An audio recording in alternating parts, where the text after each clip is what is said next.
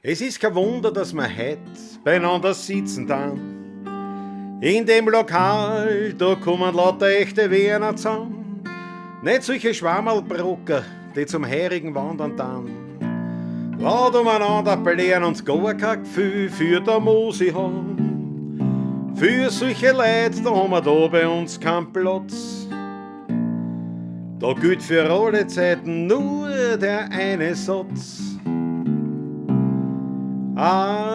Jeder, der glaubt, ein Wiener zu sein, der raufhaut und schreit, die Welt, die kehrt am Mai, dem sag ich ganz leise, mach die nicht so brat, tu dir lieber ducken und sei ja schön stark.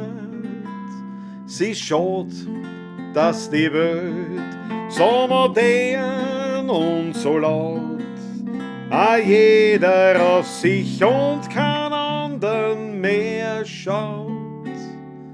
Ich bitte euch, ich frage euch, das geht mir nicht ein. Ja, der kann doch kein Werner sein.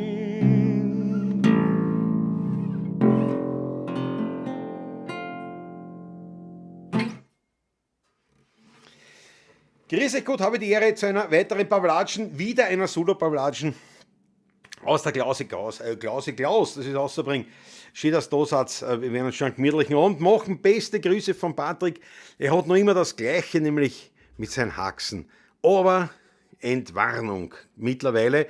Er hat übers Wochenende, also furchtbare Schmerzen, es hat überhaupt nicht, die Medikamentation hat überhaupt nicht angesprochen, die ganze Behandlung nicht. Er hat mörderische Schmerzen gehabt, hat nicht schlafen können, gar nichts und ist heute in der frühesten Früh zu einem Arzt gegangen, also weil der Hausarzt auf Urlaub ist, klar, und hat dann ein Jackerl gekriegt, wie man so schön sagt. Und ja, also die dann das jetzt hart behandeln, den Haxen. Und er hat mir vorher geschrieben, quasi fast schmerzfrei nach Tagen, nach Tagen ärgster Schmerzen, quasi schmerzfrei, aber hundemüde, fertig, tot. Das ist auch so ein Spritzen, was da ist ja von Cortison über Antibiotika, was weiß ich, was da ist drinnen. Das ist aber viel. Und der Arzt, ein Musikerfreund von uns, der hat ihm da gesagt, jetzt pass auf, ich hau dir das eine und andere Medikamente dazu. Dann fährst du geschwind heim und legst dich nieder, wenn einer Stunde wirkt alles. Und dann solltest du im Bett liegen und so war's. Also es geht ihm gut, liebe Grüße an euch alle. Er hat mir vorher geschrieben, er wird auch gar nicht im Chat dabei sein, gar nichts. Er hat sich schon niedergelegt oder ist gerade im Begriff, sich niederzulegen und sich endlich zu schlafen, weil endlich, hat er gesagt, endlich, quasi schmerzfrei. Und das gönnen wir ihm natürlich. Das heißt, blöd für uns alle, weil halt Solo-Pavlatschen, aber gut, dass es nichts anderes ist, dass es wirklich, dass sie das beheben lässt, dass er jetzt in einer guten Behandlung ist, dass sie das gefunden haben. Und also bis zum Taschler ist er fit, hat er schon geschrieben. Ja, das ist halt auch so, da müssen wir durch. Ihr müsst mit mir schon wieder Vorlieb nehmen. Ja. Der Paul Hartmann ist da, grüß Gott, die Hette, Ludwig Saas ist am Start, Matthias Mariacher, der Mäcki, die Steiermark vertreten, hoffentlich Justine mit dabei. Der Peter Brachtl, guten Abend, Wien, es grüßt der Kaiserstuhl, wir grüßen Retour. Der Rudi Korbes ist am Start, Michael Unger, Fritzl Stadtgus, unser Grand Seigneur. Ich habe die Kappen jetzt auch nicht runtergerissen, also den Hut nicht gezogen, weil sonst würde der Blitz, der durch die Blendung der Glatze einschlagen täte, wahrscheinlich die Kamera zusammenhauen mitsamt eure wertvolle Augenlichter beeinträchtigen und das wollen wir nicht. Michael Unger, jawohl. Wolfgang, schönen guten Abend. Ich hoffe, dem Patrick geht's gut. Jawohl, wie gesagt, geht ihm viel besser, aber eben keine gemeinsame Pavlatschen. Heute Morgen um 9 ist er schon dabei, hat er schon geschrieben, das ist er schon dabei. Aber es ist nach so vielen Tagen Schmerzen jetzt endlich, und er hat gesagt, die Spritzen Wunder, quasi fast schmerzfrei gespielt, aber jetzt kann er endlich schlafen. Und also das glaube ich, das glaube ich wirklich. Und abgesehen davon ist natürlich das alles auch auf den Organismus ein bisschen hinschlagend. Also es geht ihm gut, aber erst morgen wieder dabei. Susanne Faber ist auch schon da, die Meg ist auch da, jawohl. Bin später zwischendurch da auch Barpianistin. Ja, was, du musst immer tun. Der Markus Volker. Markus Volker ist dabei. Maber, Nanterströmer Markus, Hallöle, gleich zwei Mittelhessener hintereinander. Jawohl. Im Chat. Einmalig. Der Raffi ist da, Steiermark stark vertreten. KTM Junkie. Jawohl. Gefreut mich. Der Ulrich, grüß dich gut. Lortauer ist wieder gestorben. Lortauer, gute Besserung, sage ich, danke dir schön. Dann niederschlägt unsere Prinzipessa, wiederum nur angedeuteter Huting. Die Prinzipessa ist da. Christoph Acker, Trebelflog, jawohl. Wieder zurück aus, wo warst du jetzt? Schottland? Wo warst du jetzt mit dem Motorradl? Schottland, gell? Klaus, ich hab dich lieb. Wolfgang, ich danke dir schön. Das ist quasi, das ist nicht unwichtig, weil ich der Einzige bin, der heute da ist. Ich freue mich. Also nicht, dass ich der Einzige bin, der da bin, aber ich freue mich, dass ihr da seid. Das taugt mir. Grüß euch und unendlich viel Achteln dem Patrick und gute Besserung. Philipp Zach, Weltklasse. Grüß dich gut, danke schön. Jawohl. Raffi Benato, na habt ihr schon. So begrüßt natürlich. Raffi, unser Hardcore-Fan aus der Steiermark. Und natürlich sind sonst noch Steirer da eigentlich. Ich weiß jetzt so auswendig gar nicht. Weil, wie gesagt, also der Raffi weiß ich, der Maike, Justine weiß ich auch. Justine weiß selber, ja, wie wir wissen, nicht so oft, wo es her ist. Nein, umgekehrt. Na oh ja, die Justine war das, gell? Die da, wie gesagt, wo seid ihr denn her? Und sie hat, glaube ich, gesagt, das Knittelfeld und du hast gesagt, du weißt schon, dass wir nicht das Knittelfeld sind. Irgend sowas war das. Ich bin auf der Insel, Christoph Acker, nix da zurück. Ich bin auf der Insel. Haut's eine, Freunde, haut's eine bitte für den Christoph Acker, eine rote Achteln, der ist mit dem Motorradl. Wahrscheinlich ins bessere Wetter gefahren, oder ich weiß es nicht.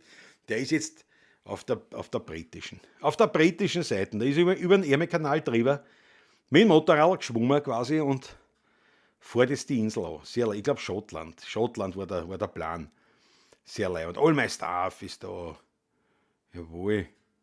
All my stuff. Der Klaus schon wieder allein. Und das ist eine Wiederholung der Sendung aus der letzten Woche. Nein, ist keine Wiederholung. Der Schücher in meinem Kühlschrank ist ein Steirer. Bravo. Mama ist auch da. Ich habe es insgeheim gehofft. Wie ein Lord Dauer gesehen, habe ich mir gedacht, zum Schluss ist die Momo auch da. So, ich trinke wieder Rotwein, weil der geht weg. Ein Herramader vom Kapfenstein, ein Steirer sozusagen, Südoststeiermark, und zwar ist das, jetzt muss ich schauen, wo das steht, das ist nämlich ein 2014er, der gehört wirklich schon weg, schmeckt aber hervorragend. Schmeckt hervorragend, ist ein Cuvée aus 60% Merlot und 40% Cabernet Sauvignon. Nach einer 3- bis 4-wöchigen Maischgärung dürfen die beiden Sorten separat für 24 Monate im 300 Liter Holzfass aus eigener Eiche reifen. Das Zusammenspiel aus ergiebigen Niederschlägen, warmen Tagen, kalten Nächten und sorgsamen Handarbeit lassen die Trauben in den steilen Hängen auf Basalt und Tuff zu eleganten Weinen reifen. So schaut's aus. Südoststeiermark. Ich bin jetzt für mich am meisten eigentlich beeindruckt, dass ich das mit der Brünn lesen kann. Weil normal bei diesen kleinen Sachen muss ich die Brünn runternehmen, dass ich es lesen kann, aber das will ich lesen können. Gutsabfüllung, Weingut, Winkler, Hermaden. Letztes Mal schon gehabt, da habe ich gehabt einen wie heißt der? Olivin, oder? Ich glaube, einen Olivin habe ich gehabt. Heute eben dieser Armada Cuvée aus 2014. Wie gesagt, wenn der Patrick nicht da ist, hole ich natürlich schon die besten Tröpfchen aus dem Schrank, wo eigentlich die Weine von meinem Munkelein liegen.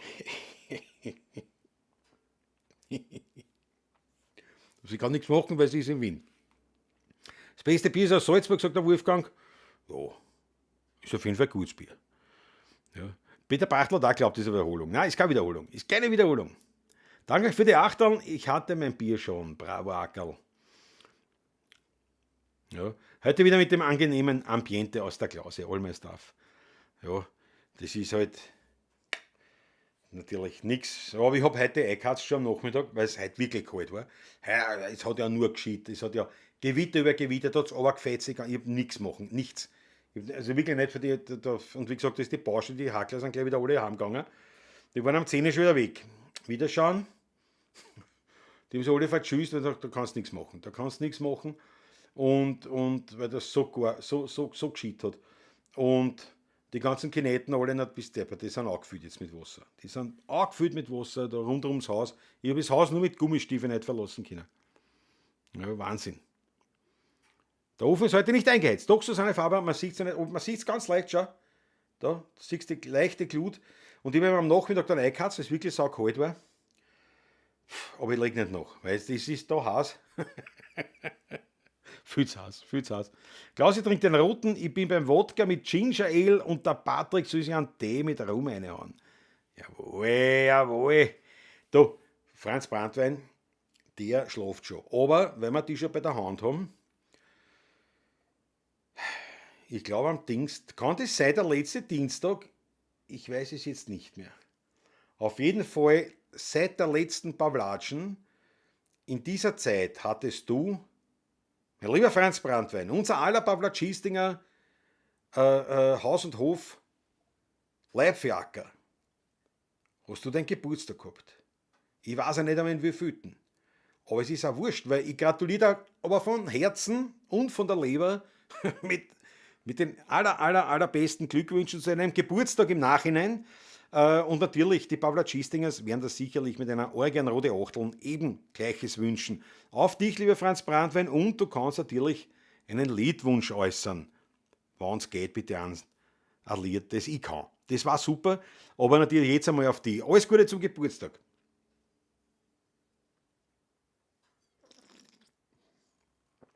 Jawohl. Na. Kann man das lesen? Nein. Na, wird man nicht gescheit lesen können. Wird man nicht lesen. Das kann man leicht lesen. Schau, Klaus. Habe ich gekriegt einmal von meinen Brüdern. So mancher ist versunken, noch keiner ist ertrunken in einem Glaserl Wein. Na, so geht's mir. Den 51er da gehabt, jawohl. Den 51er. Dienstag und Sonntag, Ackerl. Wetter war nur Dienstag und gestern richtig schlecht mit Regen. Bisschen wärmer könnte es sein, ist bei 12 Grad, aber sonst trocken. Na, da hast du aber eher Klick. Mit trockenem Wetter. Auf jeden Fall gesund, gut heimkommen wieder, gell? Gut heimkommen. Gesund heimkommen. Ja, den einer Fuß. Schau, da fahren schon die Achteln rein. Für unseren Leibfiaker, jawohl, da fahren die Achteln rein. Was soll ich da spielen? Der Ackerl hat mir was geschickt. Warte. Bitte? Der Ackerl. So schaut es aus. Warte, ich muss euch das habe ich auf den Computer, weil der Ackerl quasi jetzt wieder in Schottland sich die Pawlatschen reinzieht. Was ist jetzt los? Habe die Ehre. Was ist da jetzt aufgegangen? Warte, jetzt spielt der Computer. Habe die Ehre im Quadeltheater. Da ist er schon, glaube ich. Schau her. Zack. Der Ackerl in Schottland bei Sonnenschein. Na, ich glaube überhaupt jetzt da gleich Bock haben. Beim Sonnenschein. Ich habe heute Sonnenschein nicht einmal im Fernsehen gesehen. Also, ich habe nicht geschaut, aber hätte er nichts gesehen. Weltklasse, Ackerl, das gönnen wir da. Super schön in Schottland, die Pawlatschen genauso kurz. Gute Heimkehr auf jeden Fall. So, junger Hupfer, sagt der Ulrich, genau. Servus, Sabina und ich sind heute auch wieder mit dabei. Alfred Schwarzer. Da trinke ich gleich einen Schluck. Ne, also aus Freude. Jawohl, schaut die Geburtstagsachteln für den Franz Brandt. Franz Brandt, was willst du für ein Lied? Sag was. 51er. Du bist gar nicht so viel älter wie ich. Ich bin 49. Oder? Ja. Was haben wir jetzt? 94. 224. Ja, 75er Jahrgang bin ich. Nächstes Jahr bin ich 50er. Spiel Hausknecht mit Peitschen. Jawohl. Das ist natürlich ein passendes Lied. Würdig. Aber das muss ich da wieder. Erst sag einmal. Der Computer macht Spinkinkel da. So. Weg so ein Schluckerl. Hoppala. Mein Weiberl hat sich auch zugesetzt. Beste Grüße.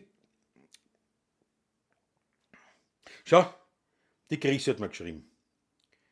Sehr brav, Klausi, schön gratuliert. Ja, genau, weil, das muss ich jetzt so, warte mal. Klar. Jetzt muss ich da schauen. Okay, wo denn das stehen? Aber ich glaube, die Chrissy war das, die hat mir das irgendwo geschrieben. Ich weiß nicht mehr wo. Aber die hat mir erinnert, dass du Geburtstag hast. Aber vor ein paar Tagen, bitte, möchte ich darauf hinweisen. Und ich habe das in meiner unglaublichen geistigen Fitness, habe ich mir das gemerkt.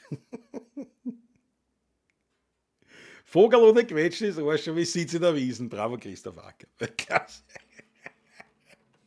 Was heißt Computer sagt nein? Was sagt der Computer? Almes darf, was sagt der Computer nein? Also, pst, das habt ihr nicht gehört. Hoppala, jetzt hau ich gleich wieder alles runter.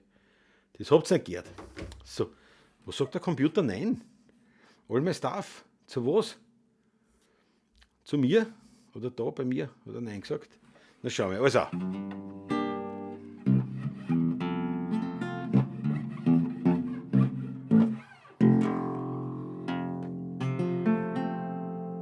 Ich hab auch einmal gelacht und viel Dummheiten gemacht. Ich hab aufgehört und Draht und um nix war mir leid. Die Madeln haben's jetzt auch franzt, ich hab gesungen und tanzt. Ganze Nacht hab ich gewalzt unter mein Bett not geschnalzt. A Fiaker Natur mit a gesunden Hamur, wenn ich denk, wie das war. Heut ist längst alles gar. Aber hast du nicht, mein Bettchen, schöne Könnerin, mein Hut, und dann fahr mir schön langsam statt fort, dass das Leben nur ein Kreuzweg ist, das hab ich längst erfahren. Und dass manches Mal ein Pumperer macht, grad in den schönsten Jahren. Ja, ussasa, hodio, ussasa, ho. Ja, ussasa, hodio, ussasa, ho. Frisch lackiert war mein Wagen und mein Geschäft hat was dran, a jeds am Grund hat mich kennt. Und der Gulden ist gerinnt, immer modisch das Gewand und das sonst gesund benannt. Mit ein Flinserl in den Ohren, Freunderl, das war erfahren. Zuerst die nobliche Fuhr, dann die nodige Tour. Wenn ich denk, wie das war, heut ist längst alles gar. Aber hast nicht, mein Bettchen, schöne Könnerin, mein Hut, und dann fahr mir schön langsam statt fort, dass das Leben nur ein Kreuzweg ist, das hab ich längst erfahren. Und dass manches Mal ein Pumperer macht, grad in den schönsten Jahren. Ja, ussasa, hodio, ussasa, ho. Ja, ussasa, hodio, ussasa, ho. Jawohl. Von Franz Brandwein. Unseren Leibfiaker Deluxe. Einmalig. Jetzt spinnen alle Computermänner auch ein wenig. Wirklich wahr, Wolfgang? Bei mir haut es nicht hin, zumal ja, jetzt ist es wieder halbwegs, also eigentlich ist es jetzt schön, nicht? Das ist halt nur finster und feucht. Aber schau, die Chantal ist auch dabei. Guten Abend, bin auch wieder da, ein bisschen mithören und schauen bei Podcast-Folgen und Videos organisieren. Sehr bravo. Habe ich da heute wieder geschickt, einen Haufen. Schauen wir, was kommt, nicht? Weil, ich meine, es ist ja so, nicht? Als Videoeditor hast du ja nur die Chance, das zu verwenden, was da ist. Und wenn wir natürlich nichts anliefern, nichts Gescheites, kann ja nichts Gescheites rauskommen. So schaut's aus. Bravo Chantal. Olmes Staff sagt, das ist ein Schmäh aus der Comedy-Serie Little Britain. Da spielt auch der Computer und die Bedienten sagt emotionslos, Computer sagt nein. Soll ich das kennen? Also sagt noch was, habe ich nicht gesehen. Warum ist nur der Daumen nach unten am Bildschirm? Was? Einen Daumen nach unten sehe ich keinen.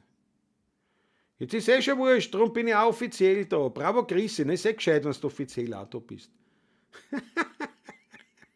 Ja gut, weißt du, jawohl, Franz Brandwein. Wie wär's mit der Skyline? Habe ich schon länger nicht mehr gehört. Na, werden wir heute sicher noch machen, ja. Werden wir noch sicher machen.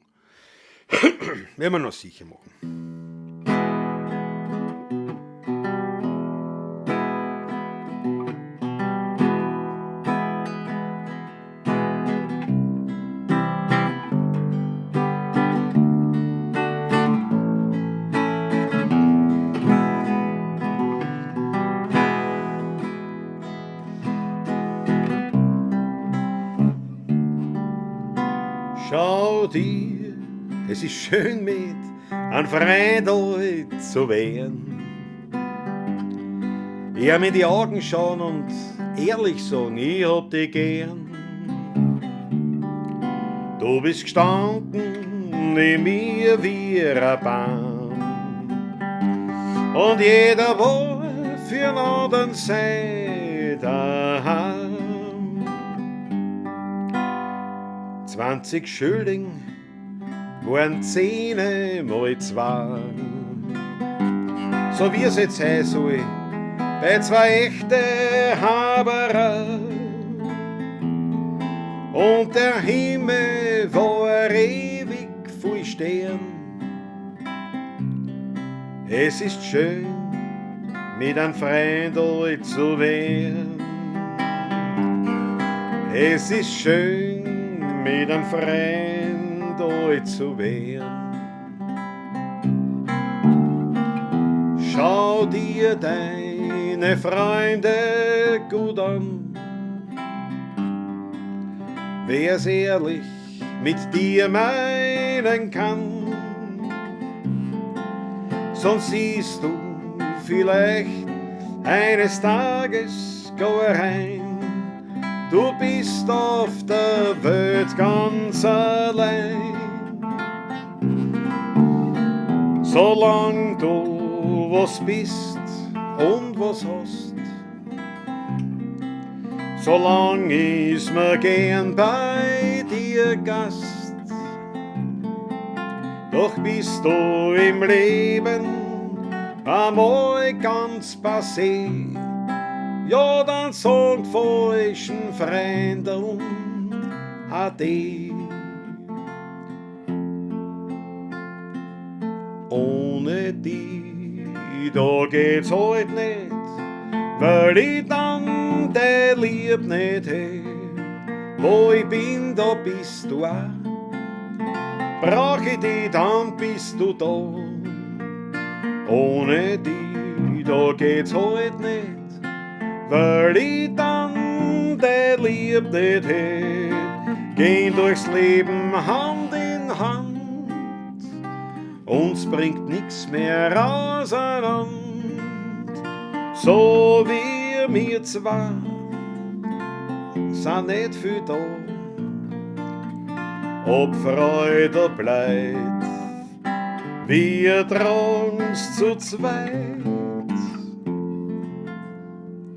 Ohne die, da geht's halt nicht, weil ich dann de Lieb nicht hätt.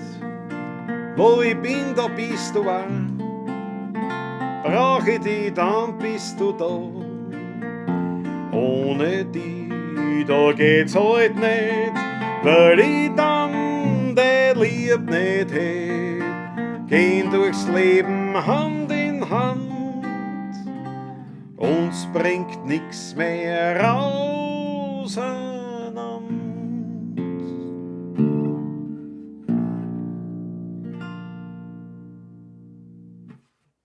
Jawohl, jawohl. Kleines Mädle. Einleitung mit Hit schon, nicht? Ich mein, ja. Ich hab nur wie Head Show gespielt, ist in E. Und dann habe ich mir gedacht, Alter, in E spielen wir gar nichts. Jetzt brauche ich jetzt brauche ich einen guten Übergang. Und nachdem es ja dann weitergeht, nicht beim Head Show, da mit dem C, ne? Wo man gedacht, steigst du ein mit C. Ist ja wurscht, ist eh schon vorbei. Ja. Kann die AI, warte mal, was sagt? Vielleicht kann die AI 16 simulieren. Nein, das bringt keine künstliche Intelligenz. Das bringt ja nicht einmal eine normale Intelligenz zusammen. Was sagt der Christoph Acker? Naja, ein bisschen kann man schon im Schnitt was rausholen, aber mit gutem Material geht es leichter und wird besser. Ja. Naja, aber wie gesagt, du stößt an die Grenzen dessen, was natürlich grundsätzlich abgeliefert worden ist. Du musst das ja wissen. Ja. Hendrix. Ich sehe auch nur Daumen nach unten. Dort, wo Daumen nach oben sein sollte, ist eine Zahl. Dort kann man hinklicken, um Thumbs up zu geben. Doch schon her. Ja, das weiß ich nicht. Aber ich sehe da 16 Daumen nach oben, sicher. Ja. Klaus muss das verraten, ja.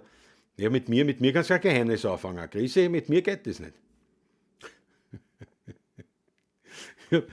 Ich sag's euch, ich bin da wirklich nicht geeignet für solche Sachen. Wir haben, ein Freund von mir hat geheiratet da war ich Student. Und der hat geheiratet in Altmünster bei Gmunden. Und wir haben sozusagen organisiert, ein Freundeskreis, die Brautentführung. Ja. Die haben wir deswegen organisiert, weil wir gesagt haben, wir müssen das ein bisschen im Griff behalten, nicht? Weil dass die Braut entführt wird, dass das dann der Tradition gerecht wird, aber gleichzeitig, dass wir auch darauf schauen, dass das Ganze in einer halben Stunde wieder erledigt ist, weil sonst fehlen ja alle möglichen Leute von der Hochzeitstafel und das ist für eine Hochzeit oft der Killer, wann die Braut weg ist und dann der Bräutigam sind 2 Stunden weg, weil sie irgendwo die Braut suchen und sie irgendwo aussaufen, ist dann immer schade. Und daher haben wir so einen Auftrag gehabt. Und mein Auftrag war, wie gesagt, ich war zu dem Zeitpunkt, weiß nicht, 20, 21, 22, mein Auftrag war, den Brautstrauß zu organisieren, nicht? Weil es gibt ja verschiedene Traditionen. In diesem Fall ist es so, du musst, wenn du die Braut entführst, auch den Brautstrauß mitnehmen. Es gibt andere Traditionen, wo sozusagen dann der Bräutigam gemeinsam mit dem Trauzeugen quasi die Braut mit dem Brautstrauß wieder auslösen. Aber in unserem Fall war das also, ja, ich musste also den Brautstrauß fladern. Ja, habe ich gesagt, mache ich nicht, das kann nicht so schwer sein. Bin also dann bei der Tafel zum Brautplatz gegangen, hab den Wiesenbund genommen, bin raus, forschen Schrittes und meine Haare schauen mir an und sagen, Alter, was ist mit dir, was hast du da? Sag ich, bin Brautstrauß. Und dann habe ich noch mal gehört, du Trottel, es ist das Tischgesteck. Ich habe das Tischgesteck geflattert statt den Brautstrauß. Weil ich der Trottel bin. Und ich habe mich noch gewundert, weil auf dem Tischgesteck, da waren so angehängt, so Girlanden quasi. Jetzt habe ich den Brautstrauß genommen, also den vermeintlichen, und habe den aber so tragen müssen, so hoch, weil diese Girlanden runtergehängt sind. Und ich habe mir gedacht, das gibt's ja nicht. Wie ist denn der gegangen mit dem Klumpert? Ne? Und so bin ich rausgerannt und habe also das Tischgesteck, dann habe ich es wieder zurückgebracht, das Tischgesteck, wieder klarlaut, wieder hingestellt, wieder die Girlanden hingelegt dort. Ja, also ich bin für solche Sachen, für Verschwörungen nicht zu haben. Traurig, aber wunderschön, sagt All My Stuff, ja. Das Lied, gell? Also dieses Medley. Ja. Klaus, siehst du die Herzen überhaupt, die da herumflattern? Na, Herzen sicher keine. Aber gut, weißt du, ich bin ja nicht in der YouTube-App, sondern eben in einer externen. Da sehe ich nur Daumen hoch, aber keine Herzen. Da sehe ich keine Herzen. Hey Joe, servus Pepe auf Wienerisch. Ja. Servus Pepe, ja. Aber der Text von Hey Joe ist nicht wirklich romantisch, eher kriminell. Nein, nicht eher kriminell, der Text von Hey Joe ist eigentlich ganz konkreter. Also eigentlich konkret geht es um eine respektive mehrere Straftaten. Jetzt Hansi, ich habe gehört, du traust der alte heim. Ja genau, ungefähr sinngemäße Das ist eher Wahnsinn, der Text. Ja. Olmersdorf glaubt, das mit den Daumen wurde kürzlich abgeschafft. Ähnlich den Likes auf Instagram. Habe auch nur noch Daumen nach unten. Möglich, dass es nun auch auf YouTube rausgenommen wurde. Glaubst du schon? Naja, kann sein. Das kann schon sein, dass das was tut. Bräutigam und der Brauzeuge. Habe ich Brauzeuge gesagt? War nicht schon, aber wenn es von dir ist, eine gute Idee. Ich rede zu meinen Brauzeugen. Sehr leibend. Schau, der Beutel neben sie ist da, Christi Gott, jawohl. Hattest wohl auch ein paar Achtel Intus. Naja, aber Christoph Wager, es ist schon so, bei mir ist das schon so ein ungeschriebenes Gesetz, wenn ich auf einer Feier bin. Ja, aber dann habe ich schon Spaß. Und da wieder was trunken auch. Ich meine, sonst hätte es ja keinen Sinn. Weil man halt immer wieder auch gerne über solche Sachen spricht oder über Alkohol und das ganze Trinken und so, das gehört natürlich dazu, aber man muss schon im Klaren sein. Erstens einmal, es ist bei mir schon natürlich beruflich bedingt, dass getrunken wird und daher allein deswegen muss man schon schauen, dass man es im Zaum hält. Das ist also daher bei mir so, dass wenn ich eigentlich daheim, das kann mein Munkelein bestätigen, trinke ich eigentlich keinen Tropfen. Es ist oft eher so, dass mein Schatzl ein Achtel trinkt, ich nicht. Das ist wirklich, also Pawlatschen ist eigentlich, das hebt meinen quasi meinen daheim Alkoholkonsum ins Unermessliche. Allein trinke ich gar nichts. Na schau, jetzt habe ich einen Daumen nach unten gekriegt. Jetzt habe ich 22 Daumen nach oben, ein Daumen nach unten. Ja, also das dürfte noch gehen. Ich meine, wer auch immer den Daumen nach unten geben und erst. Sagte. Ja, und das heißt also so halte ich mich wirklich, also was heißt, halte ich mich, ich trinke eigentlich nichts, so, aber beim Spülen mitunter und privat bei Feiern, bei Festivitäten oder wo ein Gesturdel ist, wo ein Gaude ist, na, da halte ich mich nicht zurück im Sinne von, na, wie schaut das aus? Aber im Großen und Ganzen schlage ich eigentlich nie wirklich über die Grenze, wie man da sagt. Und wenn dann, also eigentlich und wenn, es gibt es so gut wie gar nicht, dort wo man mehr trinkt, als es notwendig wäre, das ist wirklich eine Freundesrunde. Wo man daheim ist, mehr oder weniger. Wo man sich wohlfühlt, wo man sicher ist, also sicher in jederlei Hinsicht. Aber ihr wisst, was ich meine. Also das mit Trinken. Und natürlich bei einer Hochzeit, naja, da habe ich schon Hetz. Also da trinke ich nicht viel Wasser dazwischen. Also vielleicht schon zu den Achteln und so, aber da wird schon getrunken. Und da wird ein Hetz gehabt und da wird bis zum Schluss ein Hetz gehabt. Aber in dem Sinn, dass ich sagen kann, ich lande dann irgendwo auf einer Bar das habe ich noch nie gehabt. Also es ist immer bis zur Gaude und dann irgendwann, was du sagst, okay, jetzt rechts, dann fährst du heim. Aber das habe ich immer noch schon lange ausgehalten. Also das geht schon. Ja. Was ist denn da schon wieder los? Sagt der Snoop Dogg Doggy Style. Jawohl, grüß dich gut. Patrick ist morgen schon wieder dabei. Morgen ist er schon wieder dabei. Ist schon wieder alles in Ordnung. Das gehört ins Kabarett, sagt der Peter Brachtl. Die Geschichte ist leider. Alexander Hauser. Schönen Abend an alle. Jawohl. Was kommt als nächstes? Mittelfinger statt Thumbs down. Mittelfinger war nicht schlecht, Matthias. War nicht schlecht. Gib mir ein Thumbs up. Und wenn es dir nicht gefallen hat, gib mir ein. Ja.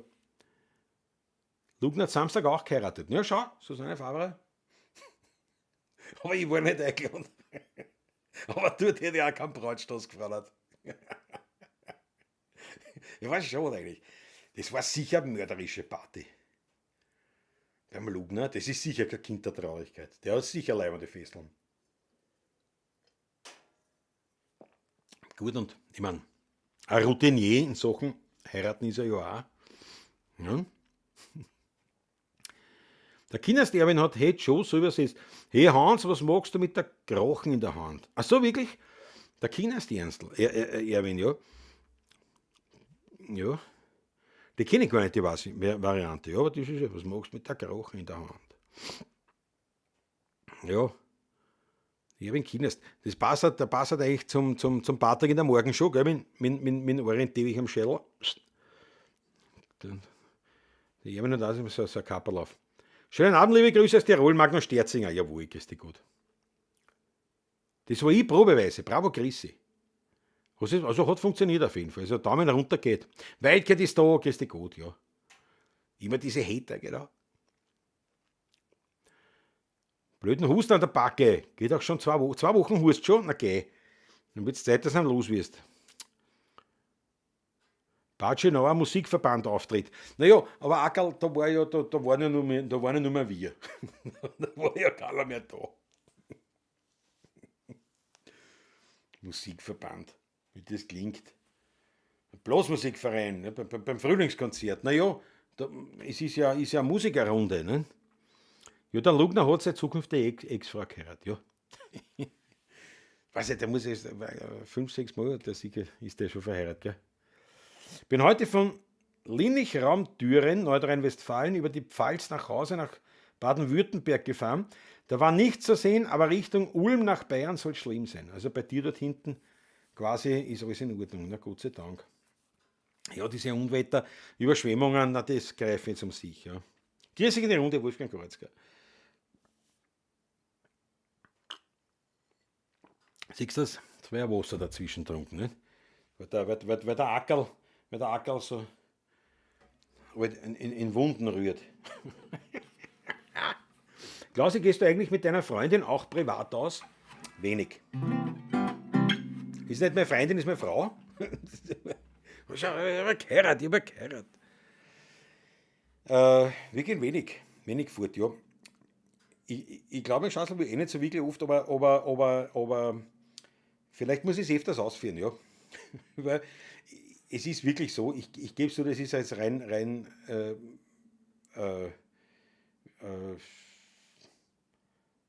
egoistisch privat von mir her, ich will nicht fortgehen. Ich will nicht fortgehen. Mir reicht, wenn ich was spiele. Es ist wirklich so. Mir reicht spielen, da bin ich unter den Leuten, das gefällt mir, aber ein Hetz ist eine Gaude, aber ich will da nicht fortgehen. Also wenn dann gehen wir, das ist nicht sehr oft, dann gehen wir wirklich gut essen. Das haben wir beide gern, also ein richtiger gutes Restaurant. Also eben, ich sage jetzt einmal, auch von der Atmosphäre, vom Ambiente her, was anderes wie ein Heurigen, weil ich liebe Heurige und alles, aber wirklich, ich gehe nicht ich gehe nicht mehr fort. Ja. Und dann, ja, die Krise aus, dass deine Freundin, genau. Siehst du das erst? Jetzt siehst du, was du angestellt hast. Ja. Michael Unger, was hast du jetzt angestellt? Jetzt glaube ich, bei Freundin. Ja, aber da ich gehe nicht so gern fort. Also sehr selten. Und irgendwo zu Veranstaltungen schon gar nicht. Ich will keine Leute sehen, gar nichts. Ja.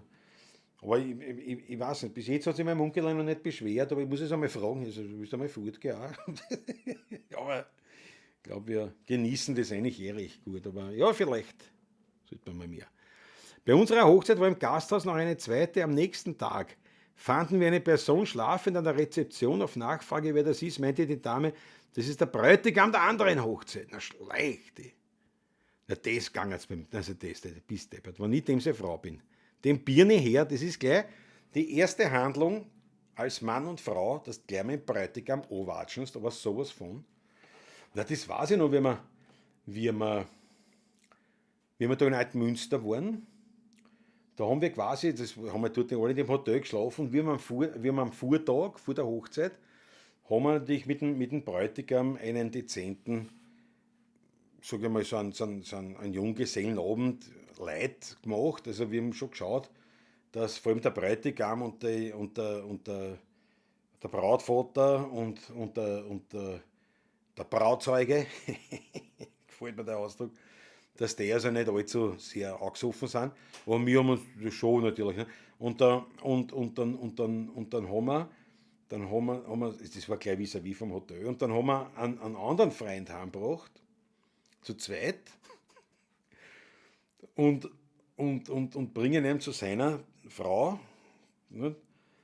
Und die schaut uns an wie ganz weiß und sagt, nicht sagt's, dass der Bräutigam auch so ausschaut. Ich sage, nein, entspannt. Wir haben uns noch gedacht, wir bringen ihn einmal heim, was die auch noch einen anderen. Sicherheitshalber. Nein, aber Bräutigam, das ist ja Wahnsinn. Das ist der Bräutigam von der anderen Hochzeit. Na, das ist. In Ulm, um Ulm und um Ulm herum, Franz Brandwein, jawohl. Deutschland ist überschwemmt, ja. Muss ich beim Heimfahren schauen, ob ich überall durchkomme. Naja, bis du heimfährst, wird es schon wieder gehen vielleicht. Schau, die Andrea Walter-Flocke. Schönen guten Abend. Komme gerade mit dem Auto aus Bayern, Retour nach Wien. Gegen Landshut sah wassertechnisch leider auch schlimm aus. Naja, dort hat es schon zugeschlagen. Das 6. Mal ist 91 und Simone, also das ist wahrscheinlich die Frau, 42. Die ist jünger wie ich. Das ist bevor er geheiratet hätte mit einem reden sollen und gesagt, hast, Lugner Ritchie, ich suche halt einen Erbonkel. Vergiss das mit dem Heiraten. Erbonkel, das ist leibend. Aber da haben wir gespielt. Wenn mein Muckerlein zuschaut, die weiß, wen wir jetzt meinen. Ein lieber Freund. Der war damals, da haben wir gespielt im Orpheum. In Wien im 22. Und da waren alle möglichen Leute und unter anderem war auch der Richard Lugner da. Fragt mich wirklich nicht warum, aber er war da, war eigentlich sehr leibend. Ist ja ein total sympathischer Typ, also da brauchen wir nichts reden.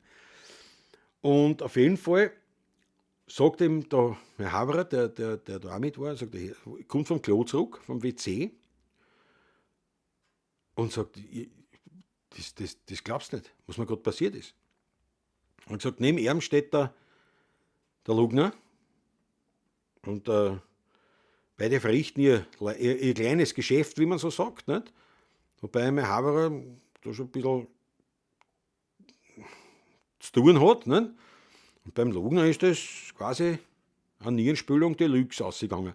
Und mein Freund sagt zum Lugner, das ist ein Wahnsinn, wie machen sie das? Und der Lugner sagt sehr, zumindest hat er mir das erzählt. Ob es eine Geschichte ist, weiß ich ja nicht. Aber er hat dann gesagt, na, hast du schon meine Frauen gesehen? Entschuldigung, ist natürlich sexistisch. Ich werde mich dem sofort wieder sehen, aber trotzdem, ich meine, das ist eine gute Aussage. Für einen Jahr. Was wird der Thomas, wenn er jetzt 91 ist? Wann war denn das? Naja, wieder gewesen sei 86, 87.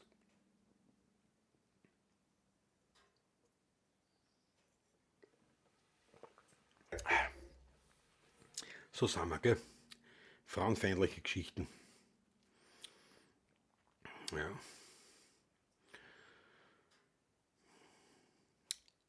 Außerdem ist der Lugner für mich sowas von uninteressant. Ja, na uninteressant finde ich den gar nicht eigentlich.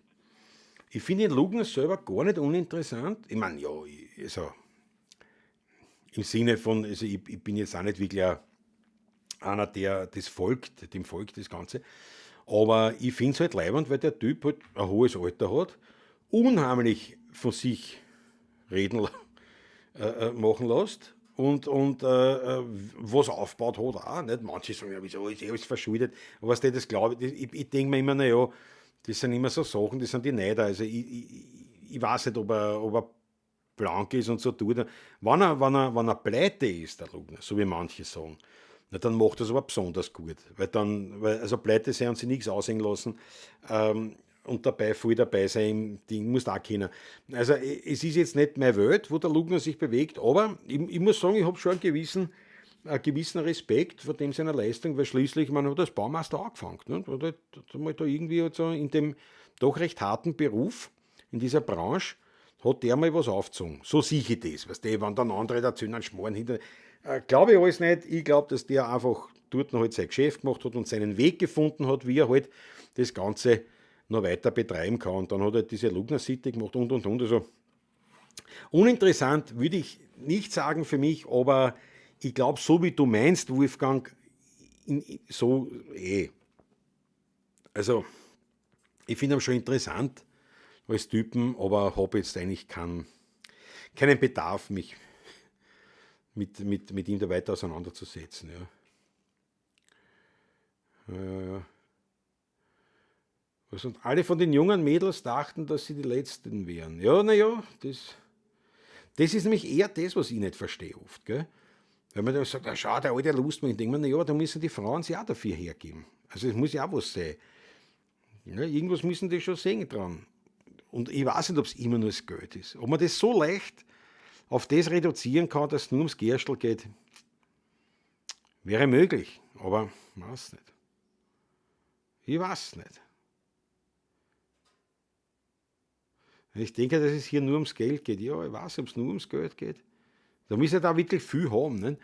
Und ich denke mir jetzt da, ja, aber ich meine, ja, aber irgendwas, ich sage mal, eine gewisse Denkrichtung oder was müssen ja die Frauen auch haben. Ne? Das Interessanteste an Lugner ist die Pizzeria Napoli in der Lugner City. Die ist echt gut. Da schau her.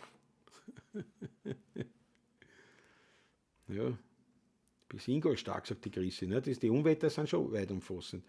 Aber Garagenablauf war bei uns auch überfordert. Und Keller Minimalwasser. Ne? Wenn es nur minimal wird, wenn es so ein bisschen was ist, dann geht es ja. Aber wenn es natürlich wirklich weggeschwemmt wird, da alles Mögliche. Naja. Was Gott binden kann, doch der Mensch nicht trennen, sagt die Kirche. Daher darf er erst dann wieder heiraten, wenn man die alte heimtrat oder so ähnlich. Naja, getrennt von Tisch und Bett kannst du schon machen. Und dann gibt es die Annullierung. Die Annullierung gab es auch theoretisch kirchlich, aber ich sage mal, der Lugner glaube ich nicht, dass der jetzt 6-mal kirchlich geheiratet hat. Also glaube ich nicht, dass das Kirchenrecht da interessant ist. Ja. Da ging es wahrscheinlich immer nur um Kohle. Er mag ja lustig und auch sympathisch sein, aber auch extrem schwierig im Charakter. Ich glaube auch, der ist sicher schwierig. Aber so, ich glaube, der ist wahnsinnig sympathisch. Also ich glaube, ein paar Mal habe ich mit ihm irgendwie halt kommuniziert. Das waren jetzt keine tiefgreifenden Gespräche, sondern das war Smalltalk plus, sage ich jetzt einmal. Aber sehr sympathisch, sehr lieb, sehr zuvorkommend. Ein Gentleman den Damen gegenüber, muss man echt sagen, wenn man ihm zuschaut. Also der hat so eine alte Schule irgendwie. Und dann halt hat er diesen gewissen Boscher, sage ich nicht, so dieser Drang nach außen. Naja, aber ich meine, er taugt scheinbar und er macht es und hat seinen Erfolg damit. Nicht? Wie gesagt, ja, ich bin jetzt auch nicht so ja, aber man muss sagen, wenn es ihm so taugt, hat er es schon richtig gemacht. Dann hat er es schon richtig gemacht. Ja, Lugner als Erbonkel, das war leibend. Lugner. Schau, Superchat, 10 Euro vom Wildcat, von Sunny Motta und Mutzi Busa. War der letzte Woche nicht da. Ja, schaut, die Chris hat sofort hingewiesen. In Vertretung von Patrick. Weltklasse, da schau her. Weltklasse, ich danke dafür. Da muss ich aber nachschenken, weil mit dem Nagerl stoße ich nicht auf die Wildcat an. Ja, so mancher ist versunken. Noch keiner ist ertrunken in einem Glaserl Wein. Wildcat, ich danke dafür mal. Sehr zum Wohl auf dich und natürlich auf Sani und Mutzi, die Nymphensittiche, die einzigen Nymphensittiche ever, die Wienerli der Finn sind. Jawohl.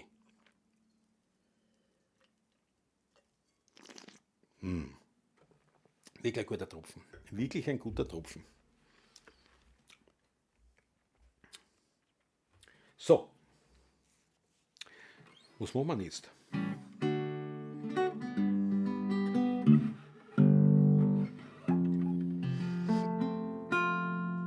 Schau nie mit Tränen in den Augen in die Vergangenheit, denn du kommst nie mehr durch die Tür in deine eigene Kinderzeit. Stehst wie ein Bettler nur davor, hörst wie Kinder lachen dann und dass nicht lachen kannst wie sie. Da sind die Sorgen schuld daran. Versteh dich nicht, es hat keinen Sinn, denn dich verraten deine Augen. Du kannst doch nie mehr wie ein Kind so sorglos und so glücklich schauen. Geh in die Zukunft, wenn das Glück dir auch entglitt. Nimm dir als Trost den Blick von Kinderaugen mit. Ja, Drachen steigen und Tritt abschlagen und Räuberhauptmann spülen und sich mit einem feschen Madel hinterm Haus der Org verkühn. Das war ein Spaß, das war so klasse. Das war ein Gau, das stimmt's, mein Freund. Aber heut spüren wir nimmer mit.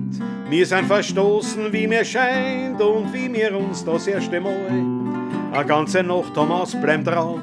Da hat die Mutter stadtfest geschlafen, nur beim Fenster aber geschaut und uns ganz ängstlich gefragt, wo war's denn, dummer Bauer? Wenn du nicht heimkommst um die Zeit, hab ich keine Ruhe. Schau nie mit Tränen in den Augen in die Vergangenheit, denn du kommst nie mehr durch die Tür in deine eigene Kinderzeit.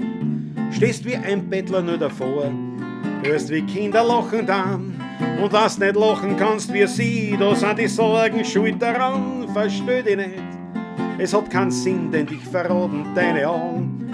Du kannst doch nie mehr wie ein Kind so sorglos und so glücklich schauen. Geh in die mir das Glück dir auch entglitt. Kutzi, Kutzi, nimm dir als Trost den Blick von Kinderaugen mit.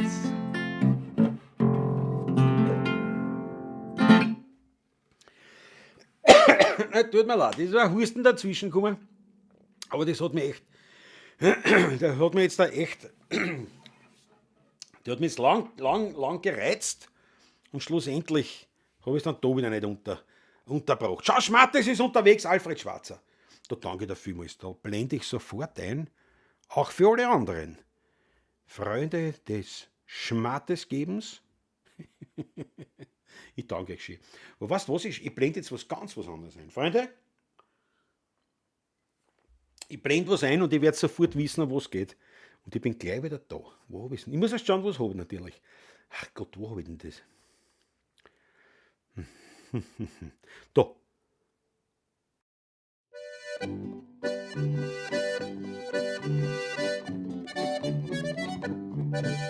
Sie kennt alle, die jemals am Friedhof dort waren. Künstler und Hacker, Generaldirektoren.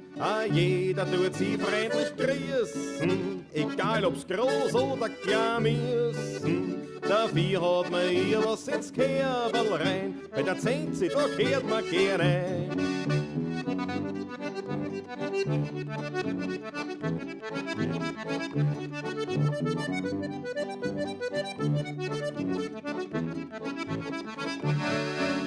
Mein Schatzel ist a Häselfrau am Friedhof in Stadtlau. Die Handschuhe gelb, der Schürzel blau, ja mein Zinse, a Stadtlau. Sie kennt alle die Mittel, die sie im Fernsehen bewähren. Duftende Hackle und Co., sie hat's gern. Fröhlich tut sie Häs und putzen, man will sie ja schließlich benutzen. Dafür hat man ihr was ins Kehr.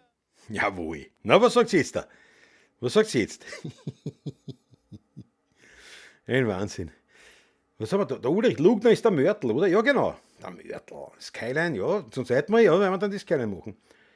Mit hochwertigen Earbuds fällt mir auf, wie deine Gitarre beim Sprechen mitschwingt. Ja, darum habe ich es jetzt auch wieder da gestellt. Das ist ein Wahnsinn. Die ist irrsinnig. So, also das ist so sensibel, wenn ich die jetzt da halte und die Seiten nicht Ding. Hey! Hört ihr das?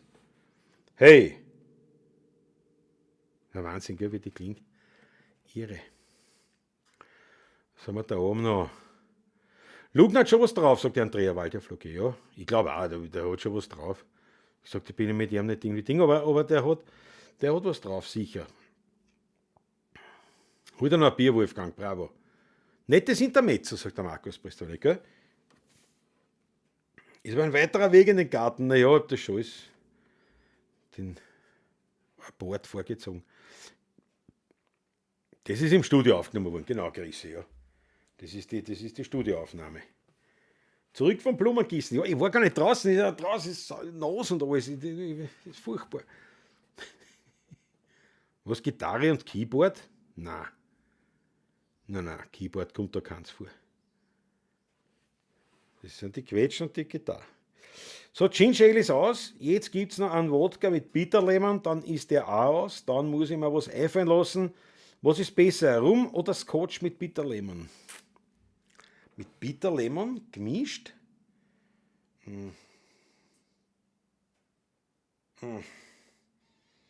Das mir beides nicht auch raus, irgendwie ratzen. Ne? Das mir nicht anreizen. Ja. Zu perfekt gemischt, Live-Mitschnitte sind aber reizvoll. Ja. Loewatt oder Iowatt. Das kommt davon, wie sie. Aber auf jeden Fall, ja, das ist eben das. Ich habe mir das schon so gedacht im Zuge meiner Beschäftigung jetzt mit Musikproduktion. Habe mir gedacht, ja, eine Studioaufnahme kann was haben, aber ich finde, ich finde es besser, so wie in unserem Falle, wenn du jetzt sagst, ich will die Wiener Lieder aufnehmen, dann musst du das aufnehmen live. Live, und zwar nicht live im Studio, weil das haben wir auch dann gemacht, sondern eine Live-Aufnahme beim Heurigen. Punkt. So. Das schneidest mit, das ist wieder Aufnahme. Das ist super, passt.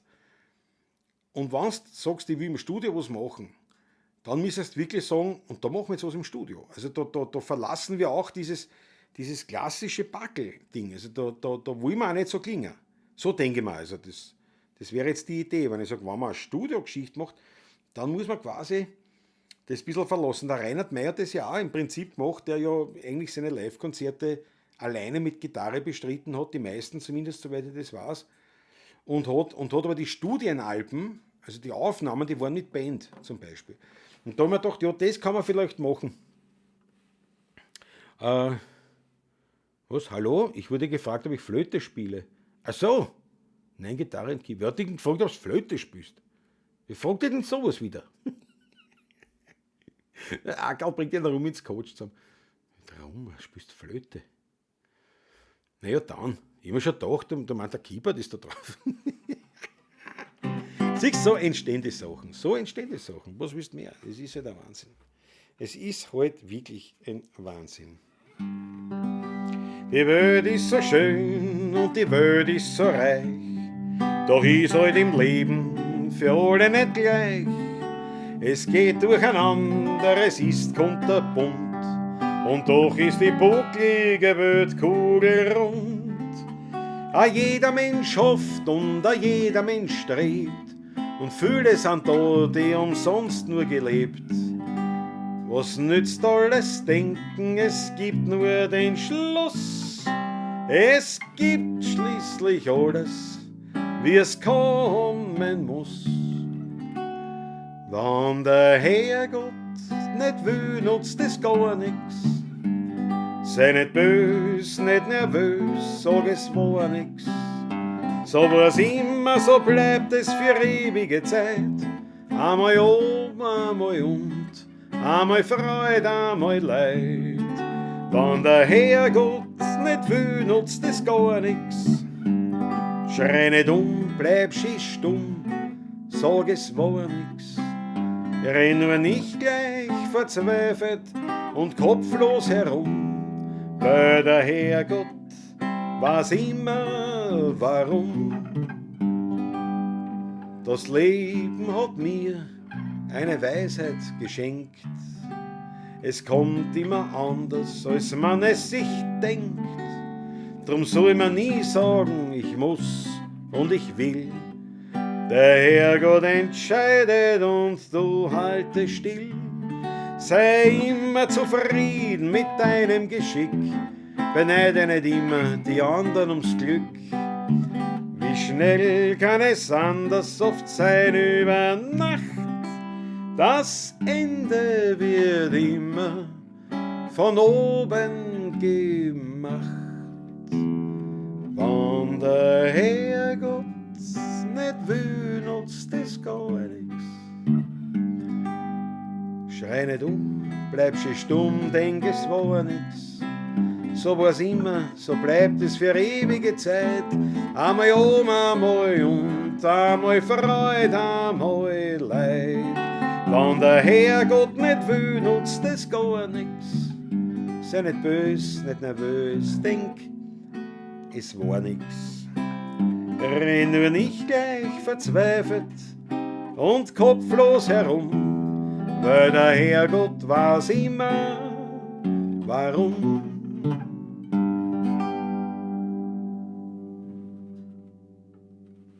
So schaut's aus.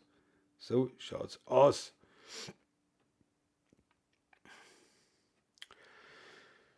Meyers mit Red Label und Bitterleber und ein Schuss Zitrone auf Eis. Ganz was Neues. Naja, Franz Brandwein, wer weiß, vielleicht entsteht, sind wir gerade dabei, wie in der Bargeschichte etwas komplett Neues entsteht und seinen Weg machen wird. Ja. Donnerstag ist ein Falco Symphonik, 30 Jahre Revival-Konzert in Wiener Neustadt. Michael Unger. Ja, sowas ratzt mich gar nicht. Also so Symphonikgeschichten oder was, wo dann, das ist einfach, das tolle Geschichten, nicht? Aber das ratzt mich nicht. Sowas überhaupt nicht, gar nicht. Und dann bei Falco ist halt so, da gibt es ein paar Lieder, die wirklich einfach leibend sind, Kult sind. Und die würde ich vom Falco so hören, wie ich es halt kenne. Aber mehr, das andere, ja, ist nicht so meine Sache. Genauso wie diese Revival-Geschichten, ist halt immer so eine Sache. Wenn es gut gemacht ist, also wenn es gut gemacht ist im Sinne von wirklich auch so eine Coverband, eine gute, die eigentlich die Lieder spielt, dann ist super. Wenn man versucht, das irgendwie zu anders, das gelingt oft sehr gut. Also grundsätzlich, also funktioniert das auch, aber mir persönlich, mir gefällt das nicht so. Ich mag das nicht. Das ist nicht so meine Welt. Ja. Obwohl schon, nicht früher wie diese VSOP, nicht, das Vienna Symphonic Orchestra Project na,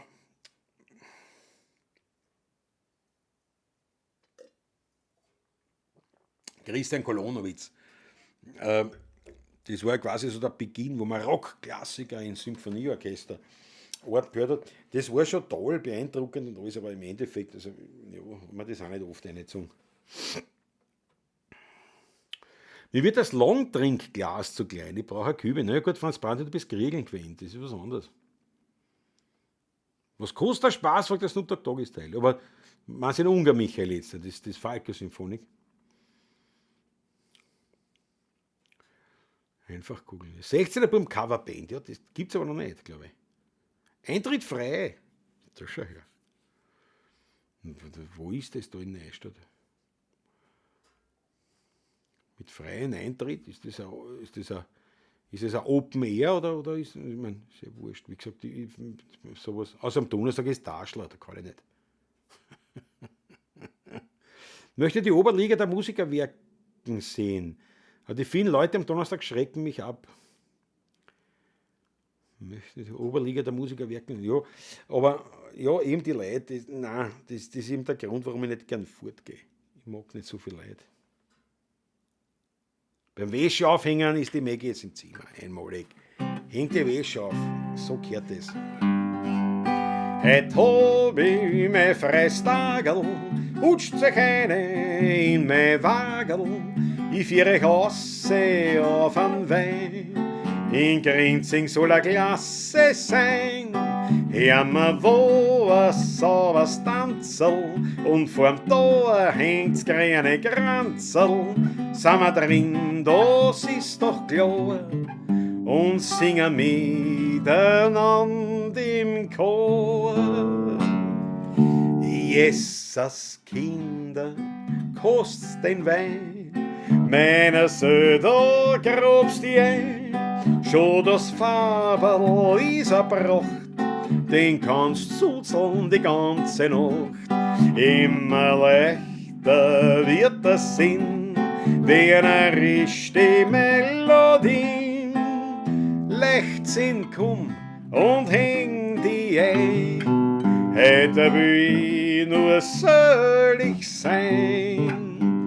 Der Onkel aus Nevada ist ein fescher kleiner Blader, hat die Wiener Madeln gern, darum kommt auch so oft nach Wien. Und sein Weiberl schreibt täglich, ich bin dir treu, nur wann grad möglich. Kost's was kost, schleppt's nur herbei, der Onkel zahlt die Schlamperei. Jesus, Kinder, kost's den Wein, a meiner Söder grobst die ein. Schon das Fabel is erbracht, den kannst zuzeln die ganze Nacht. Immer leichter wird das Sinn, wenn richtige Melodie. Leichtsinn, komm und häng die ein, hätte will nur selig sein.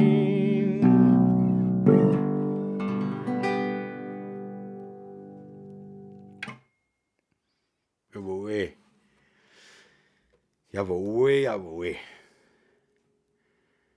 Kolonowitz, ja, das war ein Name, sagt die Maggie. Ja, ist aber immer noch ein Name, gell? Der ist schon noch immer da ist immer noch voll dabei, ja. Am Maria-Theresie-Platz, Militärakademie, verstehe, bei der Milak dort, ja. Quasi so wie der Rathausplatz in Wien. Der Thomas Bußmann, jawohl, heute bin ich mit meiner Harley von Delfs zum Axamer Litzum gefahren. Es war leiwand, wenn auch etwas frisch. Born to be wild. Seht euch nach einer Hassen mit einem Sießen. Servus, Klaus. Weltklasse, Thomas Bußmann, das taugt mir. Das taugt mir. Ich komme in einem Axamer Litzum um, da ist ja eine Kaserne, glaube ich, gell? Da ist eine Kaserne. Pass auf, da haben wir, ich will eine Geschichte dazu. Also da reden wir auch wieder vom Jahre Schnee. Da haben wir gefeiert Silvester. Bei einem Freund auf einer Berghütte im Oberbergtal, glaube ich, heißt es. Das ist ein Seitental vom Zillertal. Man hat umgesehen, wo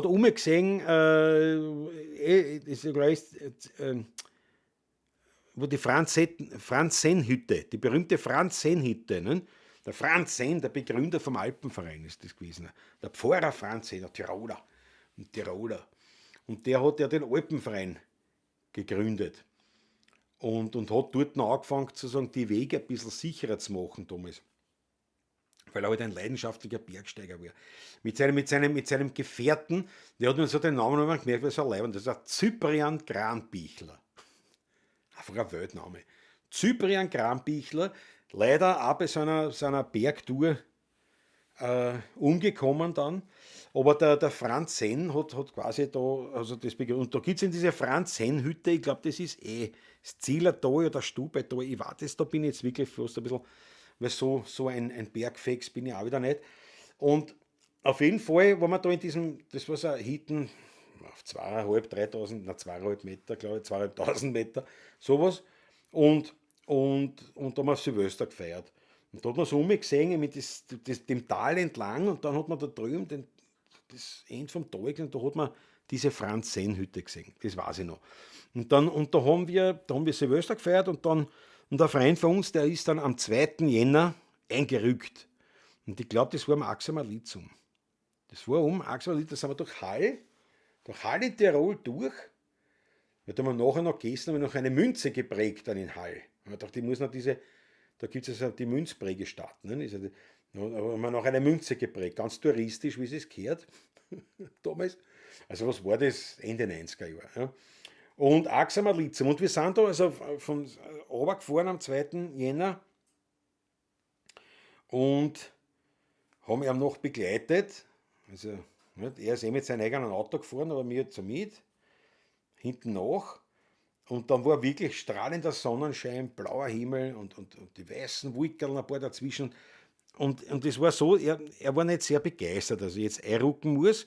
Gar nicht einmal so wegen einem Einrucken, sondern auch, weil die Jugend halt. Die Jugend und der Herzschmerz und so weiter. Und was dem ist er dann getrennt von seiner Liebe und so weiter, das hat ihm gar nicht taugt. Und auf jeden Fall haben wir da zum Axamer Litzum hingefahren. Und wir fahren so bei Hall vorbei und da sind wir da rauf, und da hat es genau einen Gipfel gegeben, der komplett eingehüllt war im Nebel und Wolken.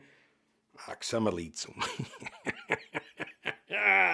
Und da sind wir raufgefahren, und dann ist er vorher noch stehen geblieben und hat sich verabschiedet, weil sie gedacht hat, ich tue mir da jetzt nichts an. Beim Einrucken, ne, das sind nicht so leibend die Leute da, wenn du einruckst, bist du so ziemlich das Arschloch der Welt. Und das möchte ich mir gar nicht geben, dass da meine Haverer sich da aufführen. Hat sich schon vorher verabschiedet von uns halt, nicht, und ist dann hingefahren. Na, wir haben natürlich verfolgt mit dem Auto und haben dann vor der Kaserne ein Quitschal hingelegt und alles Mögliche. Dann haben wir noch zugerufen, mach's fertig, die Beideln oder sowas. Nicht? Aber ich glaube, er hat keine Repressalien gekriegt, das war nicht. Aber das war am Axamer Litzum. Das war sicher dort. Und das war so leibend, weil wirklich der einzige Gipfel, der im Wolken war. Das ist ein Wahnsinn. Ja. Ja, da ist der Fakt. Das Problem mit den Leuten. Ich mag ja die Menschen, aber die Leute, ja. Nein, wirklich, es stimmt aber wirklich. Ich mag Menschen, aber wenn viele Leute sind, mag ich das nicht. Du bist schon mit der Kutschen gefahren. Im Wirt nachgeschaut, ja, Franz Brandi, du hast ja erzählt, du warst ja lang Du warst ja lang, also lang, eine Zeit in der Ruhe, gell? Dann bist du wieder angehauen, bist du daheim, nach Werden. Kann ich mich erinnern, die Geschichte hast du erzählt. Hab gerade gemerkt, dass ich 20 Minuten nachgehängt bin. Nachgehängt? 20 Minuten nachgehängt? Was meinst du mit 20 Minuten nachgehängt, Ulrich? Jawohl. Bravo Klaus, sagt die Grisi. Danke dir schön. Ich weiß nicht mehr für was war, weil mit dem Verzug, aber. Schuss von der Mama, ja, bei meiner Mann. Das Keilen bin ich noch offen, Schuss von der Mama, ja. So ein Wahnsinn, wenn ich da rede, schwingt da die Gitarre so laut mit. Küte ist super zum Fahren. Wenn es wieder mitspielt, ich verstehe. Auf der Lithium war ich mit dem Herr 1974, da geht's von Schwarz, ja, genau, von Schwarz auf. Aber bin ja nicht aufgefahren. Was mich gelungen, mit 100-köpfigen Orchester machen sie diese Falker nach, da bist du deppert. Nein, ist sicher beeindruckend, das ist sicher eine beeindruckende Geschichte. Habe ich gesagt, aber mich interessiert es halt nicht. Und ich kann nicht. Wir haben da mit einer 2 cm Kanone pfeffert, bist du deppert. Wobei ich jetzt auch sagen muss, wenn ich am Donnerstag noch da war und nicht beim Taschler spielen tät und ich wisse, das kommen ein paar von euch, dann war ich auch hingegangen, muss ich ehrlich sagen. Da hätte man dort gleich ein paar Platschistentreff gemacht, aber geht leider nicht. Ja, aber man 100 Leute, 100 ist schon sehr groß, also ist schon sehr großes Symphonieorchester. Auf der Lithium war, ja, das schon. Wenn so viele individuelle Menschen zusammen spielen und zu einer Einheit werden, ist schon beeindruckend. Na, auf jeden Fall. Also das ist gar kein Thema. Das ist sicher Weltklasse. Wie gesagt, aber ich meine, mich interessiert das Thema nicht, wenn sowas dann umgemünzt wird auf Symphonie. Aber heißt nicht, dass es nicht gut ist. Nicht? Aber mich interessiert es halt nicht so. Aber das, was du sagst, das im Prinzip, wenn es dann das auch ist dann wurscht, was spielen oder nicht, weil das auch in der Regel beeindruckend ist. Also da gibt es gar nichts. Na, wie gesagt, wenn ich nicht spielen hätte beim Taschler und ich war noch heraus, ich war auf Neustadt reingefahren. Das hätten wir uns gegeben. Das hätten wir uns gegeben. Ja, ein Wahnsinn.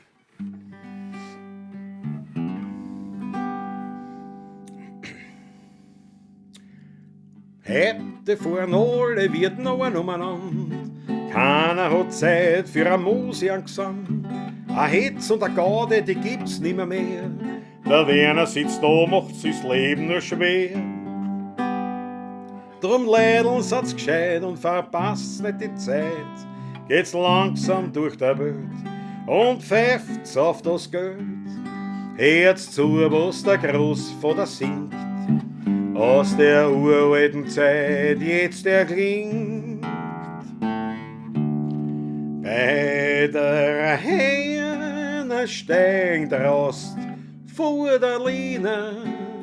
Da war der Stammtisch noch der echten Wiener. Mit'm samtner Gewandel fest benannt. Unser Meerschaumpfeiferl in der Hand. Mit einem goldenen Schreiferl drin in den Ohren. Ja, man kennt fast glauben, so sind's geboren. Und ein lieber süßer Schmäh ist geringt. Ja, so waren's die Alten gewöhnt. Schön muss doch wirklich im Himmel drum sein. Petrus, ich bitte dich, gelass mich hinein. Ich möcht gern schrammen mit Brandmeier hören, weil mir Werner herund, aber ich hätte noch gern. Ein Engel führt mich in einen goldenen Raum, dort hab ich's dann gehört, oh solcher Traum. Und wie ich dann munter bin worden, hab meinem Wernerlied die Treu geschworen. Bei der Hähne steigt Rost vor der Liene, da war der Stammtisch noch der echten Wiener, vom samtner Gewandel fest benannt.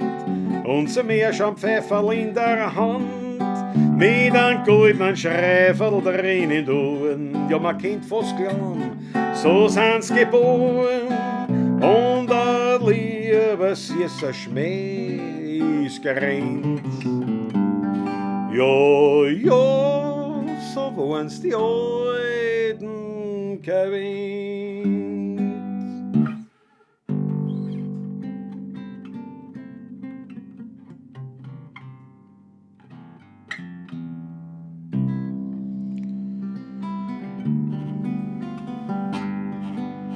Es müsste der Weintraum geben, so groß wie Paradiese. Dazu noch Weinsteck, so hoch wie Häuser. Und statt die 4 Liter Glaser lauter Humpen mit einer Pumpen für den Wein.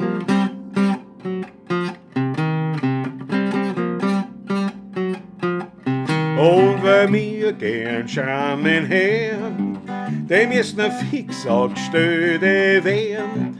Und wenn wir dann noch jede Woche außerdem ein 6 machen, fehlt uns nix mehr bei uns in Wehren.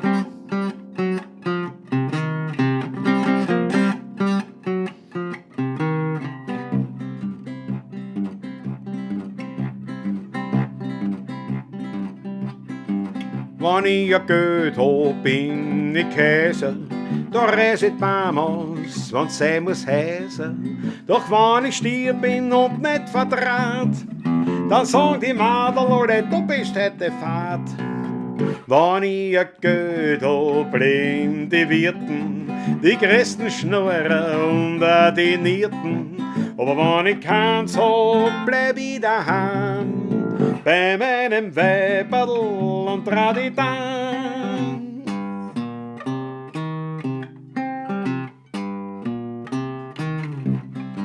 Ja, nur ein Geld ist das Schönste auf der Welt. Wenn man nicht, umso leichter bringen wir's an. Händel, Gansel und den Fisch müssen rennen übern Tisch.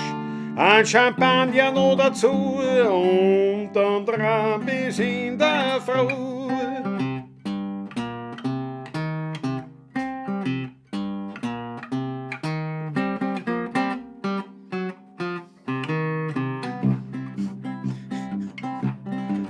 Ich glaub, meine Erbtante, die wird 120 Jahre. Ob ich die Erbschaft noch erlebe, ist nicht ganz klar. Sie hat die Tausender im Sarg und ich kann's brauchen. Renn schon im Schuh, hab nix zum Tschechen, nix zum Rauchen. Sie lebt bescheiden, unsere Tante Melanie. Und die Verwandtschaft wartet schon lang auf die Marie. Es ist eine Ungerechtigkeit auf der Welt. Die Tante raucht nicht, die Tante trinkt nicht, die hat kein Haber, die hat nur Geld. Und das ist das, was uns auf der Welt so fehlt.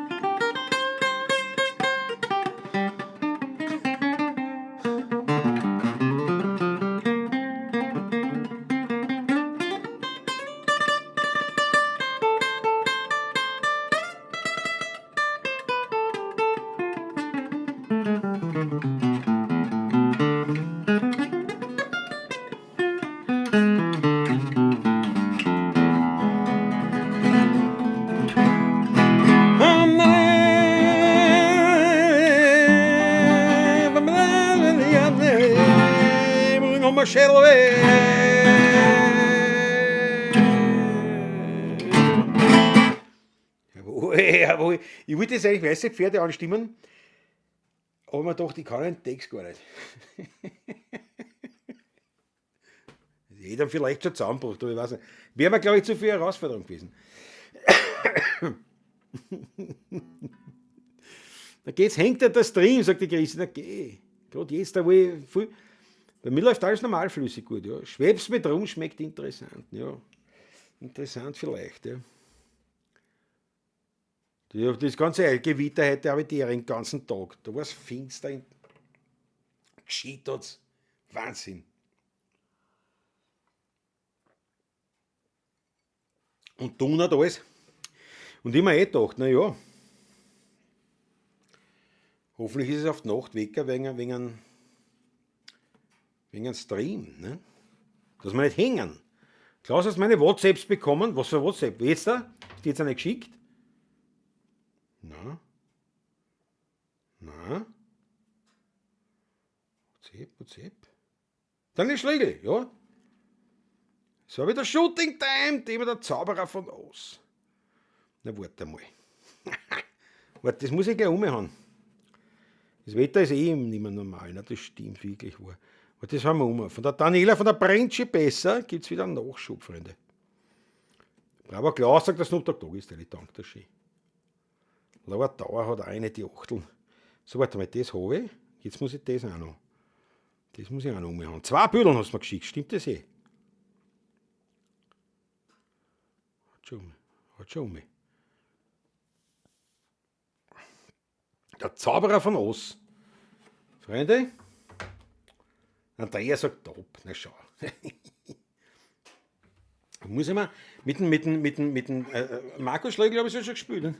Träumte von weißen Pferden, wilden weißen Pferden an einem Strand, zwischen die Berge.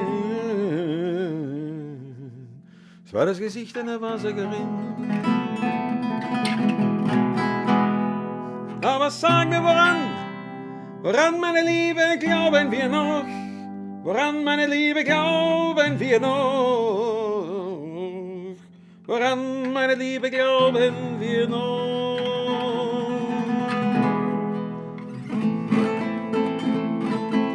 Na, na, na, na, na, na, na, na.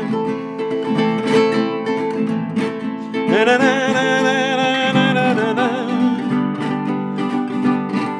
Na, na, na, na, na,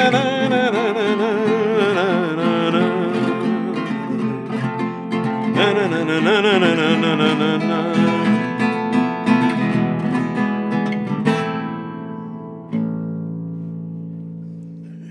Text vielleicht nicht. Na gut, aber da gibt es auch diese spanische Strophe, die kann ich natürlich gar nicht auswendig. Da hänge ich wieder dann, nicht?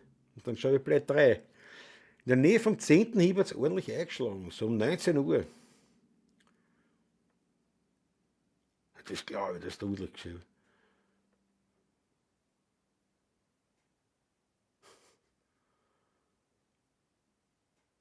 Lern lieber die Pony versus Vogel. Ja, Christoph Aki, ja, weißt du, das komme ich nicht gescheit dazu. Warte mal, jetzt muss ich einmal. Ach gut, ich komme wieder nicht hin. Unsere Brentschi besser. Ja, ist das ein super Sticker. 5,99 Andrea Walter Floquet. Peer Character, cheerfully blowing a party horn. Jawohl. Ich danke dir recht narrisch, Andrea. Gleich einen Schluck drauf. Weltklasse.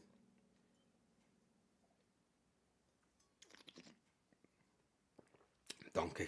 Ich danke dir schön. Und wie gesagt, tatsächlich nicht zurückhalten. Ihr könnt alle an Schmattes reinhauen. Wenn ihr es nicht hier wollt, macht es über einen Superchat, dann über diverse andere Möglichkeiten. Es gibt viele Möglichkeiten, den Künstler eures Vertrauens zu unterstützen. Ich teile es sogar auch mit Patrick. Ich muss annehmen, weil der Patrick, die Spritze muss man sich selber zahlen. Die zahlt die Krankenkasse nicht. Das Jackerl, was er gekriegt hat, alles was hilft, zahlt die Kasse nicht scheinbar, weil er gesagt hat, 15 Euro hat es gekostet. Also 15 Euro. Unterstützt bitte die Medikamente für den Patrick.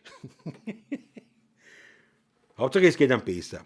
Also das ist wichtig, weil wenn du nur mit Schmerzen herumrennst, das ist echt nicht lustig. Oder mal schon der Boarmt, und wenn er mir mal der Boarmt, das heißt was. So, danke schön für euren Schmattes und jetzt. Ja, das glaubst du, jetzt der Kund. Was ist das wieder? Was ist das? Ah ja, so. Unsere Brentschi besser, Daniela Schlögl, wie es gesagt? Schau her. Jawohl. Jetzt muss ich selber schauen. Jetzt muss ich selber schauen. Pass auf. Warte mal, ich kann mir da sogar dazu reinhauen. Oder? Geht das? Nein. Na, wurscht. Schaut euch das an. Was haben wir da? Der Marco Schlögl am Radl. Unsere Principessa Daniela Schlögl als Sozius quasi. Die anderen Herrschaften kennen ich nicht persönlich. Sehr leibend. Sehr leibend. Und das zweite dazu. Schau, ui. Da muss ich auch. Okay. Das ist eigentlich wild. Das ist natürlich Weltklasse.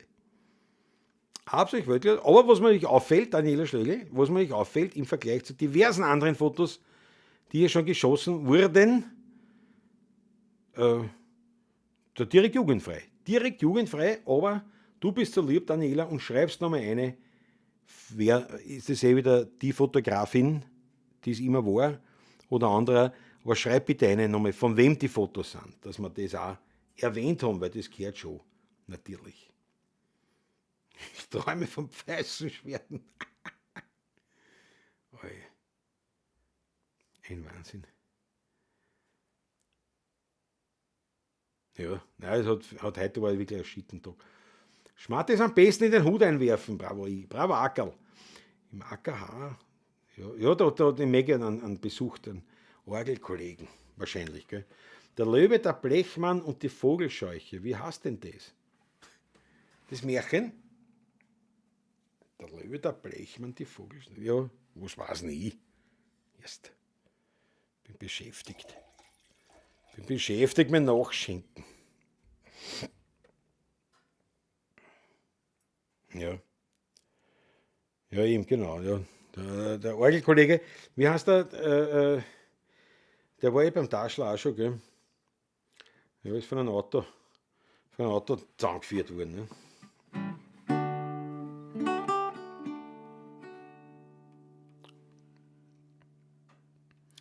Was machen wir jetzt da?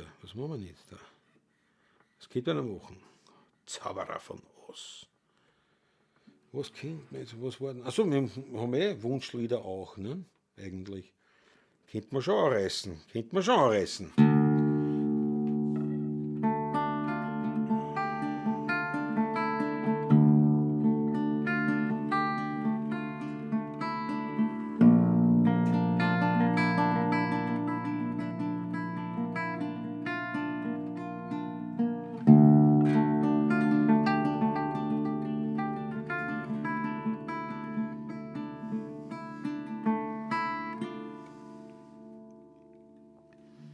Kopfverlag hat, Knie aufgeschunden und die Finger zwickt und aufgeschiefte Wunden.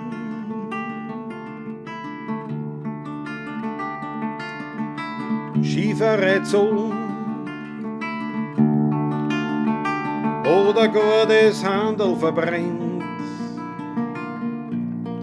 Als Kind ist man zur Mama gerannt, weil auf der Schoß von der Mama wird alles wieder gut. Es gibt nichts mehr, was da weh tut. Auf der Schoß von der Mama bist geborgen und beschützt, wo man als Kleiner so gern sieht. Am Schoß von der Mama.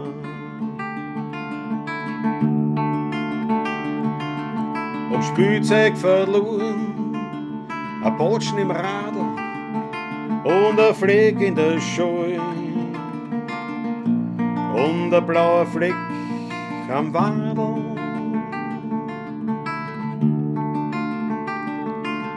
Ob eingeschossene Schein oder beim Zündeln was verbrennt. Als Kind ist man zur Mama gerannt, weil auf der Schoß von der Mama wird alles wieder gut. Es gibt nichts mehr, was da weh tut. Auf der Schoß von der Mama ist geborgen und beschützt, wo man als Kleiner so gern sitzt. Am Schoß von der Mama.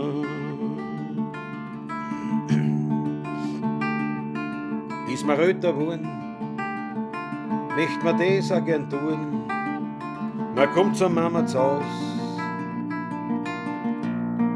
redet sie aus, redet sie aus.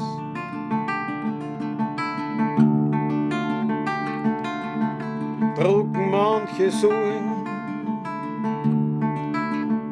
die ja noch so schwer, bei der Mama nimmer mehr.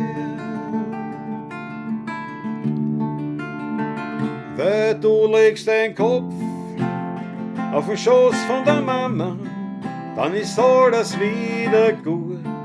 Es gibt nichts mehr, was dir weh tut. Auf der Schoß von der Mama bist geborgen und beschützt, wo man als Kleiner so gern sitzt.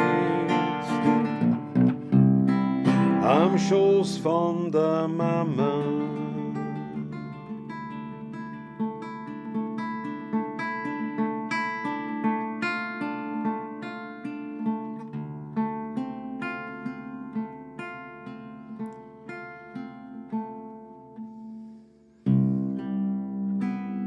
Wenn ich könntet,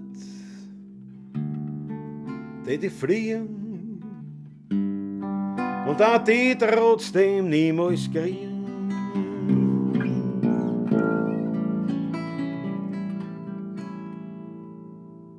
Voller dir auch recht tief, so schreibe die dir heut einen Brief. So kommt dann, mein Lieb, so kommt dann, mein Lieb, zu dir.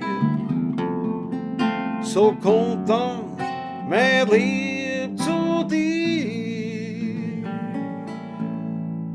Als blaue Tinten auf Papier.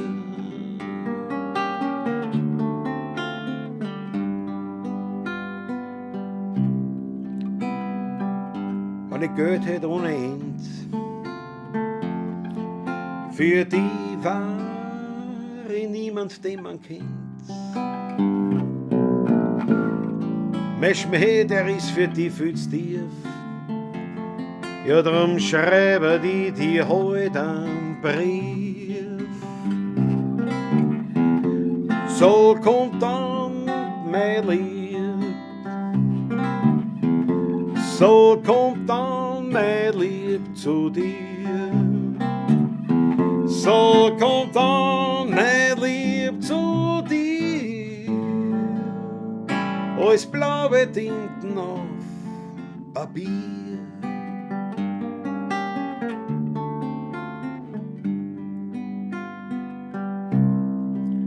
Wenn ich wisset,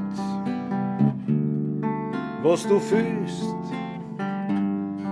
und ich nicht merk, dass du mich willst. Mein Mut hab ich vergraben, recht tief. Drum schreibst du mir heut einen Brief. Und so kommt dann dein Lieb. So kommt dann dein Lieb zu mir. So kommt dann dein Lieb zu mir, als blaue Tinten auf Papier, auf Papier,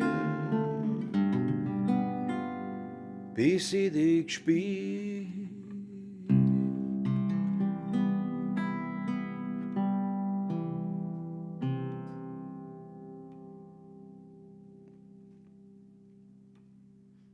Jawohl.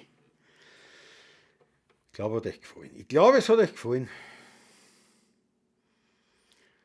Jawohl. Alfred Schwarzer, begeistert für ein Lied. So, wir haben uns aufs Ohr. Gute Nacht, Daniel Schlegel. Danke einmal für die wunderbaren Bildern und für das Credit, muss nochmal vorlesen, auch, wo irgendwo da oben habe ich es gesehen. Die Fotos wieder von Maria Rosaria Trattarone. Jawohl, Weltklasse Büdeln. Weltklasse Büdeln. Jawohl.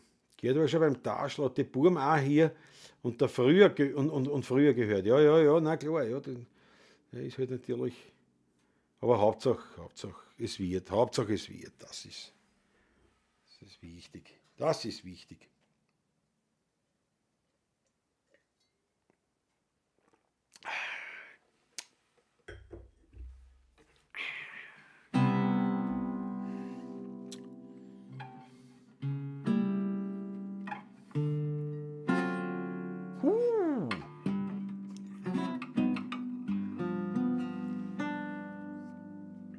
So ungemütlich schaut es aus vom Klausi, was?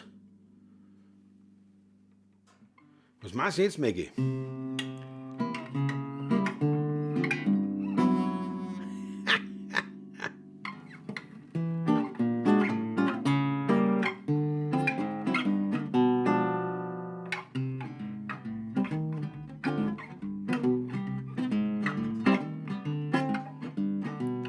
Ich brauch keine Brokkoli, weil ich steh nicht sehr auf die.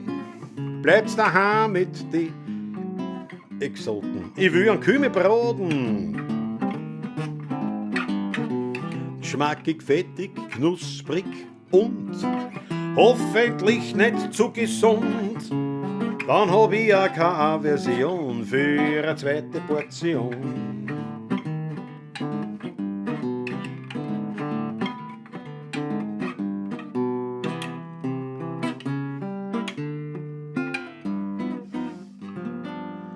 Zwischen Nussberg und Donau, am Rande von Wien, da gibt ein kleines Dörfe mit kleinen Häuseln darin. Und gleich bei der Kirchen ums Eck, da liegt die Buschenschank-Taschler versteckt. Gleich neben der Kirchen vom Kohlenberger Dorf, da liegt der Heiriger ganz still und klein. Der Wein ist herrlich und noch ehrlich. Und Musikanten spielen dort auch die alten, echten Werner-Lieder. Vom Tod, vom Wein und von der alten Zeit.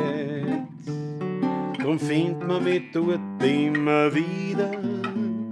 Und ich find dort Gemütlichkeit.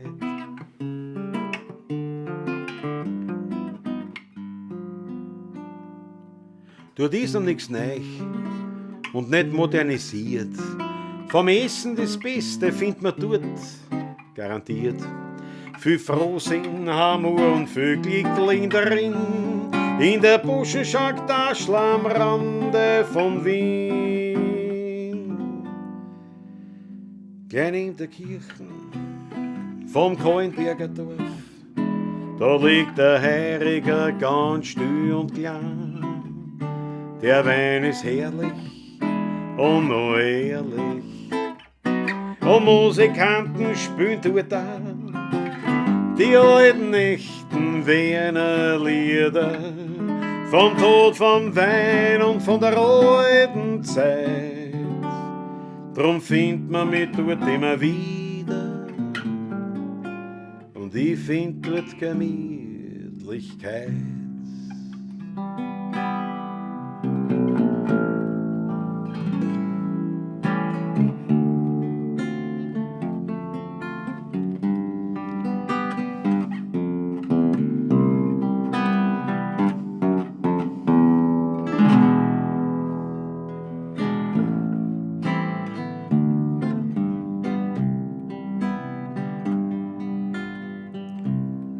Skyline von Wien, du lebst in mir drin. Es kann kommen, wer will, die macht keiner hin. Du beruhigst mich und du bist mir vertraut. Du bist mächtig und manchmal auch zerbrechlich.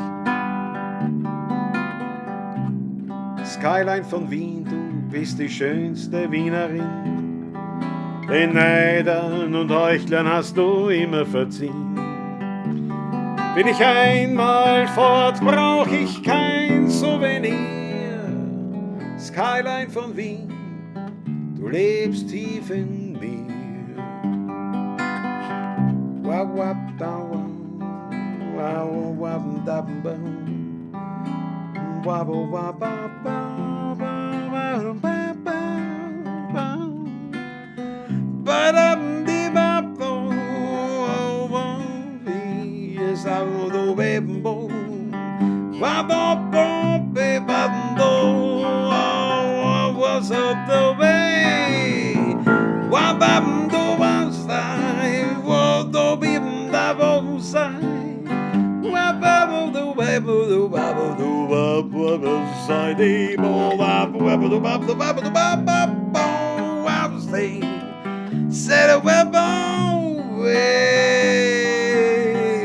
Skyline von Wien, du bist die schönste Wienerin. Den Neidern und Heuchlern hast du immer verziehen. Bin ich einmal fort, brauch ich kein Souvenir. Skyline von Wien, du lebst tief in mir.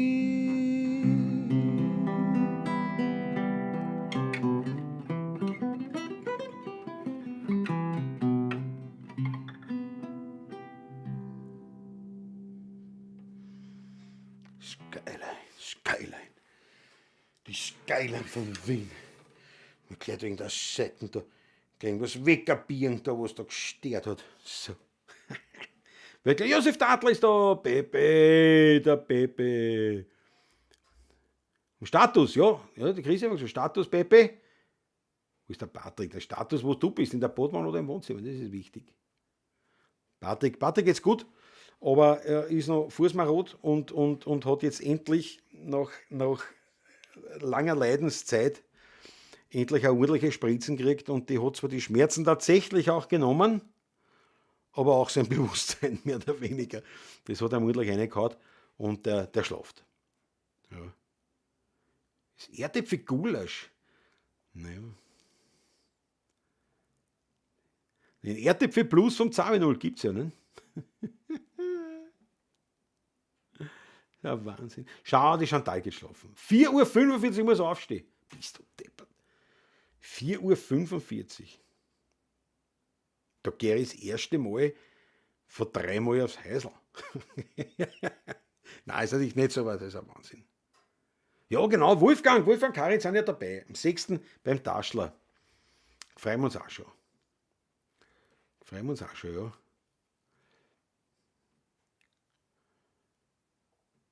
Also, ein Lied war Krautfleisch, ja. Wo bin denn ich jetzt? Also, jetzt braucht er nur mal die Trompeten auspacken.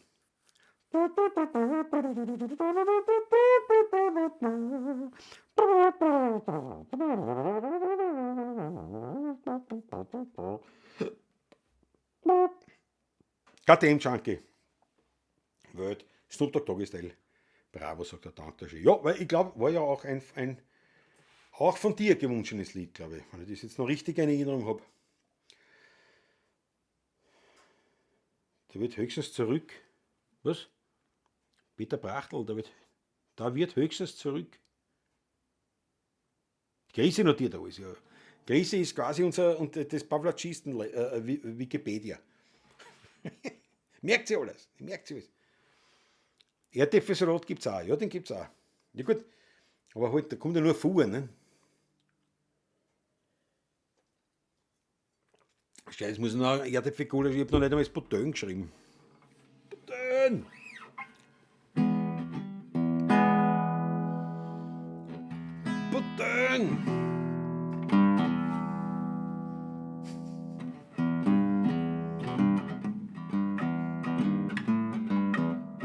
Wieso brauchen wir einen Riff?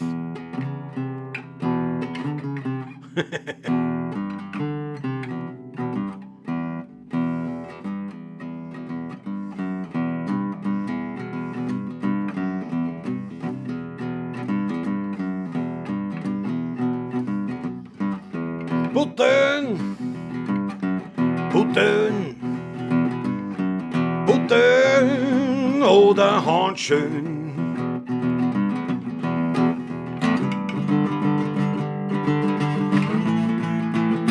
Ich nehm die Putten.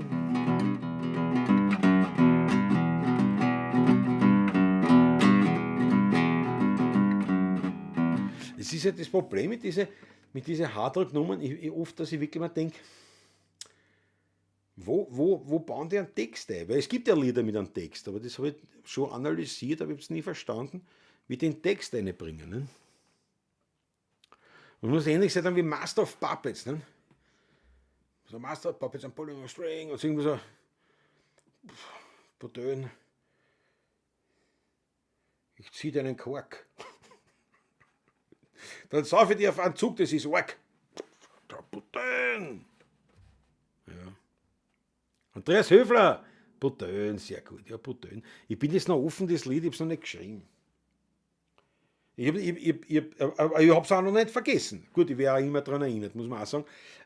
Und zwar im Potönen, da geht es um da habe ich mal versprochen, wahrscheinlich war ich betrunken oder so, und da habe ich versprochen, dass ich eine Metal oder zumindest eine Hardrock-Nummer oder irgend sowas schreibe. Das Hetz mit dem Titel Putönen. Ja. Naja, Grisi, du lachst, aber es gibt schon so bei diesen Hardrock-Liedern, das ist schon oft. So viel Text haben die oft nicht. Das ist so, dass du sagst, bist deppert. Also ich glaube nicht, dass die Leute zu einem Metallica-Konzert hingehen und sagen, du musst den Text geben. Tu mich nicht gewöhnen, gib mir ein Putönen. Doppler, Doppler, Doppler, Doppler. Was ist der Ulrich jetzt wieder mit Kirschpaprika? Was ist jetzt mit Kirschpaprika? Achso, zum Erdäpfel. Nein, erst hör auf, da geht kein Paprika in einen Erdäpfelsalat. Dagegen verwehrt sich ein Wiener. Und Gössenschottischer, ja, Pawlatschen, Buchpulker. Mit unseren Namen drinnen, ja. Gut, aber das ist mir eher aufgezwungen worden. Das waren keine Versprechen, oder? Glaube ich. Aber Putönen weiß ich, das habe ich versprochen. Susanne Moser sagt, bin gerade heimgekommen, an Servus an alle, ist mir gerade eingefallen, habe dieses Monat noch keinen Schmattes überwachsen lassen, ist so ihm passiert. Ja, Susanne, das ist eine Weltklasse. Ich danke dir recht narrisch. Muss ich auf die trinken, natürlich einen Schluck. Das ist ganz klar. Auf jeden Schmattes, Geber, Prost. Auf halt mal dazu der Obolus. Der Obolus kommt vor dem Wurstel. Ja. Ja, die für beim Taschler Weltklasse.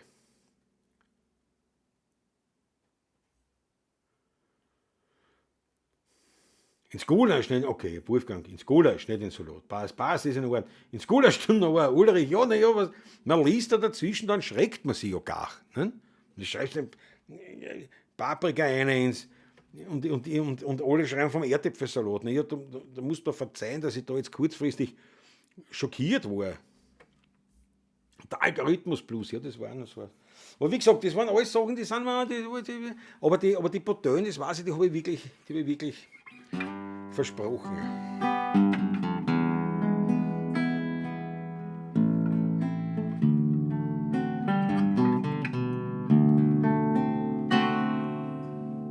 Thunderstruck, ja. Wie ich klein war, hat der Vater mich oft geführt ins Kasperltheater und mit großen Augen sah, Wurstels Lebensweg ich da. Wie es einem Weiberl schmeichelt, wie es weiße Hasel streichelt, dann da schlagt er seine Frau. Warum? Das weiß ich nicht genau. Das sind bitterböse Geschichten, ja, der Wurstel kann sich's richten, der mit Tod und Teufel rafft, bis am die Polizei verhafft. Wird das Krokodil gefährlich, ausgehen tut sich alles herrlich, und ins Büchsel kommt zum Schluss der berühmte Obolus. Da sagt mir der Vater, ich will dir fürs Leben einen Rat, den du verstehen wirst, bis du größer wirst geben. Den Wurstel, mein Lieber, den kann keiner da schlagen. Das kann jedes Kind, das im Bruder war Sohn. Und hat ihm der Teufel mit dem Hammer am Schädel. Dem Wurstelgeschicht nix und der Teufel ist der Wedel. Er wurstelt sich durch und er wurstelt sich raus. Schaut er nachher vielleicht ganz verwurstelt aus. Er kann wie der Wiener eine Menge verdrohen, aber eins kann man nicht, den Wurstel, der Schlong. Wieder ging ich in den Prater, wieder suchte ich's Kasperltheater, doch zerschlagen und verbrannt war mein Kindermärchenland. Als der Abend der Mond beschienen, sank auf Trümmer und Ruinen und die Uhr schlug Mitternacht, da ist der Prater aufgewacht. Wieder hört man Lärm und Krochen, durch die Grotten fährt der Trochen, Riesenradl, Ringelgespül, findet man alles im Gewühl. Karl Vater majestätisch kommt und grüßt ganz gravitätisch. Und es fängt zum Geistern an, wirklich in der Geisterbahn. Da sagt mir der Wurstel, ich bin noch nicht hin. Ich bin ewig, so ewig wie mein ewiges Wien. Den Wurstel, mein Lieber, den kann keiner da schlagen. Das kann jedes Kind, das im Bruder war sagen. Und hat ihm der Teufel mit dem Hammer am Schädel. Im Wurstelgeschicht nix und der Teufel ist der Wedel. Er wurstelt sich durch und er wurstelt sich raus, schaut er nachher vielleicht ganz verwurstelt aus. Er kann wie der Wiener eine Menge verdrohen, aber eins kann man nicht, den Wurstel, das schlagen.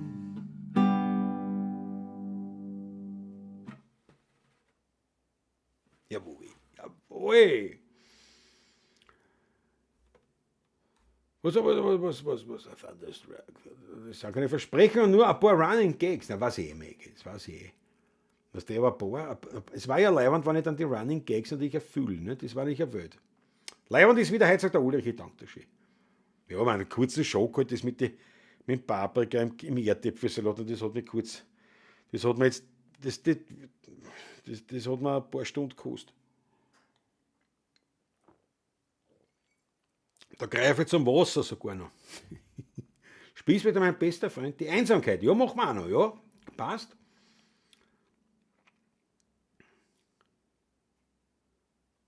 Ja, Wolfgang sagt auch nicht. Ich kenne mich schon. Schweinsgulasch statt Thunderstruck. Kennt ihr mir gut. Schweinsgulasch. Ja, naja, gut, Thunderstruck machen wir es. Freitag gestern war ich im Neichenbroder Museum. Da waren auch Kasperl und so weiter zu sehen, viel Interessantes über die Geschichte. Da schon her, ja interessant. Der Wedel hat im Bayerischen wohl eine andere Bedeutung. Naja, der Teufel ist der Wedel. Der Wedel ist, das sagt man bei uns so, das ist der quasi eingefahren ist. Also der jetzt, der Wedel, das ist der sozusagen jetzt das Bummerl hat, eigentlich. Ja. Glaube ich, so würde ich das sagen. Engel aus Kalau, Jesus, na ja, kann ich das noch, Jesus?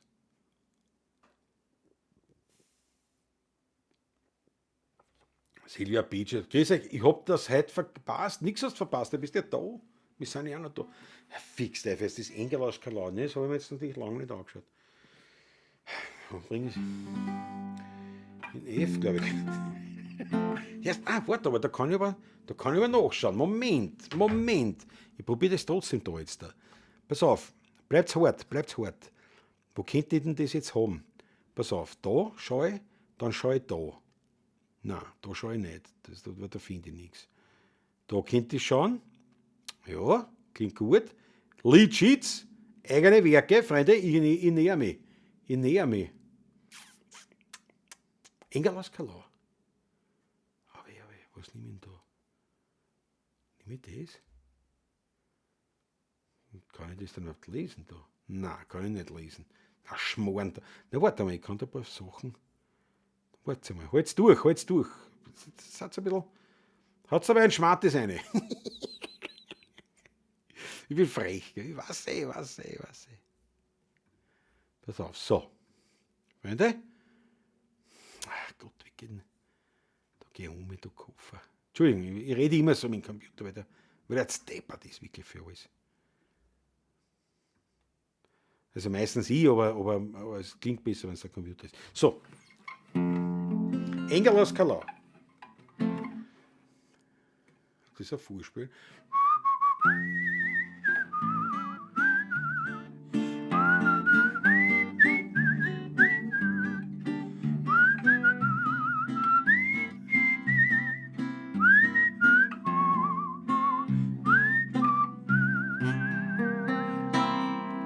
Die Wiener Musik hat viele Lieder, nur einige hört man immer wieder.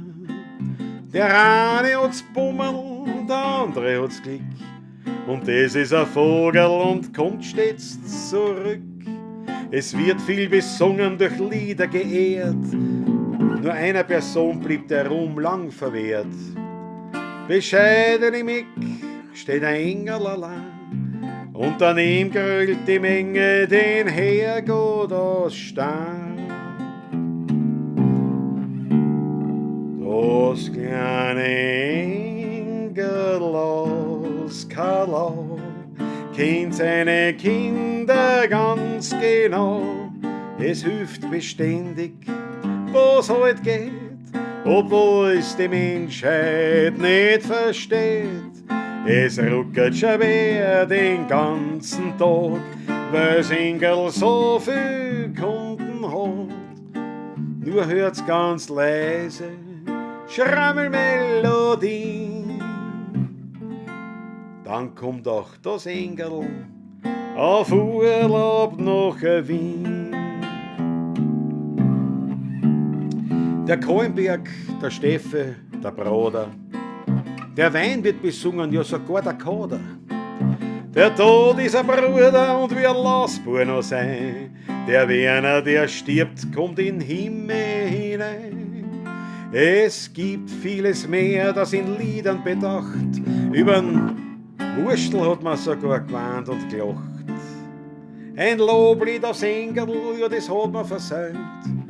Und der Herrgott aus Stein sitzt daneben und weint. Das kleine Engel aus Kalau kennt seine Kinder ganz genau. Es hilft beständig, was halt geht, obwohl es die Menschheit nicht versteht. Es rackert schon wer den ganzen Tag, weil's Engel so viel Kunden hat. Doch hört's ganz leise, Schrammelmelodie. Dann kommt auch das Engel auf Urlaub nach Wien.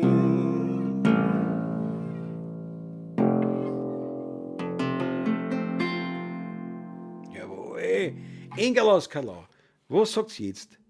Was sagt sie jetzt? Der auspackt aus dem, muss ich alles wieder herrichten, dass ich was sehe. Gell, was? Engel aus Kalau. Ich hätte es können, aber ich bin nur zu unsicher. Ich bin ja unsicher noch. Der Wedel ist im Bayerischen Schwanz oder Zipfel, ich verstehe. Na, bei uns ist der Wedel, also du bist, der Teufel ist der Wedel, das ist der, ja, aber das ist immer im Synonym für ihn, du hast den Auftraten, du bist leer ausgegangen, es hat nicht funktioniert, du hast das Bummerl, nicht so meint man das bei uns. Spielst du das Engel beim Taschler? Ja, werden wir schauen, du musst zusammen. Also, weißt du, ich weiß nicht, ob der Patrick da noch fit ist, aber naja, ich glaube, der wird schon hinbringen. Ja.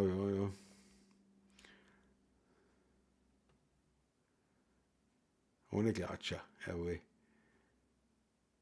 Im Werkstin von Ducati, Dampf haben wir 57. Achso, da redest du mit der Waldkind. Ich denke, Alter, was ist jetzt da? Wahnsinn. Ich darf nicht spenden, sagt die Silvia Beach. Da steht, ich muss um Erlaubnis anfordern, aber ich spende ja nicht das erste Mal. Ja, da, oh je, da kenne ich mich nicht aus, was da wieder ist für.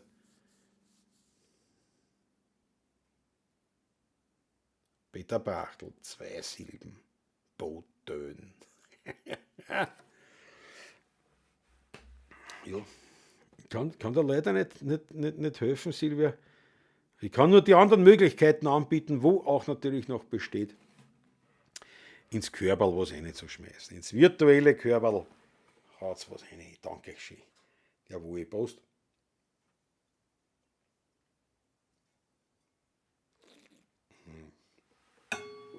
Jesus, na. Ein Schäberer.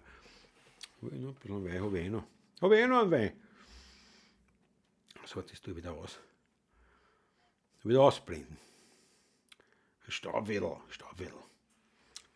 Staubwedel hat man früher gesagt, heute sagt ja Swiffer. Das ist ja nicht. Die Zeiten haben sich halt geändert. Was soll man machen, gell? Das habe ich übrigens, das muss ich vorspielen jetzt, das ist mir jetzt wieder eingefallen. Das habe ich geschrieben, da war ich noch in der Schule. Da wäre ich 15 gewesen sein. Schätze ich einmal. 14, 15. Und das habe ich geschrieben. Ich wollte Eindruck schinden bei einer Angebeteten. Ich war ein sehr beliebter Schüler, nicht? Also bei den anderen Schülern, weil ich immer Gaudi gehabt und alles mega und war immer gut drauf, war lustig, hat immer Hetz gegeben und konnte auch ernst reden, nicht? Also ich war eigentlich, also ich hab wirklich gar keine Schwierigkeiten so gehabt, nicht? Im Prinzip. Das Einzige, wo ich natürlich wirklich erfloschen war natürlich das Thema Frauen. Naja, braucht nicht Higlinger. Da brauchst du nicht hinklingen. Da war ich wirklich steppert für alles. Wirklich für alles. Sprichwörtlich oder buchstäblich für alles, was mit Frauen zu tun hat, da war ich steppert. Aber ich war immer sehr romantisch. Das habe ich schon kennen. Schau, Ulrich hat schon eine gehabt. 5 Euro vom Ulrich, geht schreibt er. Jawohl. Probiert's einmal alle, ob's geht. Das war was schwer. Probiert's einmal durch. Das muss doch gehen. Danke, Ulrich. Ulrich! Weltklasse.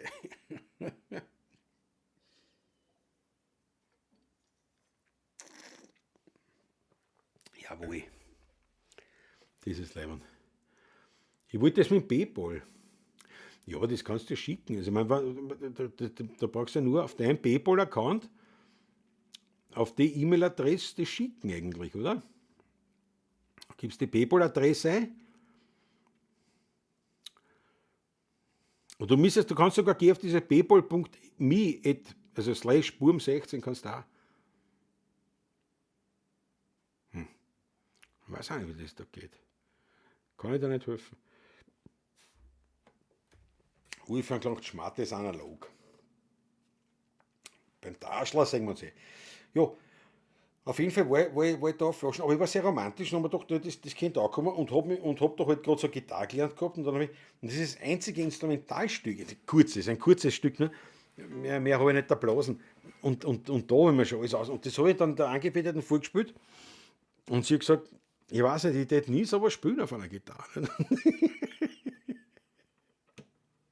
und ja, und ich habe gedacht, sie ist irgendwie.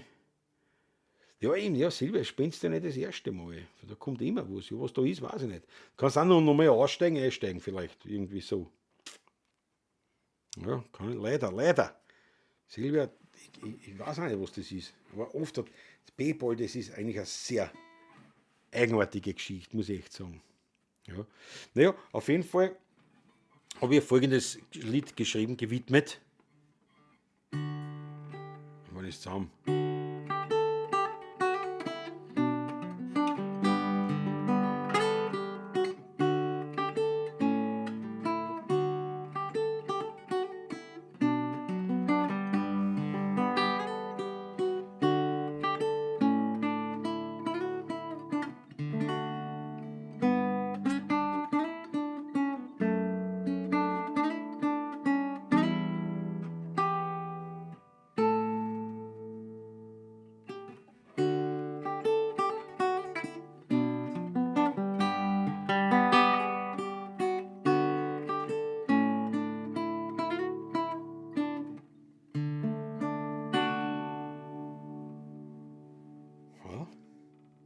Mir hat es gefallen, ich war wahnsinnig stolz drauf, aber es hat nicht sehr Eindruck geschehen. Es hat nicht sehr beeindruckt.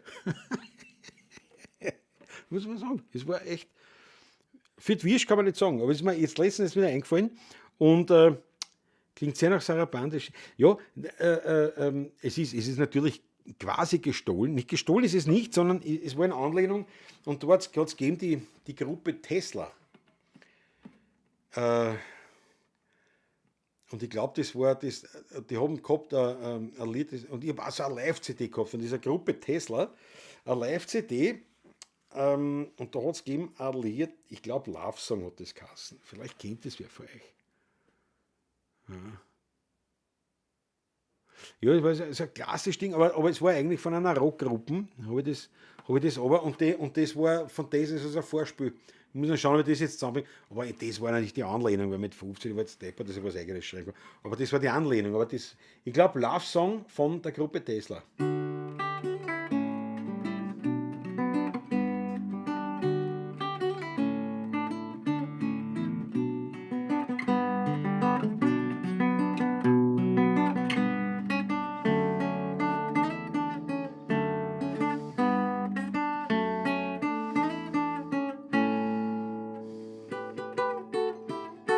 Und dann ist es so weitergegangen.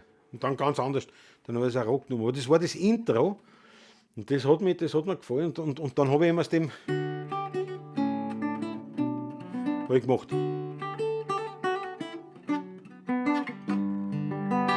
Also es ist ja entlehnt. Ein Touch von Bach, ja. Das ist eben dieses Spielmuster. Im Prinzip, ja, kann man eigentlich sagen, barock. Ne? Also ein barockes Spielmuster. Das ist sowas hast du im Prinzip auf Klavier oder auf Gitarre immer als, wie heißt nicht, so als Übungsstücke. Ne?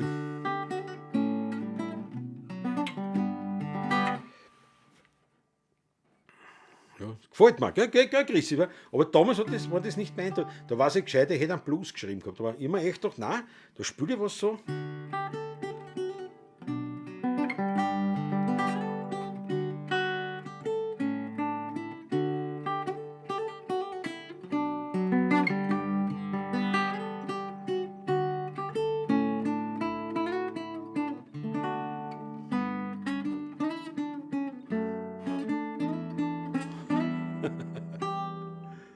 Aber jetzt, die haben umgestellt wieder mal. Jetzt hat es funktioniert, Silvia Pitsch. Weltklasse, danke dir schön.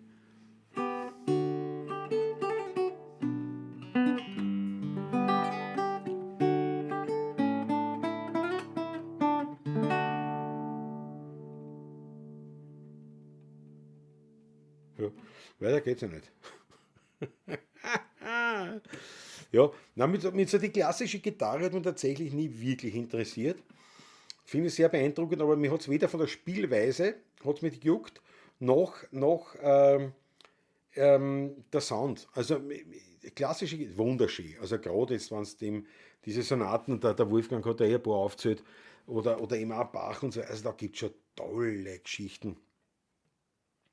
Aber klassische Gitarre hat mich einfach nicht interessiert. Obwohl ich immer ein großer Klassik-Fan war, aber die Gitarre war nicht mein Instrument für das. Ja. Voraus, Horseman kenne ich nur von Metallica, ja, total schön, Peter Brachtel, danke schön. Aber das.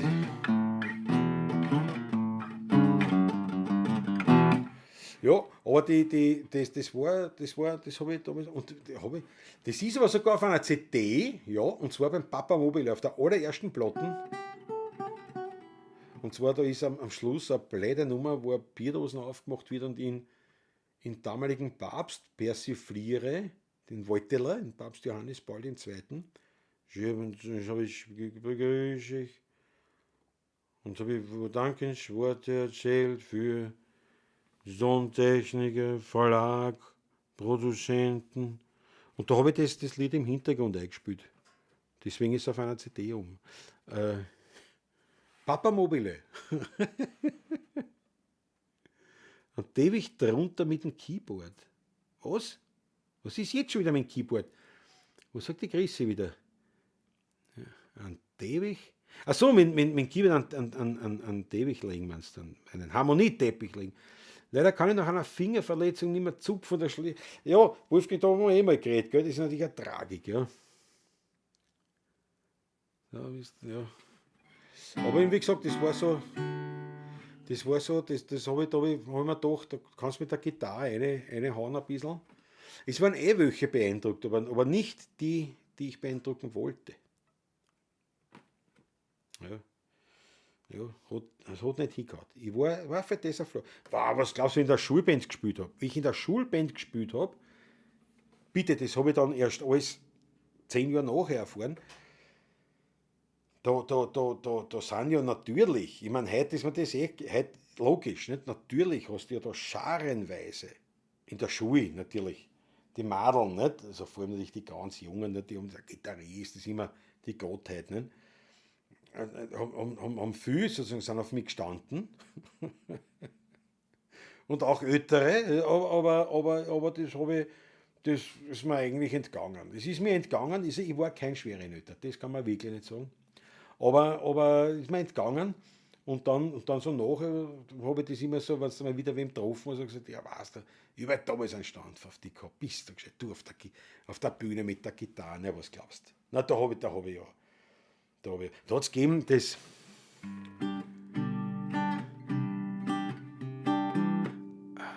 Modern Words von, wie heißen die? Extreme.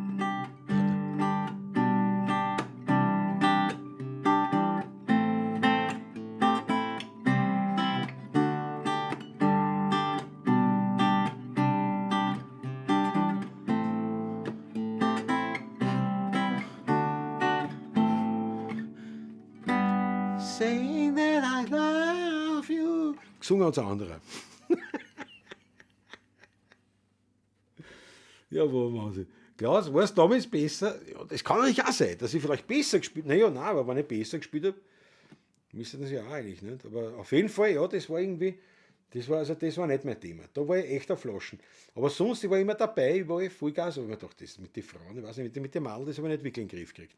Ich meine, so irgendwie schon, aber also so diese, weil wie gesagt, ich glaube mit 15 haben wir die Schulband, da war ich 15. Ich war Mitgründer der Schulband, weil eben der Musiklehrer dann gesagt hat, naja, jetzt hätten wir ein paar Leute beieinander, könnte man ja Schulband machen. Und das war wirklich eine super Geschichte, aber ja viel gelernt natürlich. Was glaubst du, das erste Mal zusammenspielen, das war schon ein Erlebnis. Wie man das erste Mal einfache Nummer, ich weiß gar nicht, was das war. Gut, Gallium ist Mali, glaube ich, weiß nicht, aber irgendein so Blues, irgendwas nicht. Und das für mich das erste Mal, nicht? Ihr Gitarre, der Bassist, war der Musiklehrer, der Schlagzeuger am Keyboard und der Sänger. Und er erzählt und wir fangen zum Spielen an und ich mir gedacht, das war eben das erste Mal, wo ich in einer Band gespielt habe, wo ich gesagt habe, Alter, es war schon ein magischer Moment, das muss ich echt sagen. Es war ein magischer Moment. Und ich dachte, das ergibt jetzt eins, ne? Das ist Welt. Das war schon toll.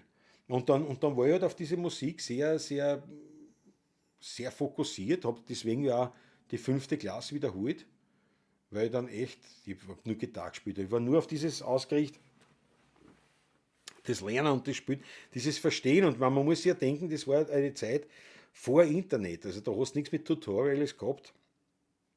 Oder im Internet eingeben, ich suche die Akkorde zu irgendeinem Lied. Na, gar nichts. Da haben wir Kopien, die 300. Kopie von einer Kopie irgendwo ergattert, nicht, weil die Noten oder so Songbücher, die haben wir uns nicht leisten können.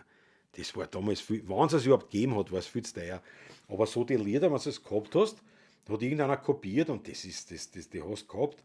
Und ich habe da heute noch so eine Kopie, also ein paar Kopien, da weiß ich noch, das waren wirklich, die sind aus meiner Kindheit. Eben so Ambros-Kopien halt, nicht, von diesen Noten mit den Akkorde und die Texte. Aber das war aber so Ausdruck, das war dann gar nicht einmal so mein Ding. Aber jetzt die E-Gitarre oder dieses Rock, dieses da reinkommen in diese, oder Solieren oder sowas, ja, stell dir vor. Damals, in den 90er Jahren, 91, 92, Auftritt der Schulband. Ja, wir waren schuld, dass dann Kassen hat, es hat dann ein Verbot gegeben, dass man auf die Sesseln steigt. Weil die haben die Leute sind getobt, sind auf die Sessel auf im Vollgas gegeben. Weil ihnen die immer Bühnensau auslassen, die Rampensau schlechthin. Man gespielt habe wie ein Wurstel, aber ist ja wurscht, aber die Show war wild. Die Show war wild. Dann natürlich, und dann habe ich soliert, was glaubst du, ich hab alle Ausdrücke im Gesicht gehabt. Gescheiter war es gewesen, ich hätte alle Töne getroffen, ist schon richtig, aber das war schon legendär. Was soll das? Bassspiel? Nein, ich war kein Bassspieler. Nie im Leben Ulrich. Frag einen Bassist nach der Freundin, ja genau. Danke, Ulrich. Deswegen hast du geglaubt. Nein, Bass war nicht. Nein. Bassspieler ist der Bassist, wie heißt der für der die Rassel spielt, der Percussionist wird es dann. Ich weiß, mit 17, 18 Bass gespielt. Der Schlagzeuger und ich haben viel geprobt, bis es gesessen hat. Am Bass war ich nie gut. Ja, am Bass, ich war schon gut gewesen, weil im Prinzip, aber das war ja das coole Instrument. Ich meine, in dem Alter schaust, da willst du cool sein. Da willst du nicht gut sein, da willst du cool sein. Der Ausschlag geht sich leider nicht aus, bin in der Arbeit. Alexander Hauser, das haut mich zurück. Der Wolfgang kommt extra mit der Karin und du bist nicht da. Na, pass auf. Da mache ich sofort noch ein kurzes Pausel und dann schauen wir weiter. Ich bin gleich wieder da. Freunde, bleibt's mal gewogen. Wo habe ich denn das jetzt wieder? Muss ich da um.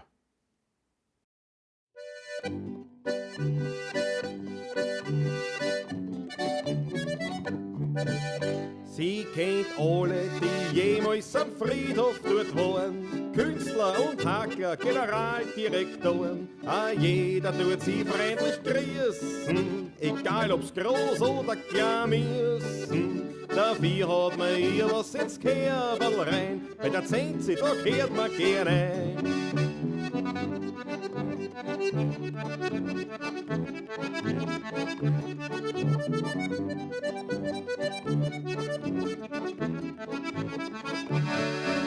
Mein Schatzel ist a Häselfrau am Friedhof in Stadtlau. Die Handschuhe gelb, der Schürzel blau, ja mein Zinse,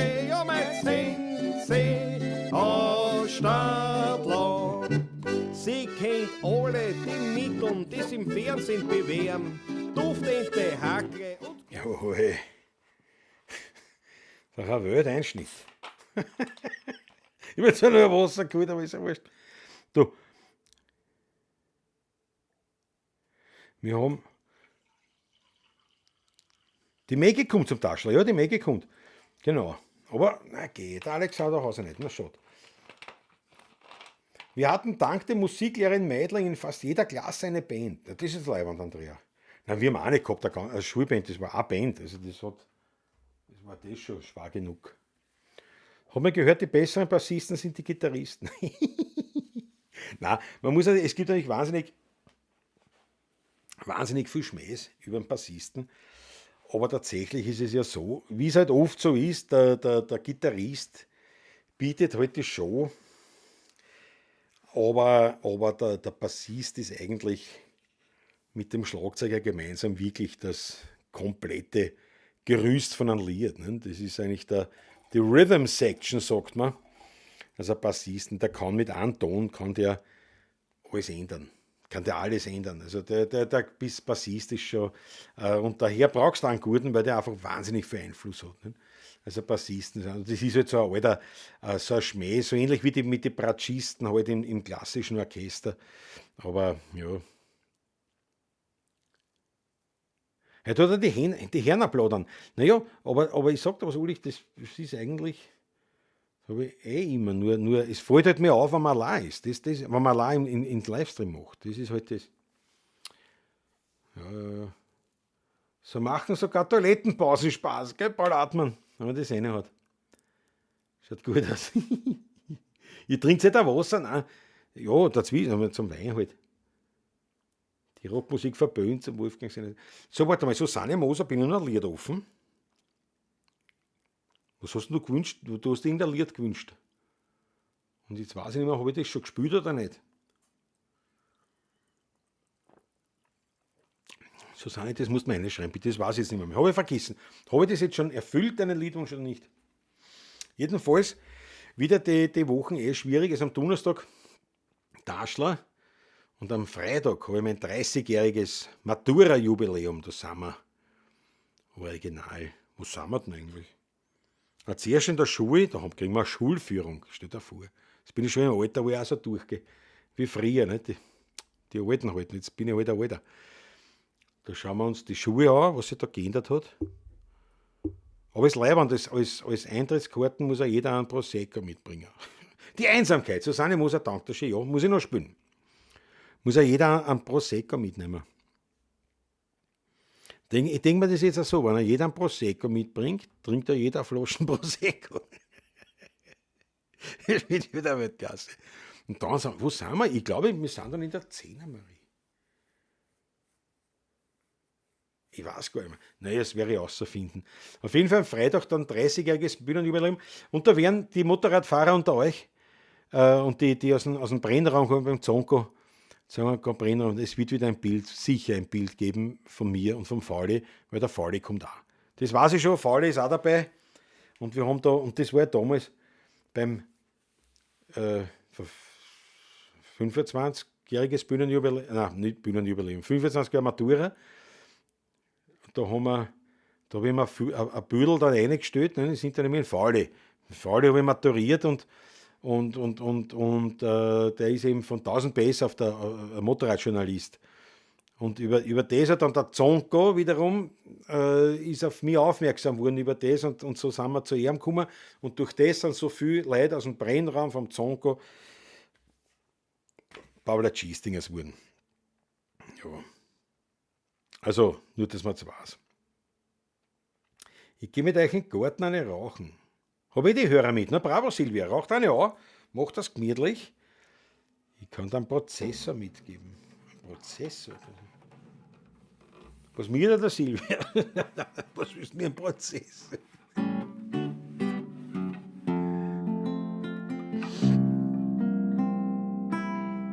Man kennt fast sagen zu jeder Zeit, spür ich den Trottel für die Leid. Und manches Mal platzt mir der Kragen, da könnt ihr ihn wursteln, ich da schlagen. Den Kasperl spielen, das stört mich nicht.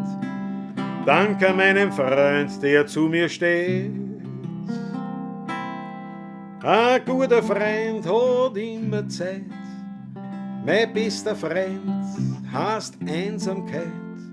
Und bin einmal ganz allein, so sind wir dennoch immer zwei. Ich und mein Freund, die Einsamkeit, mit ihm bin ständig ich zu zweit. Und will einmal allein sein, dann lad ich mir ein paar Freunde ein. Wenn ich wohin komm, sagt mir gleich, unterhalt mich, komm, ich lade dich ein. Ja, so mach mich Hetze ungeniert und krieg meinen Rausch so finanziert. So lachen wir beim Wein vereint und trotzdem hab ich nur einen Freund. Ein guter Freund hat immer Zeit, mein bester Freund heißt Einsamkeit.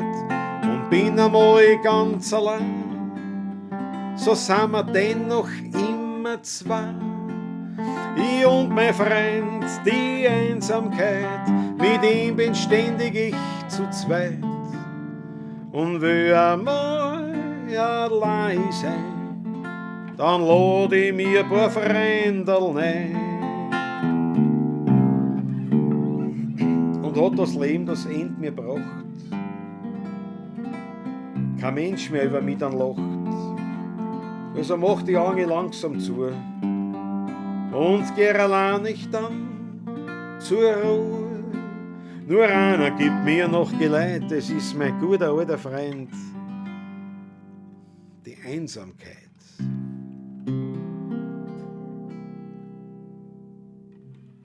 Ein guter Freund hat immer Zeit und mein bester Freund heißt Einsamkeit. Und und bin einmal ganz allein. Aber so sind wir dennoch immer zwei. Ich und mein Freund, die Einsamkeit, mit ihm bin ständig ich zu zweit. Und will einmal allein sein, dann schlaf ich einfach ganz tief ein.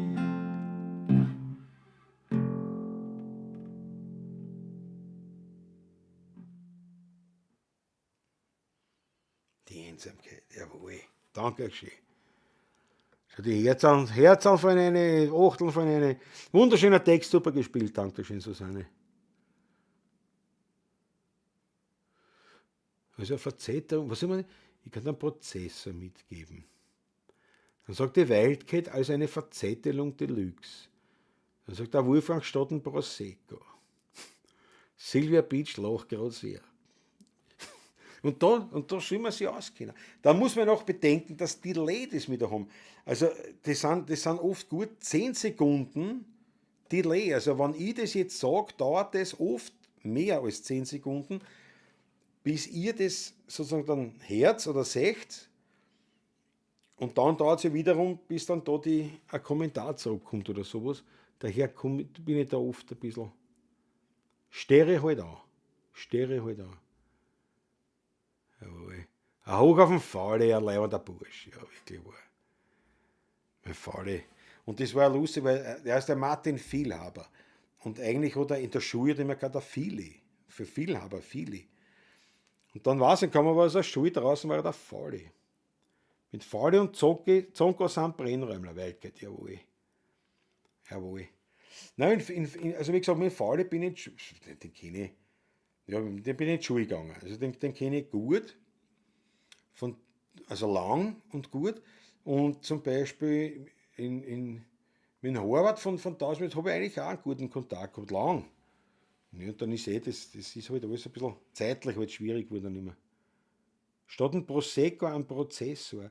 Was ist ein Prozessor? Warum soll ich einen Prozessor? Ich verstehe es nicht. Warum soll ich einen Prozessor mitbringen? Was für ein Computerprozessor? Ich komme nicht drauf. Ich trinke einen Schluck, ist ja wurscht.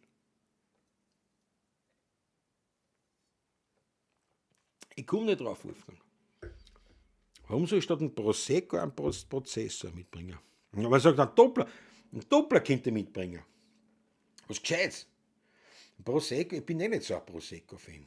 Also man kann einen Sekt auch mitbringen, aber es war halt so geschrieben, so quasi ein Prosecco. Ich kann einen Sekt auch mitnehmen. Nicht? Also es ist auch gestanden irgendwo. Ich könnte den Kindersekt mitbringen, den habe ich noch vom Zonko im Kühlschrank. Der liegt da schon 3 oder 4 Jahre im Kühlschrank. Den sauft ja keiner. Den Kindersekt, das ist ein Joperl Wasser mit Perlen. Na, ich weiß nicht. Was, das ist ein Wortspiel, nicht saufen denken. Prosecco, ein Prozessor. Naja, das Wortspiel. Na, Wolfgang, ich weiß nicht. Der Pointer ist bei mir nicht angekommen. Aber ist ehrlich, Prosecco, ein Prozessor. Statt ein Prosecco, ein Prozessor. Das ist nicht einmal das Wortspiel. Ich verstehe nicht einmal das Wortspiel gescheit. Außer ja, Prosecco, Prozessor. Aber das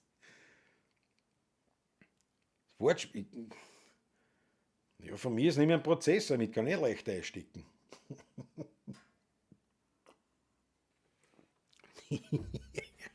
Na, es wird auf jeden Fall.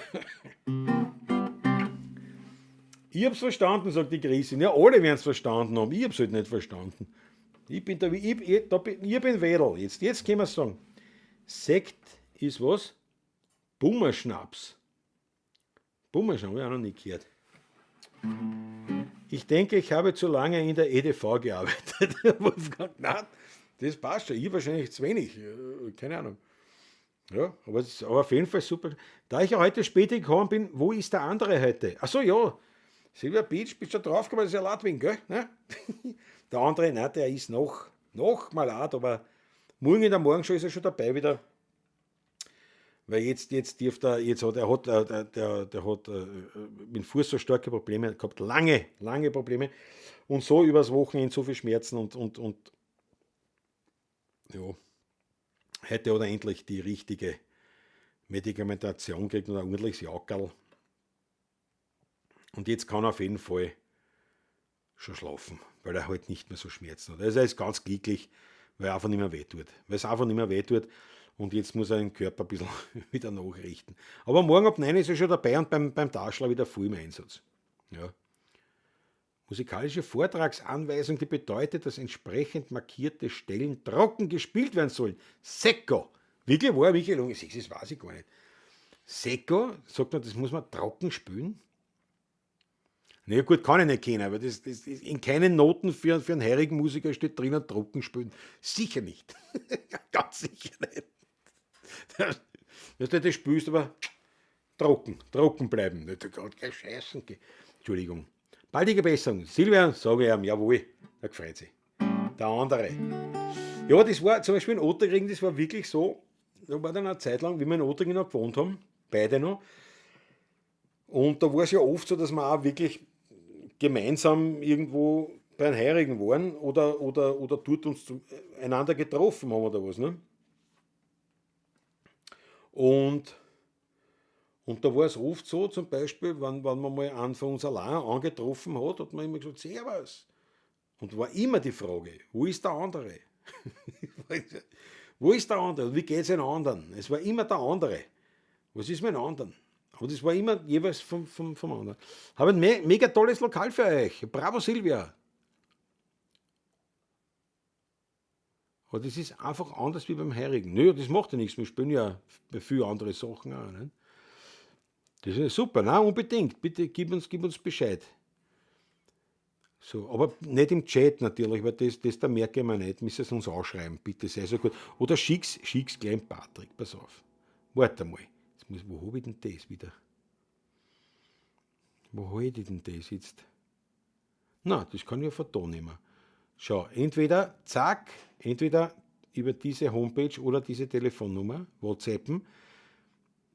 Das ist jeweils der Patrick, das ist ja die Booking-Agentur von uns. Und da sei so gut, entweder gibst du die Daten weiter an das Lokal oder du meldest dich über das und sagst, meldet euch dort oder so, aber auf jeden Fall vielen Dank. Ja, das ist immer gute Empfehlungen, sind immer das Wichtigste. Stell dir vor, wenn in den Noten Prosecco steht, erst spülst Pro und dann Secco. Sehr guter Klaus kann ums Eck denken. Ich glaube, ich kann sonst nichts, aber das kann ich. Was sagt der Andrea? Bin trotz Dunkelheit und argen Schüttern gut gelaunt und sicher zu Hause ankommen. Dank der tollen Unterhaltung durch dich. Vielen lieben Dank und gute Nacht. Gute Besserung an Patrick. Dankeschön, Andrea. Schön, dass du daheim bist. Gesund, glücklich, munter. Also munter vielleicht nicht, aber fit daheim ankommen. Mach's gut. Schön, dass du dabei warst wieder.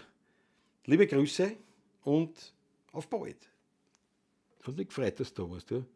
Das muss ich aufschreiben. Ja, Silvia, bitte, lass ich noch Bescheid. Nicht wegblenden. Nein, blend's eh nicht weg. Silvia, schreib's auf, das ist dann wegblenden. Du schreibst eine, was du es aufgeschrieben hast, dann kann ich es wegblenden. Ja, aber das war immer der andere. Das war immer so. Und viele haben, also bis heute, wenn ich da, ich komme nicht mehr hin, aber wenn es wirklich so hin und wieder, oder was ich beim Kirtag zum Beispiel, ich bin auch in Otterkring und dann triffst du so mitunter so die Altbekannten halt von damals noch.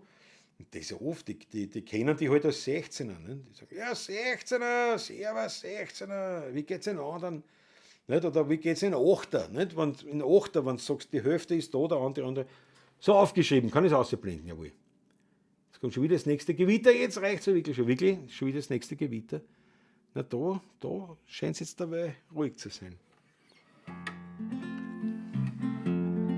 Bleiben wir gleich in Otterkring. Ne? Ich war so uraltes Häusl, darin ist ein ganz kleines Beisel. Der Wirt ist ein Kreuz für das Mandel, serviert den Wein mit seinem zedrigen Handel. Dort kommen alle echten Wiener zusammen, weil's heut in Wien kein Platz mehr haben. Dort geh ich hin, dort bin ich zu Haus und dort ruf ich aus. Ich weiß ein kleines Wirtshaus weit raus in Ottergring. Dort sitz ich und träum ich allein. Und wenn ich auch dort auf die halbe Nacht verbring, daran ist schuld nur der Wein. Und wenn ich das Wirtshaus in Ottergring, war ich längst schon kein Jungse hätte mehr. Dort sitz ich und träum ich wann in Loch ich sing, in dem Wirtshaus der Rost in Ottergring.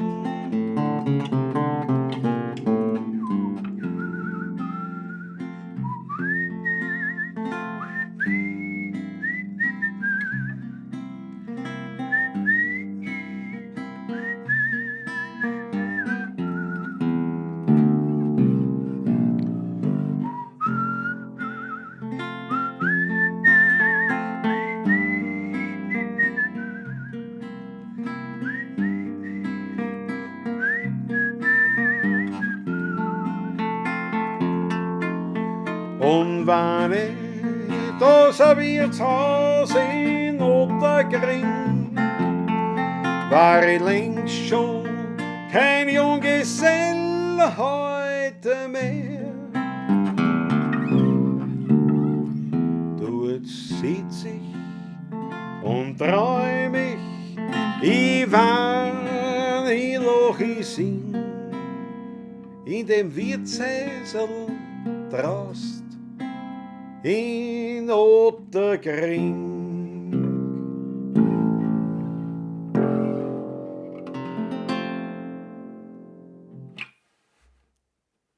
Jawohl, jawohl, in Ottergring war das. In Ottergring. Glase Wittecker. Ja, also ich muss auch sagen, mit den Gewitter, jetzt war es schon von Vorteil, wenn es jetzt aufwendet, weil jetzt habe ich genau noch original morgen und übermorgen Möglichkeiten, dass ich die Sachen da mache für das Glasfaser. Weil dann bin ich wieder in Wien. Dann stoße ich wieder in die Wiener Stadt. Ich kann dann wieder rausfahren einmal, nicht? Aber trotzdem, jetzt hätte ich halt viel Zeit gehabt. Nicht? Also Zeit, jetzt war ich da gewesen. Aber ich habe trotzdem, ich hab viel unterbracht, viel gemacht, ein paar Sachen indoor. Und auch, muss ich sagen, musikalisch. Ich habe mir wirklich musikalisch, ich habe wieder ein bisschen so ins Spielen reingefunden. Ich war schon so mit dem, also jetzt nicht im Burnout oder also sowas gefühlt. Ich hab das alles, was ich halt da mache, 16er Burm technisch und so weiter, macht mir riesen Freude, das mache ich alles, aber zeitlich war ich so eingeteilt, dass ich mir dachte, ich komme gar nicht mehr zum Spielen, also zum Spielen im wahrsten Sinne, also wo ich mich einfach spiele, nicht? Mit einem Instrument und ein bisschen herumtue. Und das habe ich da jetzt auch wieder ein bisschen gemacht. Nicht? Und das ist schon immer sehr wertvoll. Also für einen Musiker ist das eigentlich die wertvollste Zeit, obwohl nichts rauskommt. Also direkt verfolgbar. Nicht? In weiterer Folge schon, aber ich glaube, ihr wisst was ich meine. Selig ist die Mege, jawohl. Meine Eltern haben es so geliebt, die Wiener Lieder. Jawohl, Silvia Beach. Super. Ah ja, Prost. Das mache ich auch gleich nochmal. Prost. Weiß ich nicht. Schaut doch nicht, ne?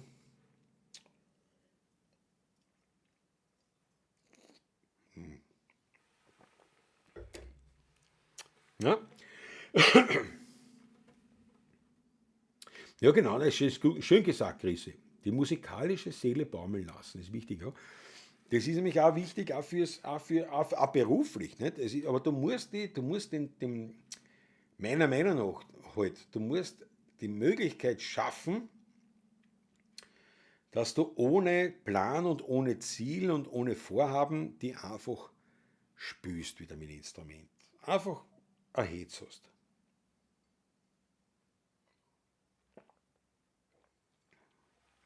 Das öffnet wahnsinnig viel. Trink einen Sekt, Silvia Beach, nein, mag ich. Da geht ich gar nicht mehr singen. Da ist mir auch verstessen. Der Matti hat am Ecke, ist auch da, jawohl, mein Achtel. Ja, wie gesagt, das mit Prosecco wird noch eine Herausforderung in der Schule, aber das hat man nur in der Schule und dann gehen wir zum Heirigen. Dann kann man schon was Gescheites trinken. Ein Austropop, wie die Susanne Faber noch. Ja, na gut, das passt jetzt aber wirklich. Ich meine, ich weiß jetzt nicht, wie es da ausschaut, aber rundum, da ist ja alles aufgeräumt, nicht? Wegen einem Wasser und wegen Gemeindewasseranschluss und wegen Glasfaser.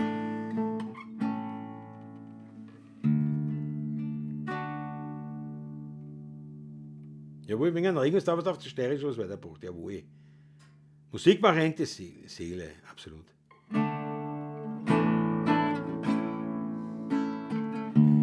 Wann in der Früh die Nacht gegen den Tag den Kerzen zieht,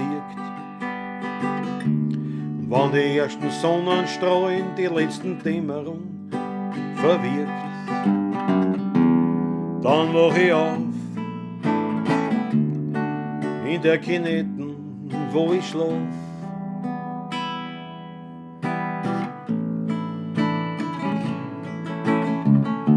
Die Tschuschen kommen und ich muss mich schleichen, sonst zangen's mich an. Und dreh halt aus und putz mir die Träger so gut ich kann. So steh ich auf in der Kinetten, wo ich schlaf, so steh ich auf. Ich hab mich schon seit 10 Tagen nimmer rasiert und nimmer gewaschen. Und ich hab nix als wie eine Flasche rum in der Manteltasche. Den geb ich mir zum Frühstück und dann schnurr ich eine Zigaretten an. Und mein Schöne und die Leute kommen mir entgegen, wie eine Mauer kommen's auf mich zu. Und ich bin der Einzige, der rein geht, kommt mir vor. Aber ich mach beim ersten Schritt die Augen zu.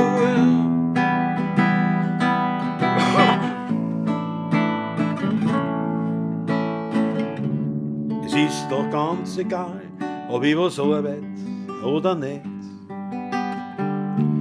Weil für die dünne Klostersuppen genügt's doch auch, wenn ich bett. Lass mich in Ruhe, weil heute schieten's mir Kinetten zu. Lass mich in Ruhe. Ich hab mich schon seit 10 Tagen nimmer rasiert und nimmer gewaschen. Und ich hab nix als wie eine Flasche rum in der Manteltasche. Den geb ich mir zum Frühstück und dann schnurr ich eine Zigaretten an. Und mein Schönen und die Leute kommen mir entgegen, wie eine Mauer kommen's auf mich zu. Und ich bin der Einzige, der hier reingeht, kommt mir vor. Aber ich reiß mich zusammen und ich mach beim ersten Schritt die Augen zu.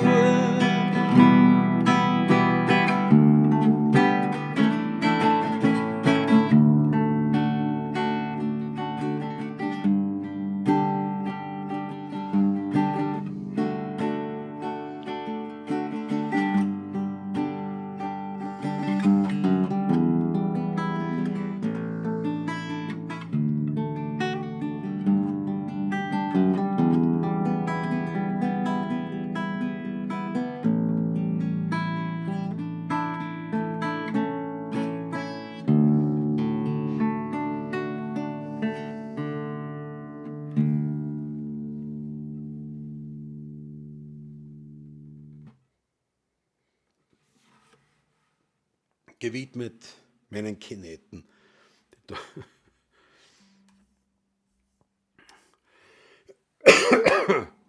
Ein Weltschheim, sagt Andreas Höfler. Ist wirklich ein Weltschheim, ja. Wirklich. Wirklich wahr. Die Wiener Sandler-Hymne. Ja, ich kann mal sagen. Da hat's was, Klausi. Bei was? Wie sieht bei Wiener Lieder? So, na ja, na gut, ich weiß nicht. Man muss dazwischen ein bisschen was reinhauen. Also in dem Fall geht's ja. In dem Fall geht's.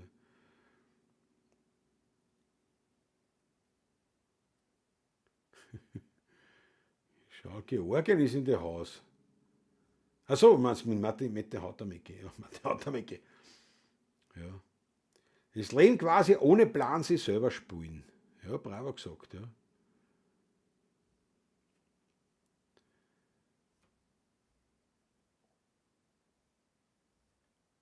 Beutlin sagt auch, Beutlin MC sagt auch, super, danke, jawohl. Meine Tochter wohnt in einer Gasse, die nach einem Sandler benannt wurde. Wirklich wahr? Ich habe halt gehört, dass der Wambros bald wieder live spielen will, mit 72 nicht schlampert, ja. Nee, ich glaube aber, ich habe den jetzt auch gesehen. Also jetzt, ich habe ihn jetzt auch gesehen, das klingt so aber persönlich. Nein, aber ich meine, der ist schlecht beieinander gewesen, viel gesoffen und alles Mögliche. Aber ich glaube, ich weiß schon, was das war, das ist Christina Stürmer. Christina Stürmer, MTV Unplugged im Volkstheater, glaube ich, oder Burgtheater, weiß ich nicht wo, Burgtheater wahrscheinlich. Und da war, aber Volkstheater ist ja wurscht. Und da war eine Aufzeichnung und da war ein Lied, da war der Ambros dabei und gut, ja, also halt, ja, gezeichnet durchs Alter, aber er hat mir da nicht mehr versoffen ausgeschaut. Also es war wirklich, also für mich war das erfreulich fast, ihn zu sehen. Da haben sie die Wintersong gespielt, glaube ich. Und das war leiwand, also das war echt leiwand. Da habe ich gedacht, na, du, der bringt's noch. Der bringt's noch. Und ich habe ihm eigentlich schon fast ein bisschen, nicht angeschrieben ist übertrieben, aber irgendwie wirklich so, aber da war ich echt eines Besseren belehrt. Da hat er wirklich was zusammengebracht. Und das kann ich mir schon vorstellen. Also wenn, ja. Ja. Lieber in seiner Ausdauermusik wie verrückt, mag halt nicht unhöflich sein. Nein. Ja, das stimmt, also mit Wiener Lieder, deswegen eben, wir sind auch wirklich als 16er Buben lehnen wir das auch an, weil sonst kommst du vom 100. ins 1000. Da geht das nur mehr aus der Pop spielen und keine Wiener Lieder mehr. Nicht? Also das stimmt schon. Ja. Und da in einer Solo-Pavlatschen mache ich immer wieder diese Ausnahme. Ja. Danke für den Song, Andreas Höfler. Gerne, ich danke. Lord Dauer hat auch die Achtelleine. Beutlin MC, gern geschehen. Ja, kann ich mir auch gleich einen Georg wünschen. Ja, aber ich kann. Ja, Georg kann. Schlagen wir die G-Seiten an. Die G-Seiten. Ich habe noch eine. G-Seite. Hat er meist von der Stimmung, die wir mir verspült haben. Aber vielleicht keine schlechte Idee, wenn ich mir nachstimme, ja. Ja. Na, wie gesagt, also diese Austro ist eigentlich, aus der Pop-Ausnahmen sind wirklich eigentlich, wenn ich mich so zurückdenke, tatsächlich auch nur bei der Solo-Pavlatschen. Weil auch wenn ich mit Patrick spiele, machen wir keine, ganz wenige Ausnahmen, hin und wieder halt einmal, wenn es gerade passt irgendwie. Aber das muss eine Ausnahme bleiben und bei der Solo-Pavlatschen, ja, da kann man das mischen. Weil da spiele ich einen Jazz auch manchmal. Ja. Mit der Manke, beste Grüße an den Klaus. Die Autowecke Manke ist super. Mit der Manke bin ich schon gefahren, mit der Kawasaki noch nicht, weil sie immer nur ringt. Ja. Der Silver Beach, alles in Ordnung. Alles in Ordnung. Entspannung. Entspannung ist angesagt. Da werde ich gleich Wein trinken statt Wasser. Vom Danzes Testament, das war wienerisch eigentlich. Ja.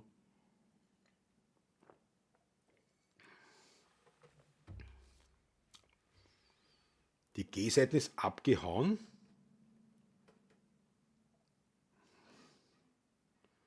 Die ist noch da. Die ist auch noch da.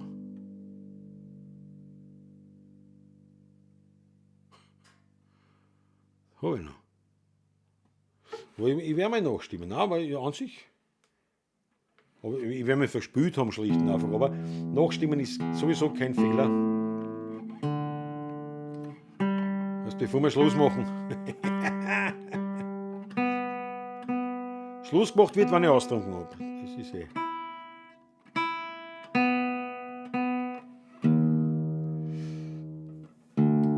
Nein, aber an sich eine gute, halten schon gut, die Saaten.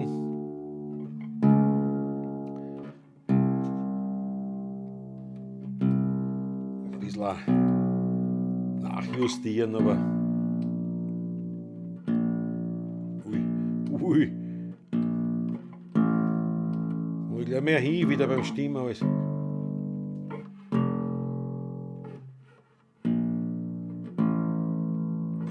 passt wieder. Wir sind wieder im. Abgehauen hast, sie hat sich verstimmt. Ja, gell, weil ich dachte, wo ist die? Ist eh da. Nein, man hat sich nicht arg verstimmt, aber viel war nicht.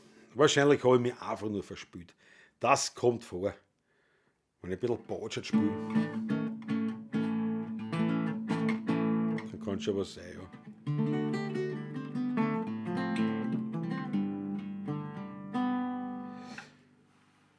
So. Einen Schluck Wein habe ich gesagt, trinke ich.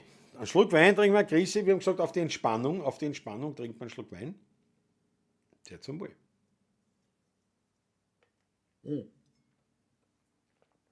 Aber zwar nicht mit der Chrissy gesagt, sondern zur Silvia. Aber ist ja wurscht. Wir können uns ja alle entspannen.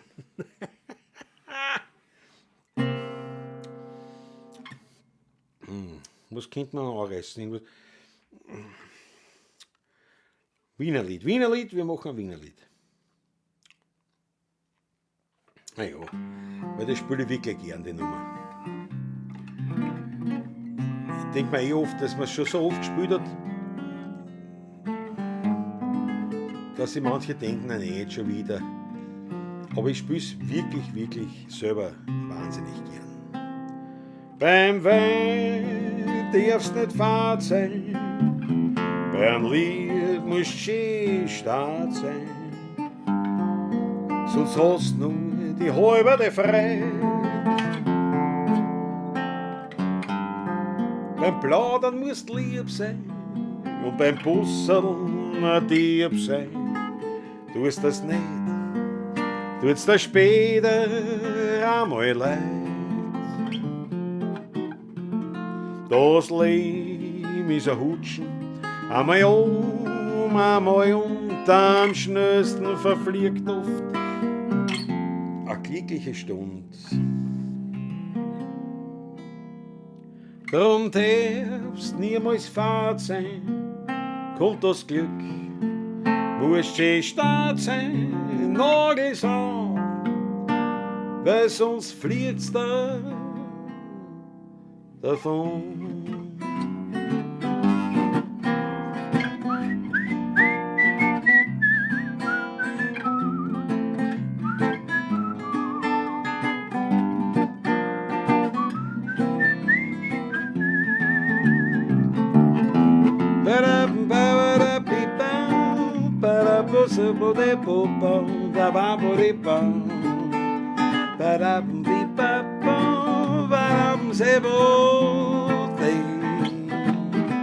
Das Leben ist ein Hutschen, einmal und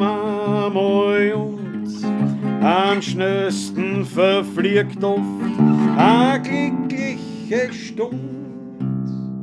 Drum darfst niemals fad sein, kommt das Glück, muss schön stark sein, Nagels an, weil sonst fliegt's da davon.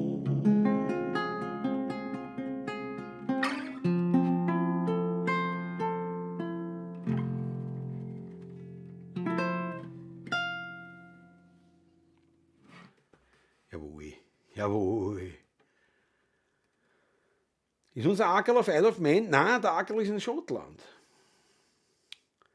Ackerl ist in Schottland. Meine Eltern, die leider nicht mehr da sind, haben es so geliebt. Darum gehe ich auch auf Konzerte mit Wienerlieder. Ja, aber ich hoffe, Silvia, dass du auch die Wienerlieder liebst. Ne? Das ist auch wichtig. Ja. Aber es ist natürlich eine tolle Geschichte.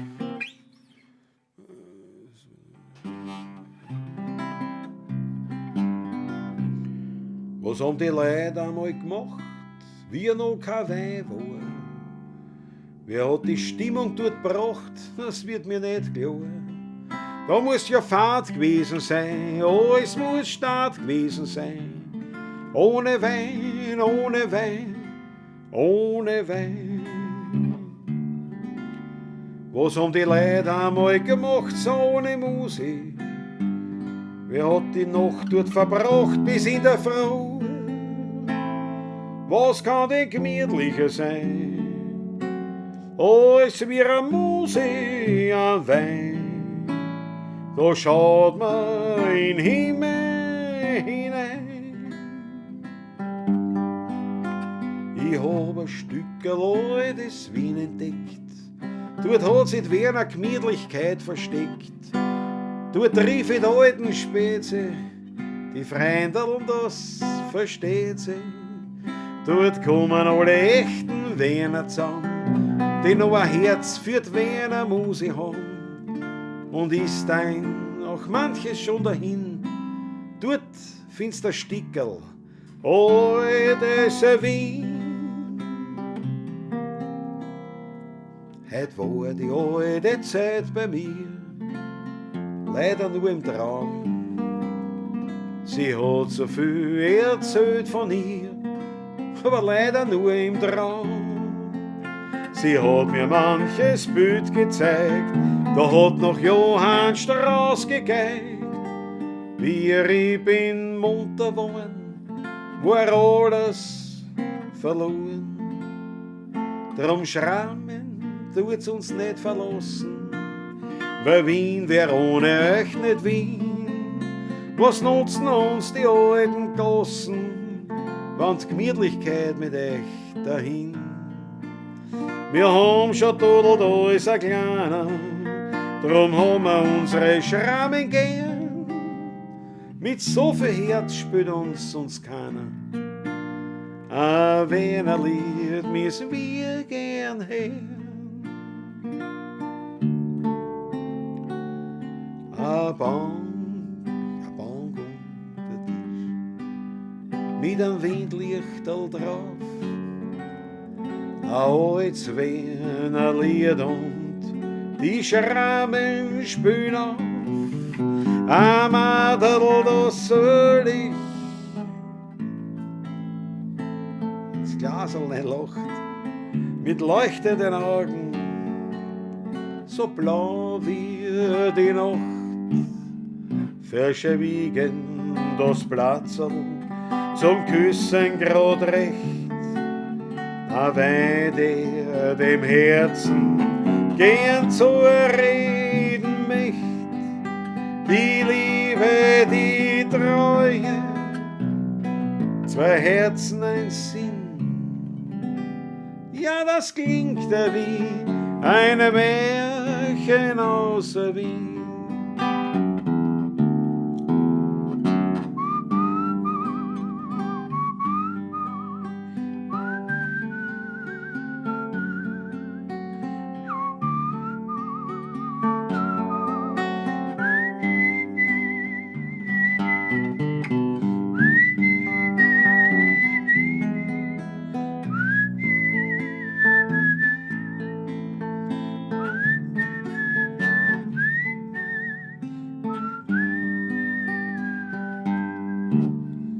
Verschwiegen das Platzl zum Küssen grad recht, aber der dem Herzen gern zu reden möcht. Die Liebe, die Treue, zwei Herzen, ein Sinn. Ja, das klingt wie eine Märchen aus Wien. Kinder, füllt die Glaseln an, wir wissen, was morgen ist. Trink mal ex, was liegt schon dran? Ja, Räschel, das ist gewiss. Ein geschmackiges Bussel von meinem Schatz, was braucht das ein Mensch noch mehr?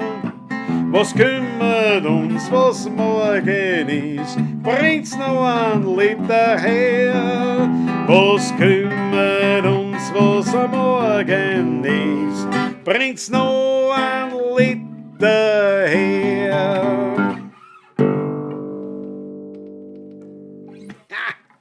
So schaut's aus, so schaut's aus. Einbaut. Bank oder Tisch. Schöne Nummer. Ja, die Erbtand. Ja, aber die Erbtand habe ich heute schon gespielt.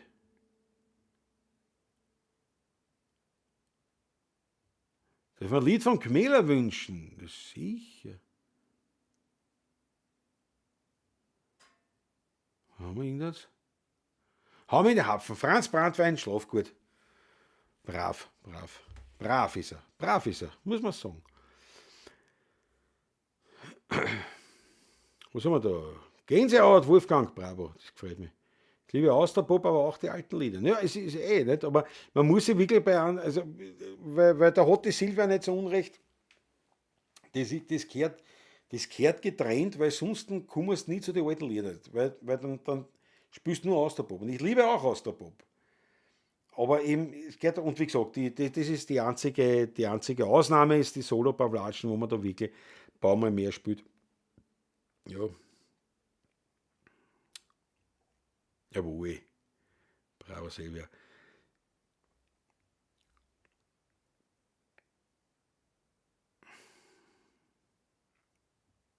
Stimme lässt schon nach, ja. Chrissy merkt es, meine Stimme lässt nach. Ja, Andreas Höfler leider, aber die Erbtand habe ich schon gespielt, ja. In Grinzing gibt es eine Himmelstraßen, das habe ich mal gespielt gehabt mit Tag das Lied. Ich habe mir es auch nicht gemerkt, ich kann es nicht mehr. Ist es das hinter Grinzing, ein Berg ist der Himmel, dort gibt's immer ein Gewimmel. So, ist das die Nummer? In Grinzing gibt es eine Himmelstraßen, gell? Ich glaube, das ist die. Aber ich gesagt, die kann ich nicht. Es war mir zu wenig, es hat mich jetzt wenig erfasst, dass ich es wirklich dann auswendig gelernt habe, gescheit. Das auch damals für einen Anlass haben wir das, also das war ein Wunschlied quasi. Ne? Ja. Das ist halt das, ja. So, na gut, also ein Gmeler.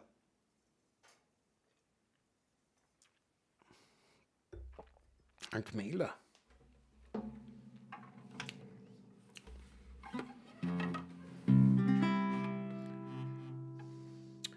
Wir wohnen in der Gassen, 3 Kinder.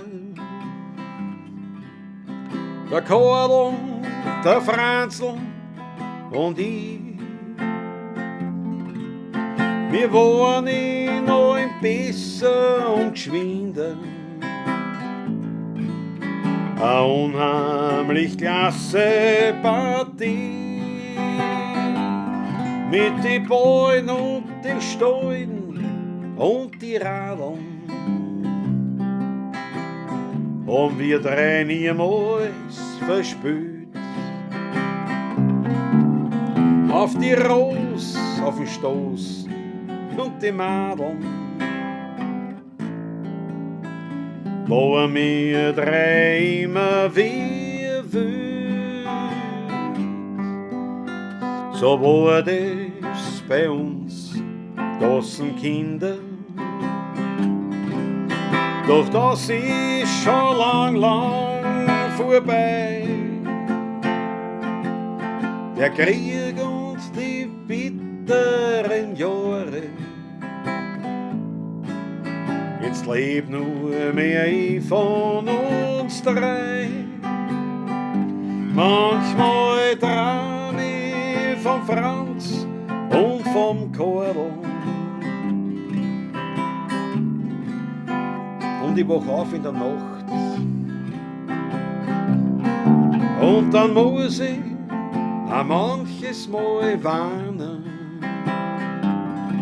obwohl die Erinnerung lacht. Und dann muss ich auch manches Mal warnen, obwohl die Erinnerung lacht.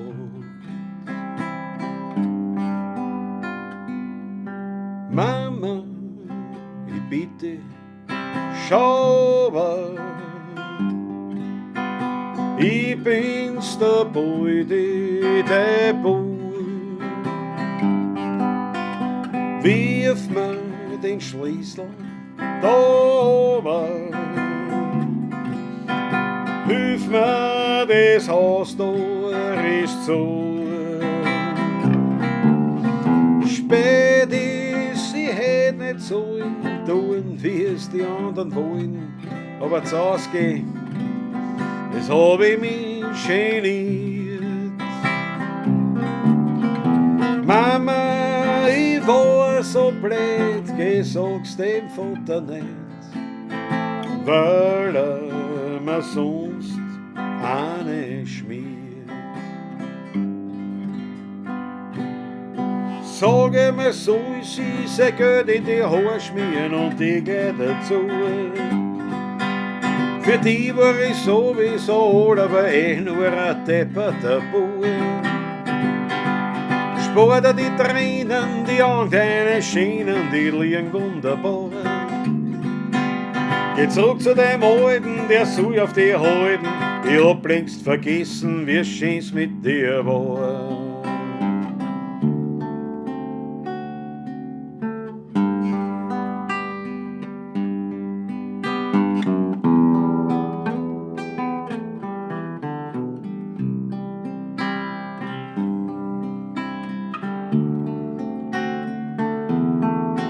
When I follow to the station, my suitcase in my hand. When I follow the station, my suitcase in my hand.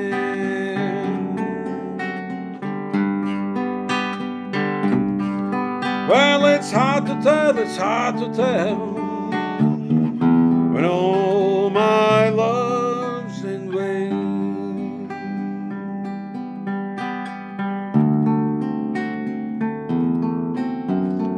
Anna hat immer das Bummel,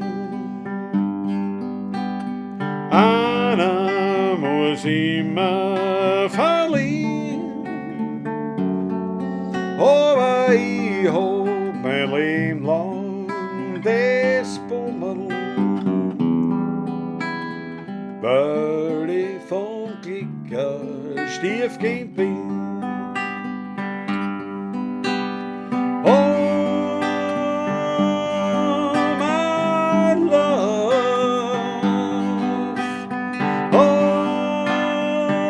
my love.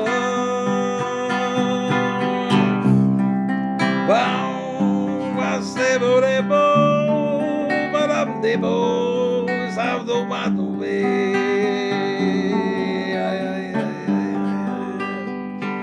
Huevo, cidadão, bolo de da bolsa, babam debo. Anna hat immer das Bummel, Anna muss immer verlieren, aber ich hab mein Leben lang das Bummel, weil ich vom Glück ein Stiefkind bin. Ja, weil ich vom Glück ein Stiefkind bin.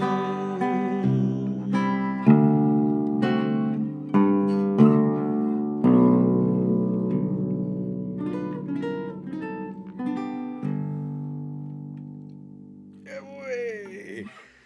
Jawohl.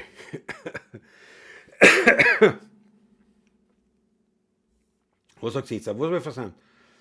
Ja. Ich weiß, die Himmelstraßen gibt's, ja, das stimmt. Jawohl.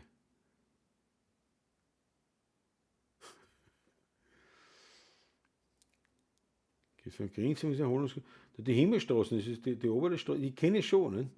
Ich habe echt mal eine Frage, man muss nicht trinken, das ist ein wundervolles Lied.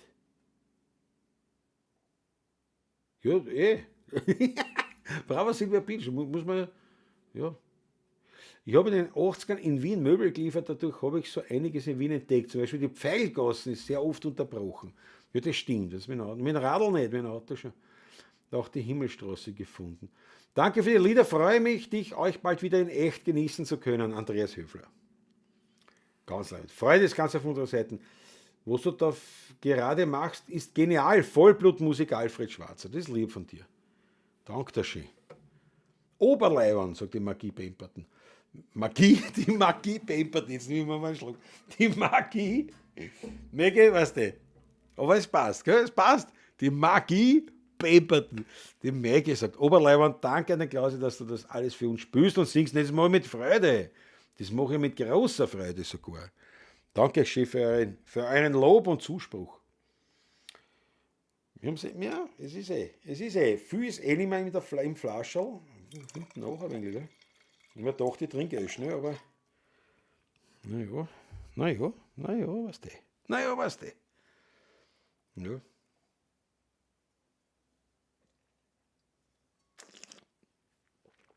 Aber weil der Alfred Schwarzer so ein Lob eine hat, man muss nicht immer trinken, das stimmt, Silvia. Das muss man definitiv nicht. Live sind die 60 noch besser, Wolfgang, ja. Da sind wir auch zu zweit auch noch. Klaus, ich verabschiede mich trotzdem, schaue mir den Rest morgen an. Gute Nacht. Susanne Moser, schön, dass du dabei warst wieder. Hat mich sehr gefreut. Ja, normal hätte ich schon längst aufgehört, aber ich meine, es ist noch was im Flascherl drinnen, ein paar Zuschauer sind noch da. Was so ist nicht. Ob ich jetzt da sitze und spiele oder schlafen gehe, ist eigentlich. Also nein, lass einen Party grüßen. Ja, den lasse ich grüßen, wie gesagt, morgen. Aber der war jetzt echt arm. Und das ist so schmerzhaft. Und wenn der Schmerz nicht nachlässt, das ist blöd. Und wenn es in der Ruhestellung, was einfach alles nur mehr weh tut. Und du kannst nicht schlafen, du kannst nichts tun, gar nichts. Dann ist Wochenende, jetzt zahlst du irgendwie dann ist der Arzt im Urlaub und dann endlich, und da gibt er Jackerl und du merkst, das passt, das ist jetzt leibend, aber du bist körperlich einfach fertig. Also ich kann ihm sowas von nachvollziehen, diese Geschichte. Und da denke ich mir, das ist blind, das ist ja wurscht. Und dann denke ich mir, also da hat er sich verdient, das Schlaferl, und da wird er jetzt gut schlafen, weil er hat mir geschrieben, also Schmerzen sind eigentlich wirklich mit dem Jackerl weg gewesen und jetzt kann er sich da ein bisschen, ja. Nein, jetzt hört es nicht auf. Nein, Silvia Pitsch, jetzt akut höre ich nicht auf, weil solange da was im Flascherl ist, höre ich nicht auf.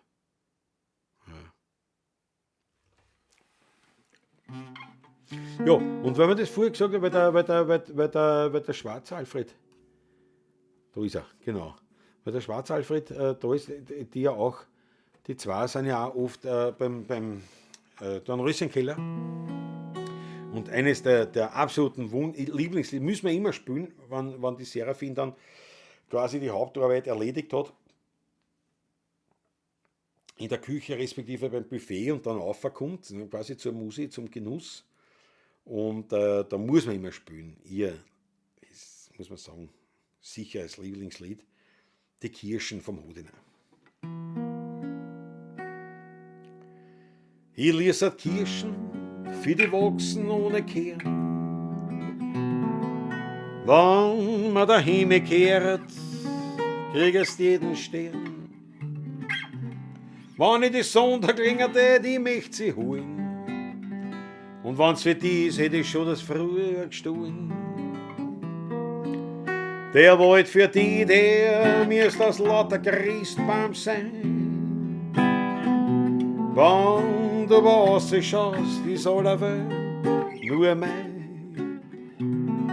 Und die Gebärse, die liegen unter den Schritt. Und wenn ich helfe, Gott sag, am liebsten mit einem Lied. So denk über dich, aber du denkst nicht an mich. Und mir tat's doch so gut, von dir ein Liebeswort, von dir einmal eine Hand und dann nicht eine kalte Wand. Jetzt rate ich einmal und sag zu mir, na komm. Ich lies die Kirschen für die Wachsen ohne Kern. Wann mir der Himmel kehrt, kriegst jeden Stern. Wann ich die Sonne klingert, ich möcht sie holen. Und wenn's für die ist, hätte ich schon das frühe Jahr gestohlen. Der wollt für die, der mir ist das lauter Christbaum sein. Wenn du was schaust, ist allerweil nur mein. Und dicke Bärse, die liegen unter den Schritt. Und wenn ich helf Gott sag, am liebsten mit einem Lied.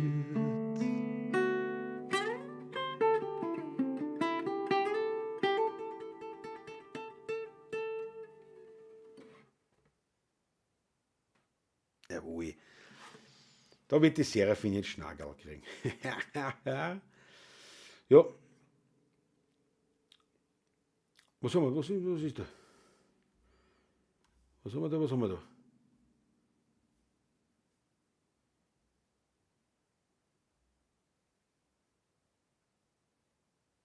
Schaut noch ein bisschen komisch aus, wenn er lauter hockt. Ja, das glaube ich. Naja, ungewohnt. Komisch schaut es hoffentlich nicht aus, aber es schaut ungewohnt aus natürlich. Trinkt mir noch eine Flasche, oh, man noch ein Geld im Taschel. Jawohl. Nachdem sie mein Weiberl hingelegt hat, bravo, sie muss morgen arbeiten, geht's mir auch so, aber ich kann mit vielen reden und das lässt dich auch nicht alleine sein. Ja, das stimmt. Dann erlebst du 16 beim Live. Ja. Wie gesagt, am Donnerstag, nein, ich freue mich schon, jetzt haben wir schon lange, jetzt haben wir ja allgemein fast 2 Wochen. Na, warte mal.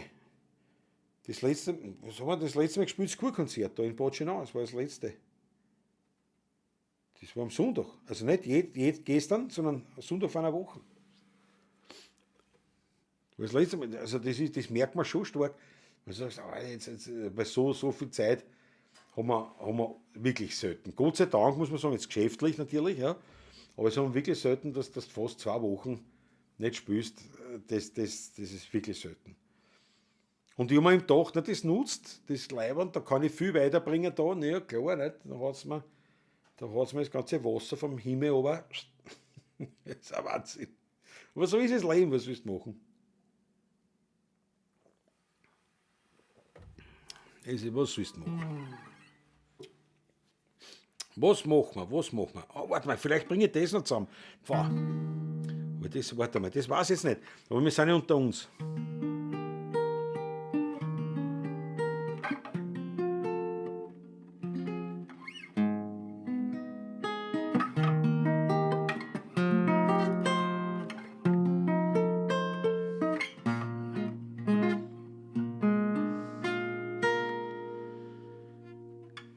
Da war ein kleines Salätl und da war Blumenbettel und da hast den Feigerl in die Augen geschaut. Da war ein Werkzeughittel und ein Sackel Düngemittel und in das Hittel hat der Bagger reingehaut. Da war ein kleines Bergerl und darauf ein Gartenzwergerl und da hast zum ersten Mal die Masen gelockt. Da war ein Fliederstammerl und da ein Kirschenbammerl. Doch die letzten Kirschen haben dann schon die anderen brockt. Die haben's mein Schrebergarten genommen mit alle Bahn. Wegen was brauch ich jetzt noch einen Sommer bei mir daheim? Wenn ich auf die Gassen schau, schaut alles grau und staubig aus. Ob jetzt die Sonne scheint oder Regentropfen fallen, den blauen Himmel sehen hast eben eher dich keine Chance. die Baum umsorglich, doch wer wird den Himmel zahlen? Drum wart ich nimmer auf den Sommer, nein, nicht im Traum. Wir haben's mein Schrebergarten genommen, mit alle Baum. Jetzt stehen auf der Plantagen bei 21 Etagen die Masen und die Amseln sind zum Friedhof geflogen. Dort sitzen sie in die Bäume und ich tät nix versammeln, war ich nur gleich mit einer mitgezogen. Wir haben's mein Schrebergarten genommen, mit alle Bäumen. Wegen was braucht nur ein Sommer bei mir daheim? Wenn ich auf die Gassen schau, schaut alles grau und staubig aus. Ob jetzt die Sonne scheint oder Regentropfen fallen, den blauen Himmel sehen aus dem Erdliche keine Chance. Die Bäume haben so gelesen, doch wer wird den Himmel zahlen? Drum wart ich nimmer auf den Sommer, nein, nicht im Traum. Wir haben's mein Schrebergarten genommen, mit alle Baum.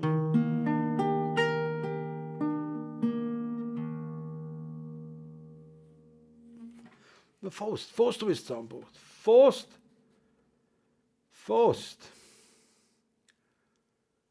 Am Tschauner sind noch nicht alle Karten weg. Na, Wolfgang, da gibt's sicher noch genug Karten. Im Zentralfriedhof, da sind wir wieder beim Austropop halt, gell. Aus der Araukanien kommen, Späteinstieg, ja, Georg Scheurer ist dabei, jawohl. Der Norbert Schneider hat das auch gesungen, ja, stimmt. Jawohl. Tschauner einmalig. Kann ich einblenden jetzt noch? Schau her. Jubiläumskonzert am 21. Juli. Am 21. Juli Matinee beim Tschauner. 30 Jahre 16er Buben. Ja, das hat uns sehr gefreut. Wenn wir die hinten vorkriegen, da sind die Karten sicher noch nicht weg. Ja, ist schon da. Vielleicht habt ihr Zeit los. Das hat uns wirklich riesig gefreut. Tschauner. Die Tschauner Bühne, ich meine, Legende in Otterkring.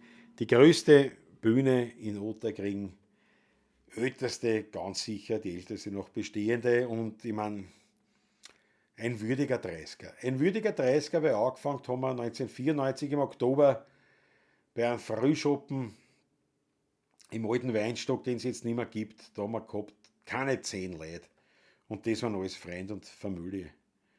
Aber so haben wir angefangen. Das war der Anfang.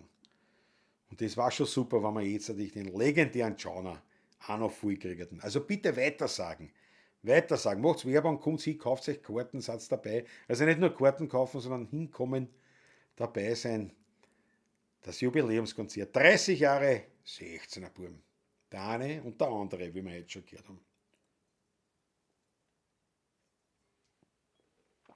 Wir haben eine Riesenfreude.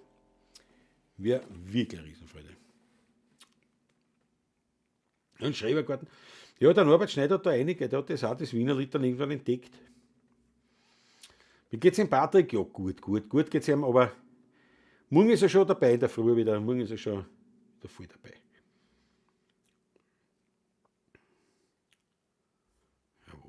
Jawohl, direkt beim Tschauner. Du findest alle, Silvia, alle Daten auf unserer Homepage 16er.at. Da findest du.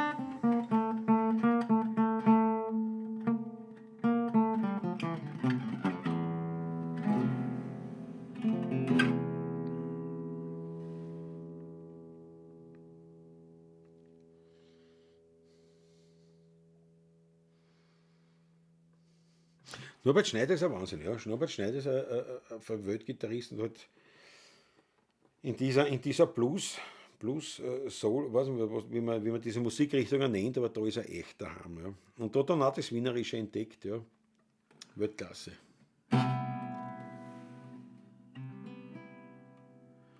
Da gibt es eine neue Polka. Oh, der eine und der andere. Bravo, bravo Wolfgang. Bravo Wolfgang. Muss man echt sagen. Wieder hast du wieder eine Idee gehabt. Da hast du wieder eine Idee gehabt.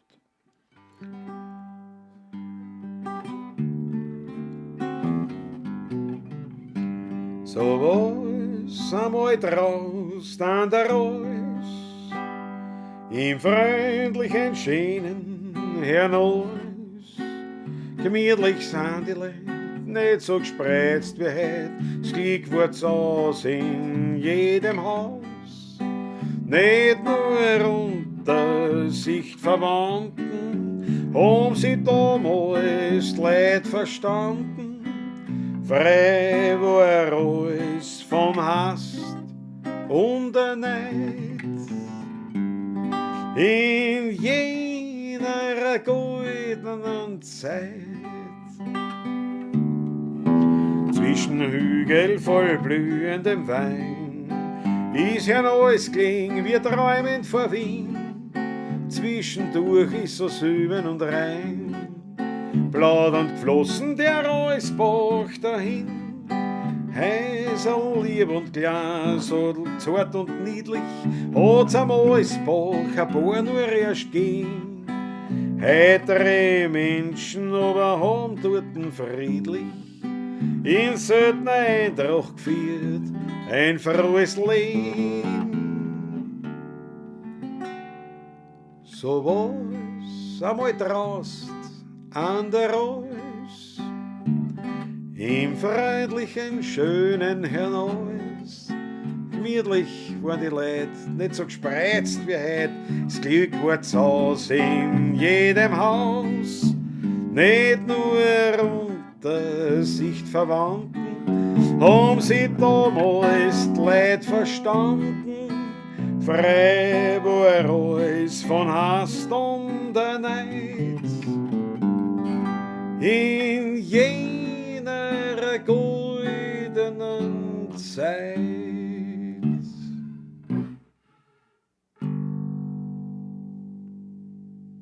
Dass einmal Herr Neues auch drauf kommt. Ne? Das muss man schon einmal. Herr Neues muss man mal unterbringen. Da rede ich mal von Unterkriegen, da weiß Herr Neues ja nicht unwesentlich.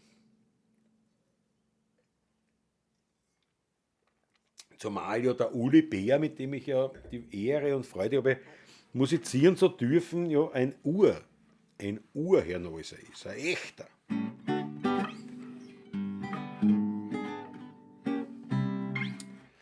Naja, pass auf, jetzt ist mir was eingefallen, aber schon wieder entfallen. Auch. Das geht schnell bei mir.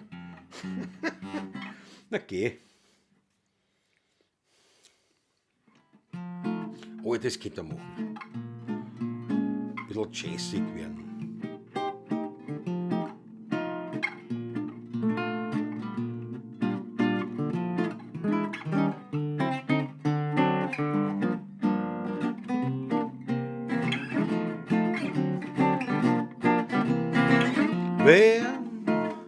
Ich mich gern heim zu dir und meine Haberei.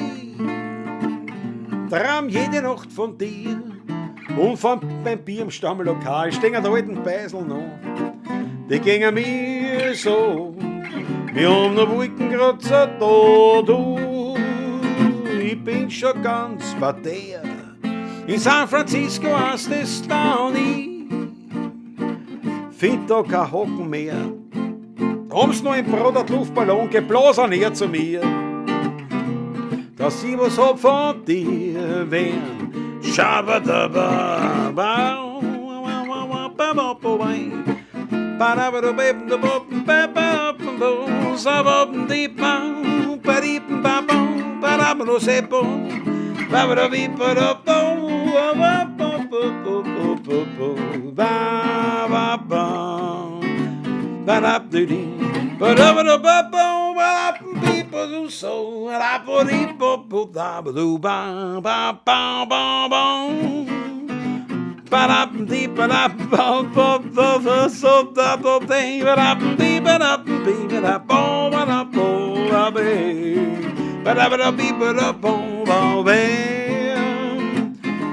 Gott, du vergisst mich nicht, ich hab dich geringt und dich verlassen und du da war ich jung und blöd. Daheim die Steiner auf der Gassen, ich Bussels alle an. Geht ich noch heim von da, schau da tu ich Papa, de Papa, ich Bussels alle an. Geht ich nur heim von da weg. Ganze Technik. So schaut's aus. Haben die Herren alles? Und da kriegst du noch was. Jawohl. Favoriten.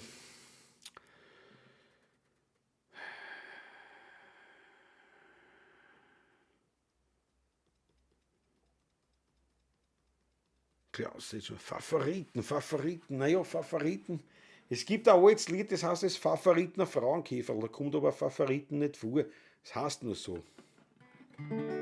Muss noch schauen, nicht tun.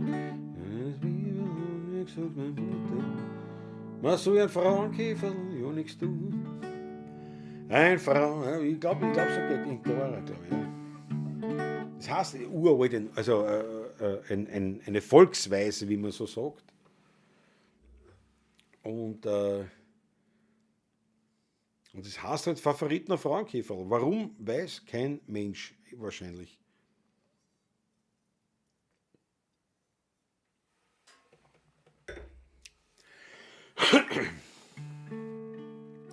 Als kleines Bibel hat mir gesagt meine Mutter, man soll ein Frauenkäfer ja nichts tun. Ein Frauenkäfer muss man ehren und schätzen, dann ist für die Menschheit nicht das Glück verloren. Ein Frauenkäfer muss man ehren und schätzen, dann ist für die Menschen nicht das Glück verloren. Hat einer geheiratet, lebt den größten Wohlstand, der hat sein Weib in Überfluss sekiert. Sie war gezwungen, sich von ihm zu trennen, das aber hat den Krösus nicht geniert. Sie war gezwungen, sich von ihm zu trennen, das aber hat den Krösus nicht geniert. Kaum war sie weg, war auch das Glück entschwunden, verlassen hat er müssen Haus und Hof. Jetzt ist er 70 Jahre, muss in die Versuchung, weil ihm auf der Welt der Hunger quält. Jetzt ist er 70 Jahre, muss in die Versuchung, weil ihm auf der Welt der Hunger quält. Da fällt er mir die Lehre von seiner Mutter, man soll ein Frauenkäfer ja nichts tun. Ein Frauenkäfer muss man ehren und schätzen, dann ist für die Menschen nicht das Glück verloren. Ein Frauenkäfer muss man ehren und schätzen, dann ist für die Menschen nicht das Glück verloren.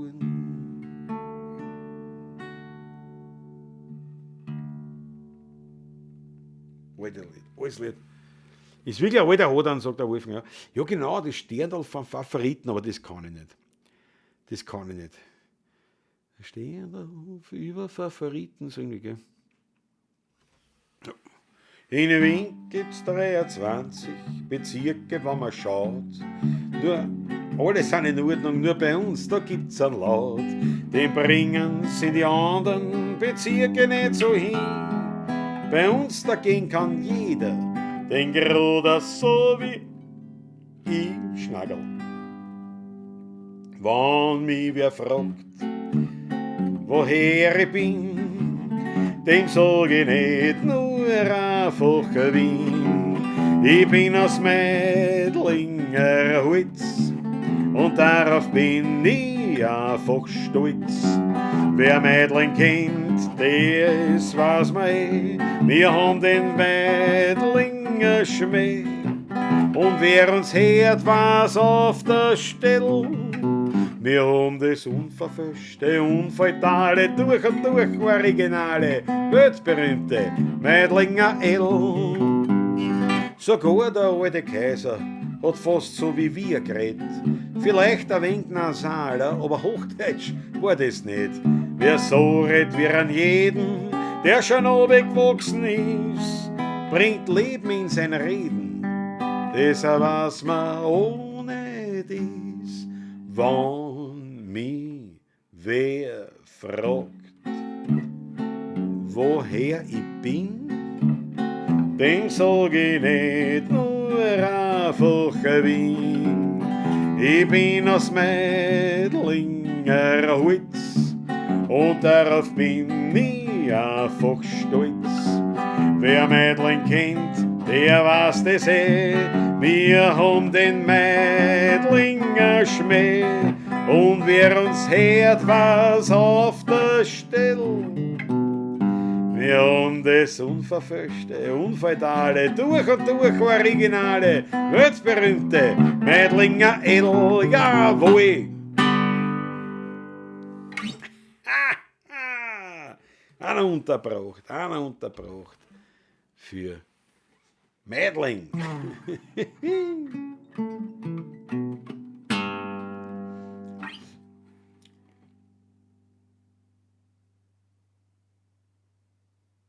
Ja, was sonst so? Es gibt ja schon immer wieder Lieder, aber die kann ich alle nicht, so diese Bezirkslieder. Nicht? Es gibt auf der Wieden ein kleines Café. Ja. In einem verschwiegenen Gässchen. Das kann ich auch nicht wirklich. Ne? Also in Wien fällt schon wieder Wasser von mir rennt schon wieder, das ist ein Wahnsinn. Naja. Aber Freunde, jetzt machen wir dann wirklich Schluss. Die Flasche wird mir eine leere sein. Ich glaube, ich bin eh schon. Ja, ein bisschen an Salz. Dann hast du am Beißen um. Zuerst am Ostschädel, jetzt weißt du ausgerad. Ausgerust. Mathe hat der Mecke, jawohl. Original bin ich Mödling. Das war damals noch bei Wien. Wolfgang, jawohl. Das ist echt schlimm mit der Schitterei, ja. Ich weiß, ich kriege jetzt da nichts mit, weil jetzt da jetzt alles zu ist. Aber Wolfgang, 24. Bezirk. Ja, Mödling, gell. Aber das war, glaube ich, nur unter dem Hitler, nicht? Oder war das vorher einmal? Nein, ich glaube, das war nur im Dritten Reich. Glaube ich. Otterging ist 1891 zu Wien gekommen. Das habe ich mir gemerkt.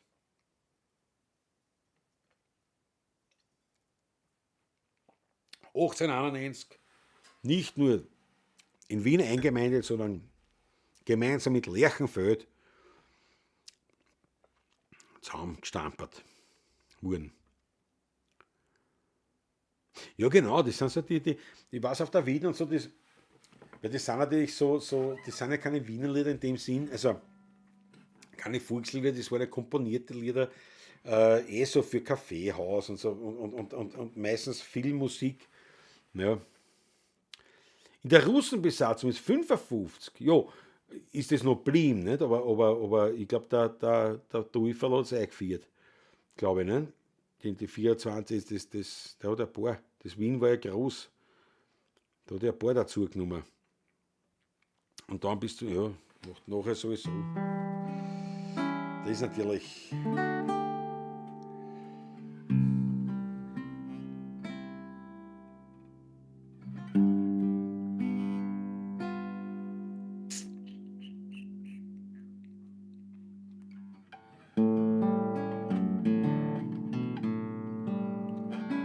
Wenn's aufs Heimgehen vergisst, weil daheim niemand ist, stütz dein Kopf in die Hände, denk an den 4 Wind, wo der Herrgott im Winkel auf die Ober schaut, jedes Bild an der Wand ist dir lieb und vertraut. Wenn's das Heimgehen vergisst, weißt allein nicht, du bist, sei nicht traurig und mach dir nichts daraus. In der heutigen Zeit gibt's viel ärmere Leid, darum sei glücklich, du hast ein Zuhause. Irgendwo versteckt in einem Winkel sitzt ein alter Mann ganz in der Kam, ganz verlassen tut auf seinem Fleckerl den er traut sie heute gar nicht haben. Weil beim Wirten, ja, da hat er immer sehr viel Leute um sich, die freundlich sind. Doch daheim, da sitzt er in seinem Zimmer, ohne Zuspruch Mutter-Söhn allein. Da sagt ihm zur Sperrstunde ein Freund, der's ehrlich mit ihm dann er meint.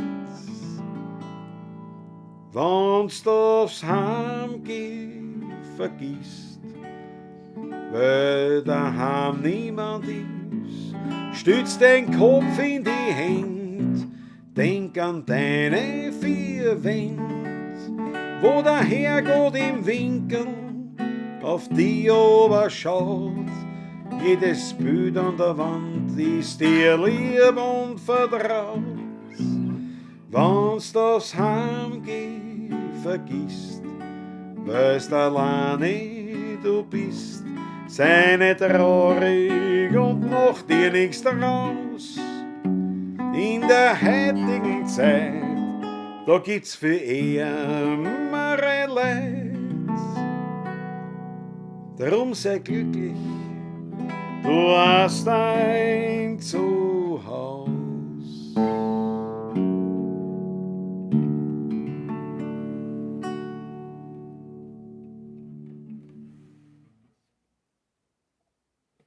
Jawohl, was das Heimgeh vergisst.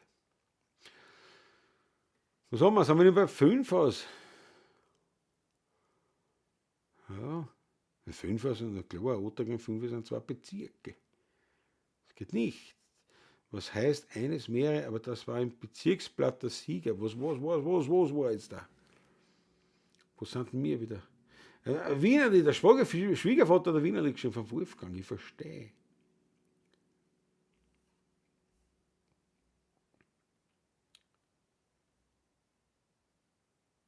Das ist sehr leibend. Sehr leibend. Mathe Hautamecki unterwegs. Deluxe unterwegs. Deluxe. So, Freunde, ich glaube, es ist Zeit. Na, jetzt ist Mitternacht. Na schau, bist du gescheit. Das haben wir schon da blasen. Das heißt, 3 Stunden und eine Dreiviertelstunde online, na, ist mit nur 2 Häselpausen, muss man so sagen. Jetzt machen wir Schluss. Andreas Höfer sagt auch schon, vierte Gott. Gute Nacht, bis zum nächsten Mal, jawohl.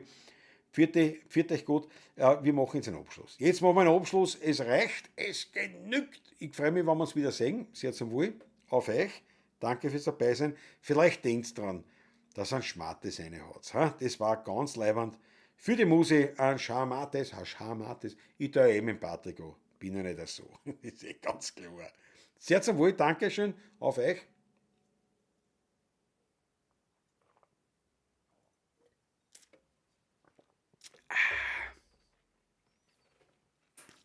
Dann fahren wir ja wohl. Die Noten und der Patrick. Ach so. Ja. Ja, schön. Na, was spielen wir denn für ein Blödsinn? Zum Abschluss was Schönes. Was machen wir da? Machen wir eine schöne Nummer. Es muss ja keine Abschlussnummer sein. Eine schöne Nummer. Was könnt ihr machen als Abschluss? Macht's Vorschläge. Aber die Ehre miteinander, Mathe Hautamecki, jawohl. Sehr leibend, dass du dabei warst wieder.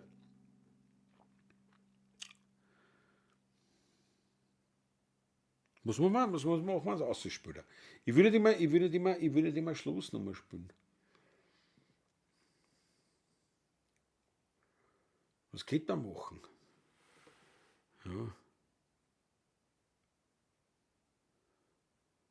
Jawohl. Jetzt sitze ich da. Nicht? Jetzt habe ich 3 plus 3 Viertelstunden habe ich gespielt und beim letzten Lied sitze ich da wie ein Volltrottel und mir fällt nichts ein. Außer jetzt die Schlusslieder, aber ich denke mal, ich will was anderes spielen. Ich will jetzt keine Schlussnummer spielen, ich will das letzte Lied spielen, aber keine Schlussnummer, versteht's? Das ist ein Unterschied. Ja, das ist ein Unterschied.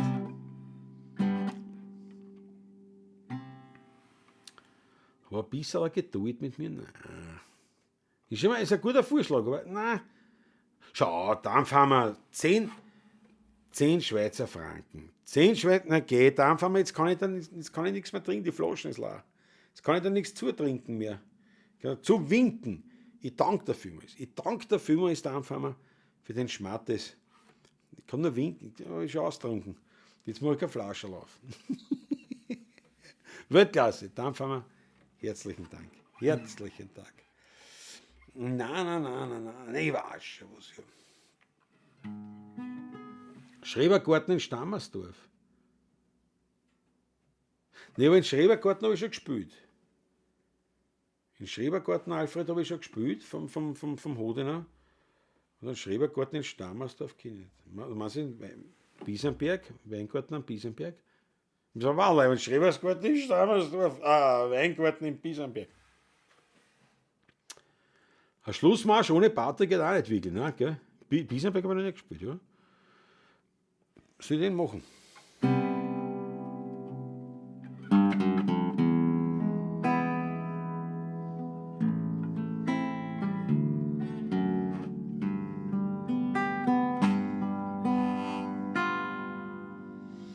Ich hab einen Weingarten am Biesenberg. Ich bin dort gern, weil mich kein Mensch dort steht. Ich schau den Riem dort beim Wachsen zu. Ja, ich hab dort meine heilige Ruhe. In meinem Weingarten am Biesenberg. Der Zeit wird noch recht und nicht verkehrt. Man kann die Vogel dort noch singen, hören und am Himmel, da siehst die höchsten Sterne. Und noch an Regen sich die Wolken erst verzogen. Dann sehe ich über Wien einen großen Regenbogen. In meinem Weingarten am Biesenberg. Das Fleckerl, das mir allein nicht kehrt. Dort wächst, ich sag's ganz nebenbei, das allerbeste Trepfelwein.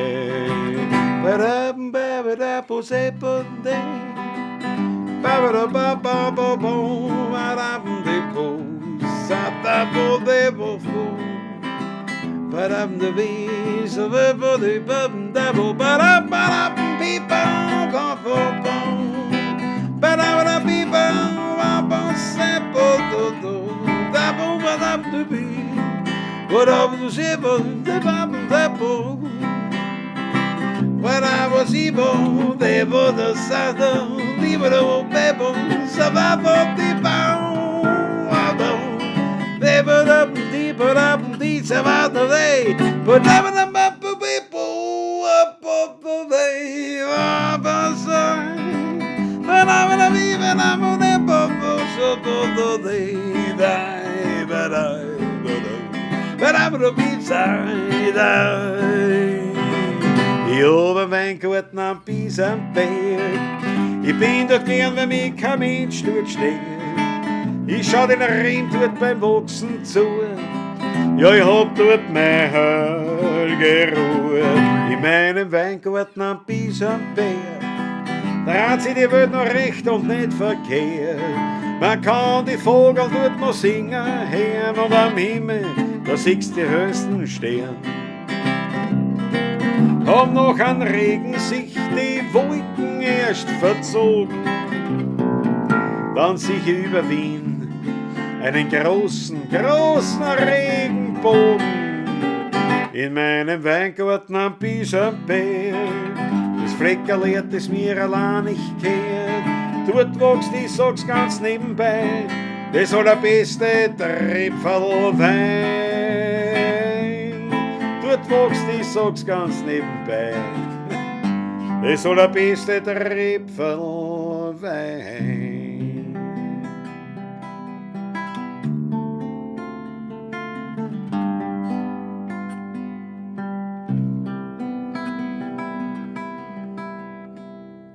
Ich sitz in einem Weingarten unter einem Baum, weil zwischen die Rebstöcke fühl ich mich daheim.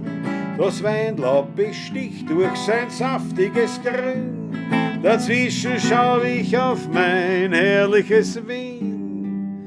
Und über mir wärmt mich der Sonnenschein, darunter sitz ich und trink ein Flascherl Wein.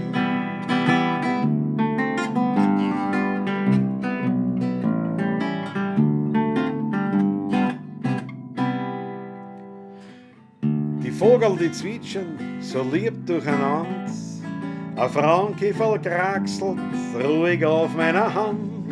Die Blumen, die drehen sich ganz sanft mit dem Wind. Ich freu mich so, als wär ich noch ein kleines Kind.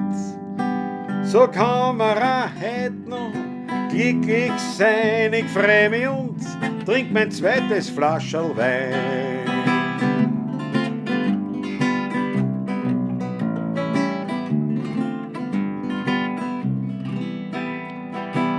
Vom Weindal berauscht schau ich auf zum Mond. Der lächelt mich an, weil mich ist er schon gewohnt. Die Grillen, die zirpen, ein Liedl mir vor. Beim Herrgott bedank ich mich für die Natur. Dann hol ich mein Glasl zum Kerzenschein und trink mein letztes Flascherl Wein. Und trink mein letztes, wirklich letztes für heute Flascherl Wein. Jawohl. Danke euch vielmals. Bis zum nächsten Mal. Bleibt's mir gewogen. Pfiat euch, Baba. Und schlaft's gut, Jesus.